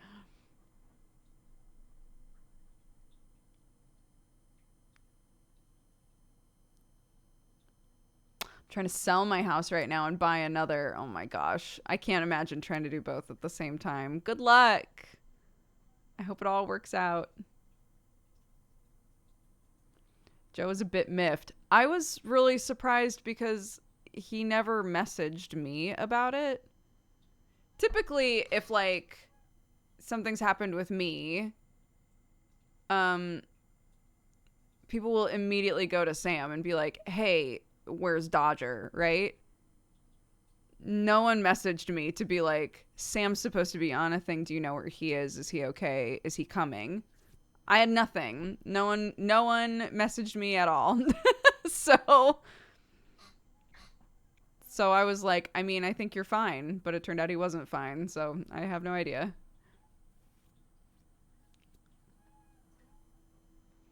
Trigola, welcome to the Cat Gang. Thank you very much for subscribing. I hope you're having a good day.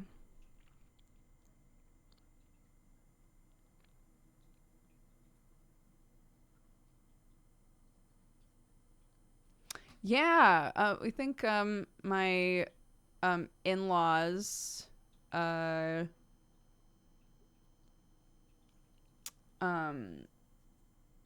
my in-laws have had an offer on their house that they're probably going to take, so that's awesome.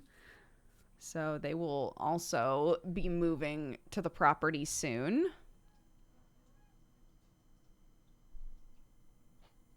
I think it was because you were on last call. Probably didn't want to bother you. I'm going to message him right now and be like, hey, bother me.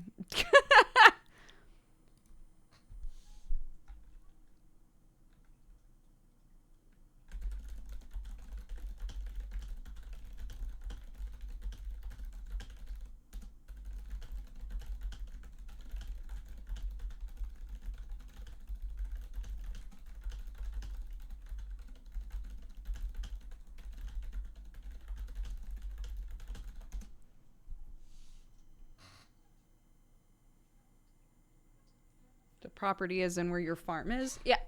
It's going to be a multi-generational situation. So it's Sam and I, his parents, and his sister in 3 different homes. Potentially more in the future. I don't know. We'll see.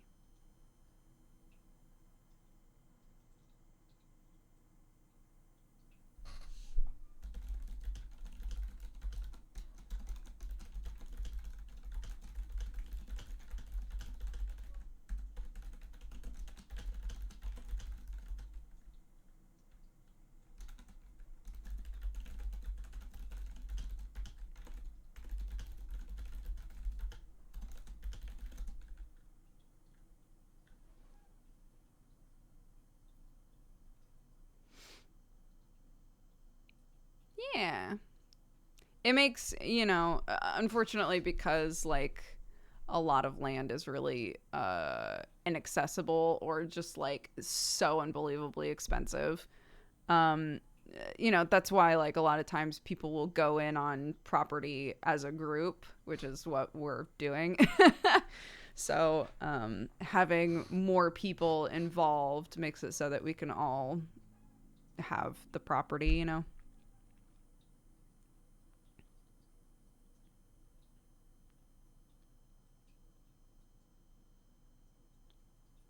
Well, none of us, we're not living in the same house. you know, Sam and Clark and I would be in the main house. Sam's parents are in an annex.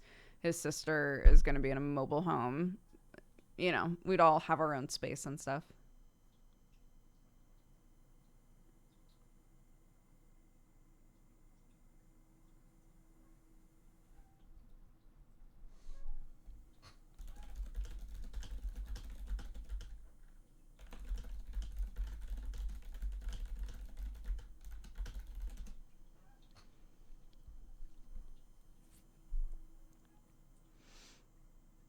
Do all our animals fit in a mobile home?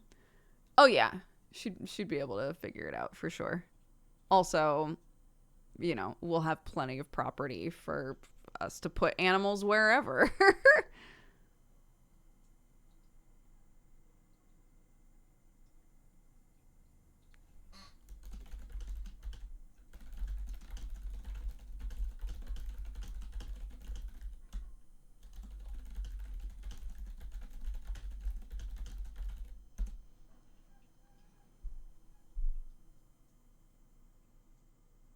Sam's still getting a pig down the line, sure.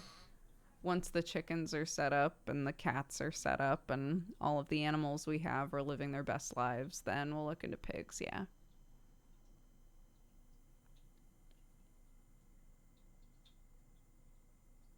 Time for a dog. Not yet. Not yet. My mom is go to hospital allergic to dogs. So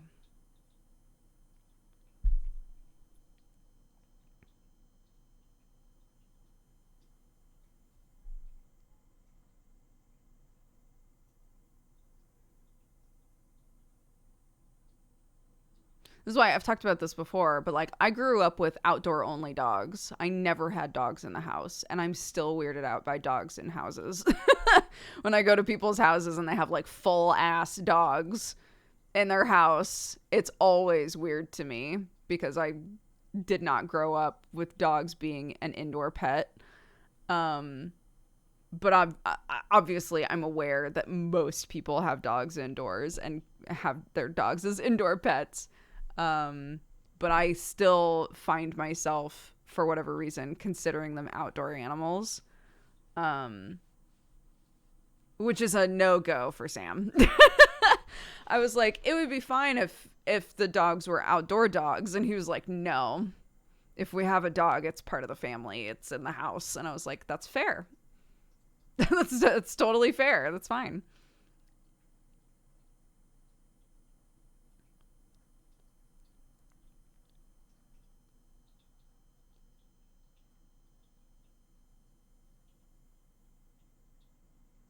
That's cats for me. Yeah, we had barn cats, and we would have a couple dogs with their dog houses and big cage kennels to keep them safe at night because we had coyotes and things as well, and we wanted them to be safe.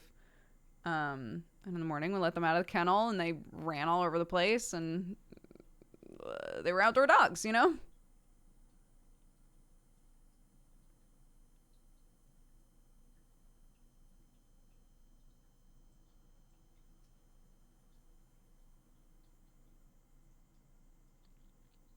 Livestock guardians. This makes me think of llamas. Oh, you mean dogs?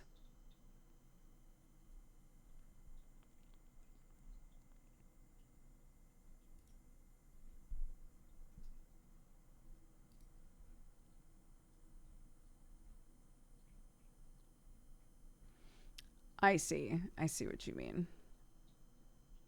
We're not gonna have livestock though. We're not gonna have like sheep and things.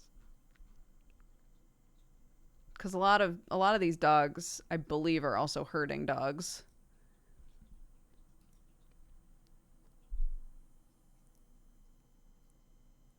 Elu, welcome to the Cat Gang. Thank you very much for subscribing. I appreciate it.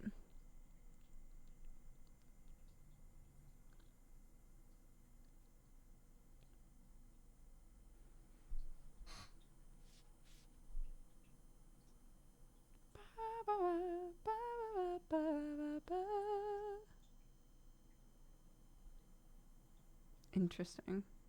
Donkeys have some kind of genetic beef with anything dog shaped. Oh, yeah. I mean, there's shit tons of foxes out here, but most coops you can fox proof.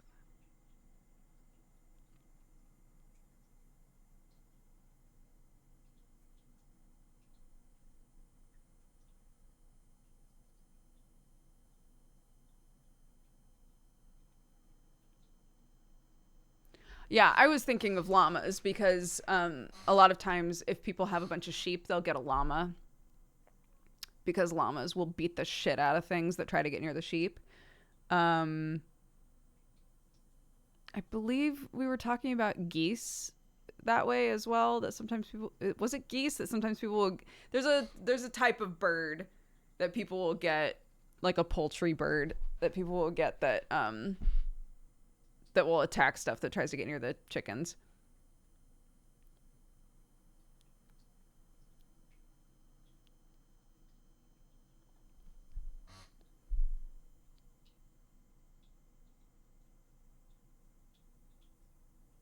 A watch gander can be a menace. Watch gander is a really funny term to me.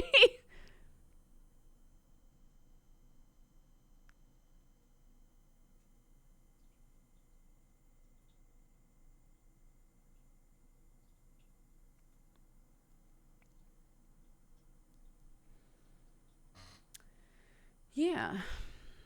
We were saying before that oh,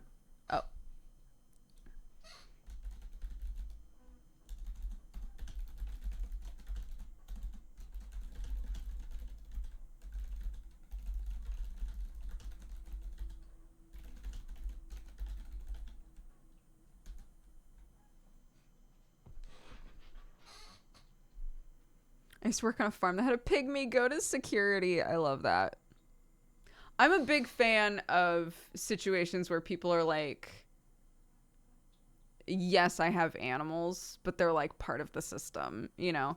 I've watched a lot of stuff about, because I'm really interested in composting. I've watched a lot of stuff about people making compost situations where you use the chickens to help turn the compost. And also because um, the composting process generates heat, and so the chickens will, like, when it's colder outside, if they have access to your compost, then they can like hang out on the compost heap and stay warm. Stuff like that I think is great.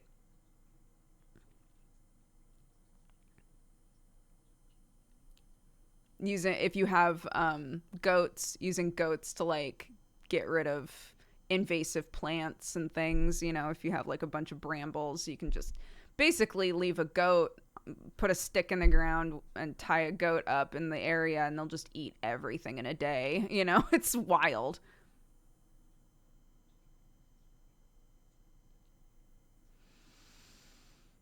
A never-ending tale of birds. Geese are demons, swans are Satan. Swans are Satan. It's true. But they're protected, so what are you going to do?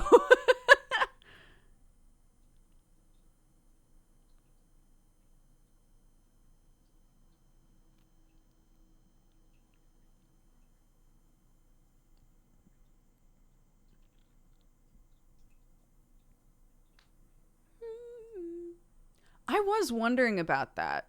So there's so many like houses and farms that have titles. Is that like an old antiquated thing that you can't do anymore, or can you still like title a farm?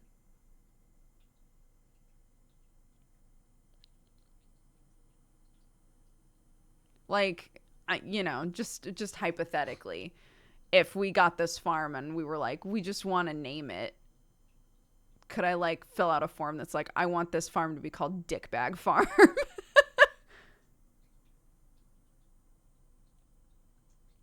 You just have to apply. You can still do it. Good.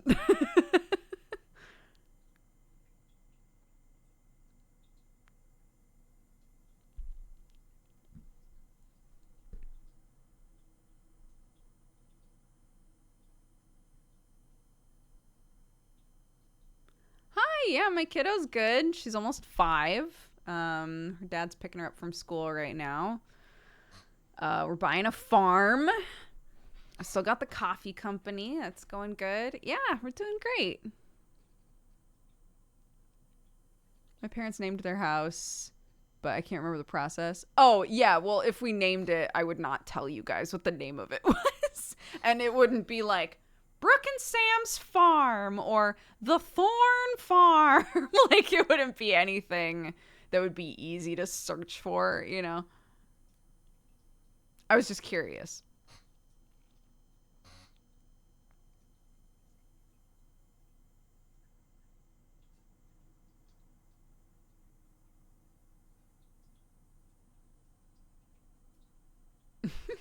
Yeah. As far as you guys would know, I'd be like, "Yep, we've named it and it's Snotbag Manor." So,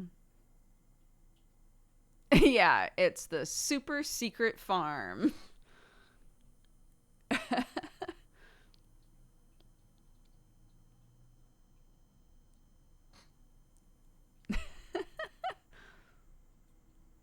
You've heard of streamer houses. Now try streamer farms, dude. Co beat us to that.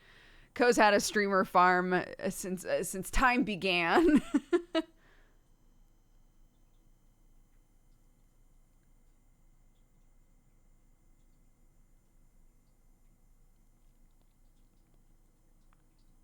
Co has a zoo, dude. The pictures of Co's place, not that they're like a bunch of pictures of their place, but like the occasional pictures of, you know, like his family just out in the fields. I'm just like, it's good. It's how I grew up. It's how I grew up. So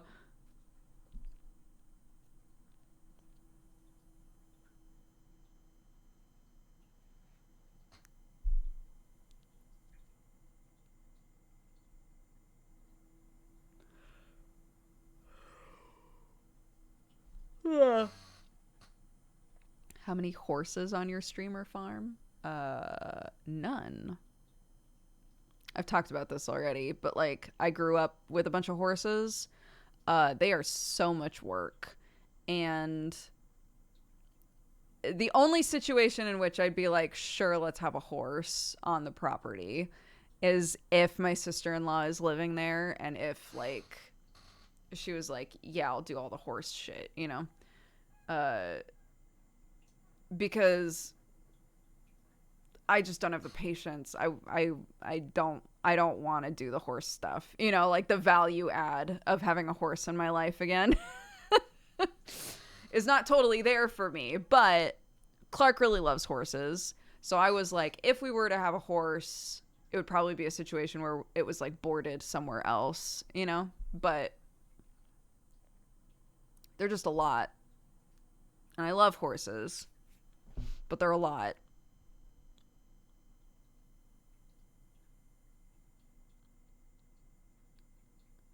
Horses are large. They don't produce resources. They're super prone to injuries and problems. It's a lot. Yeah.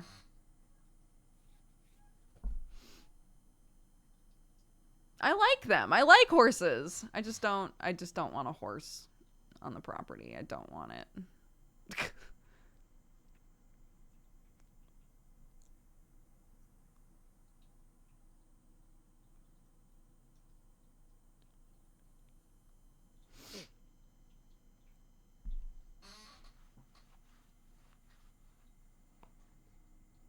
What about a cow? I've I've I've already said the next thing that we'll look into is a pig, and I'm not thinking about anything else. except insects.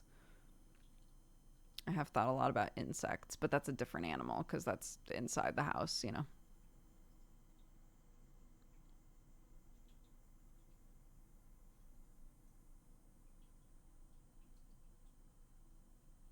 No, not bees.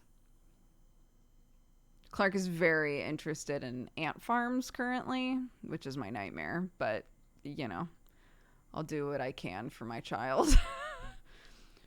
She's really interested in ant farms. Um, there are lots of like weird insects that I keep looking at. I love the idea of having a frog tank. You know, all that kind of weird shit.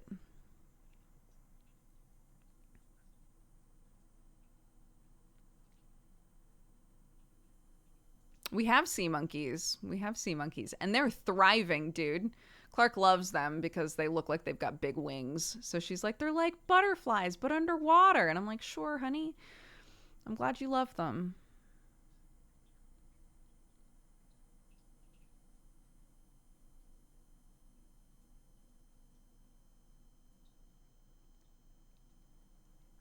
Yeah, if you don't know what sea monkeys are, they're shrimp. They're weird little shrimpies. You can look them up. They hatch in like a couple of days. You feed them like once every 1 or 2 weeks. They're little shrimps.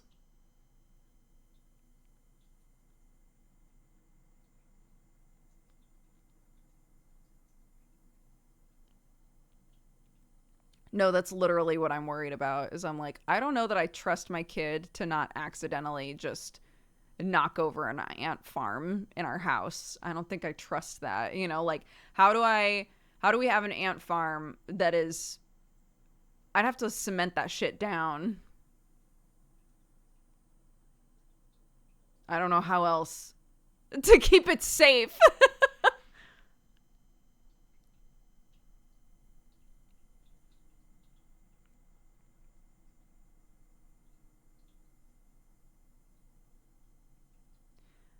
Ba, ba, ba, ba, ba, ba, ba, ba.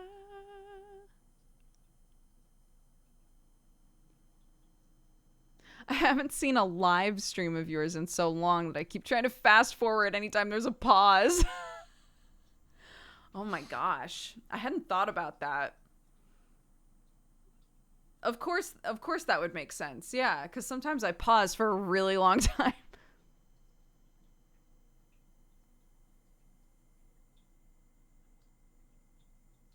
Ba, ba, ba, ba, ba. Ba, ba, ba, ba, ba. Uh yeah, someone was asking what the musical thing was. I will keep it brief because I already did it. But I sent off three potential songs to sing for my singing exam to my teacher for feedback. I think I know which one she's going to say is the right call, but they're three very different songs. One of them is My House from Matilda, which is the one that I think she's going to pick because it's the most in my range and it's very just like it doesn't fluctuate a lot. One of them is Lifeboat from Heathers, which I've listened to so much Heathers music now, and it's all good. It's such a good album, dude. I want to see the show so bad now. And then the last one is My Dead Mom from Beetlejuice, but I think that one's a bit too intense. Intense, not like the material is intense, but it requires some belting that I don't think I have the pipes for.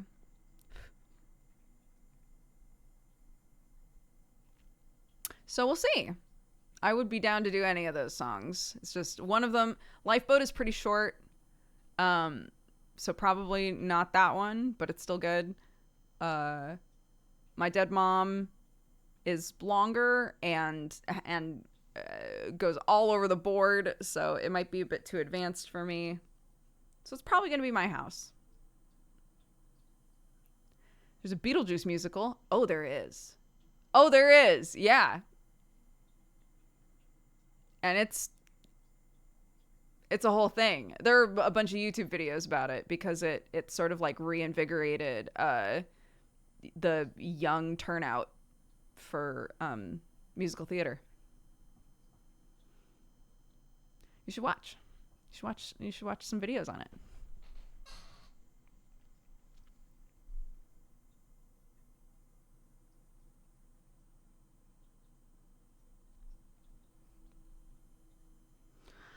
I just got to see the Broadway revival of Sweeney Todd starring Josh Groban, and he was a strange pick for the part, but he absolutely rocked it. I love that.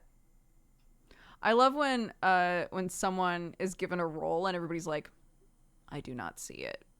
And then you watch and you go, I see it. They did it. That's great.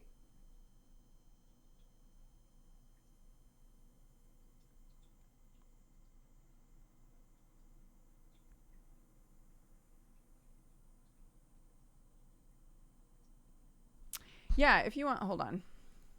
I want to double check the name of it. There's a channel called Wait in the Wings that is entirely content about Broadway and specifically a lot of stuff about musicals.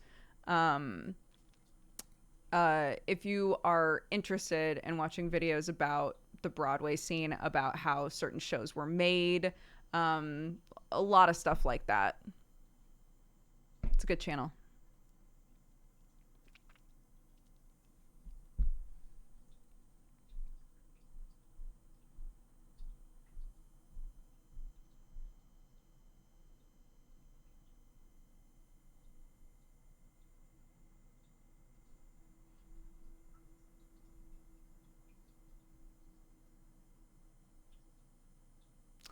Yeah, originally when I was talking about doing sorry, I'm just going over the exact same shit I said before. But originally when I was looking for music to sing for this exam and I said that I wanted to do a musical, someone was like, you should do Dead Girl Walking from Heathers. So I listened to Dead Girl Walking first and I was like, this song is very sexual. This is a very sexual song. I will not be doing that for an exam. But it slaps. It's a really good song. So I wound up listening to other Heather's music because I was like, if this song's really good, there's probably a lot of really good songs on here, and there are. And Lifeboat is really short, but I like it a lot, so.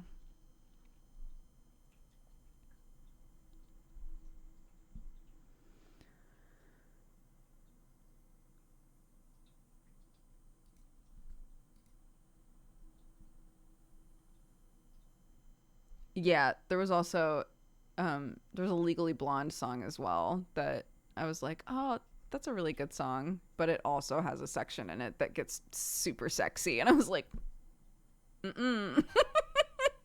No, I don't think so. I think I'm good.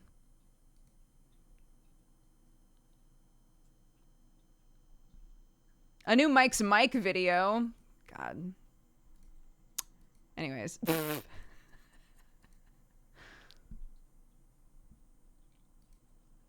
All right, let's start wrapping up, y'all. Let's start wrapping up, gang. And I'll let you guys know if I'm not able to stream for house reasons tomorrow, but hopefully I should be able to at least do part of a stream. At least.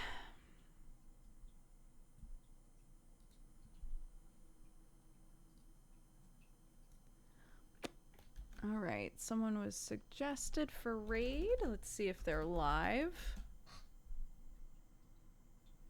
They are doing art. Chatty chill art streamer, but I don't know if she'll be streaming when you end. She is. We did it.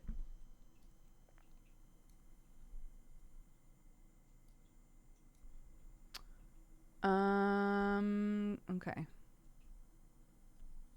Fairs, thank you for the 3 months. Atom Power for the 4. Zerebus for the 25. Urwinga for the 28. Sim Shadows for the 3. Court and Justice for the 20. Grimsteel Reaper for the 69. Poshcat for the 67. Eshid Cow for the 60. Happy 5 years. Happy anniversary. Thank you very much.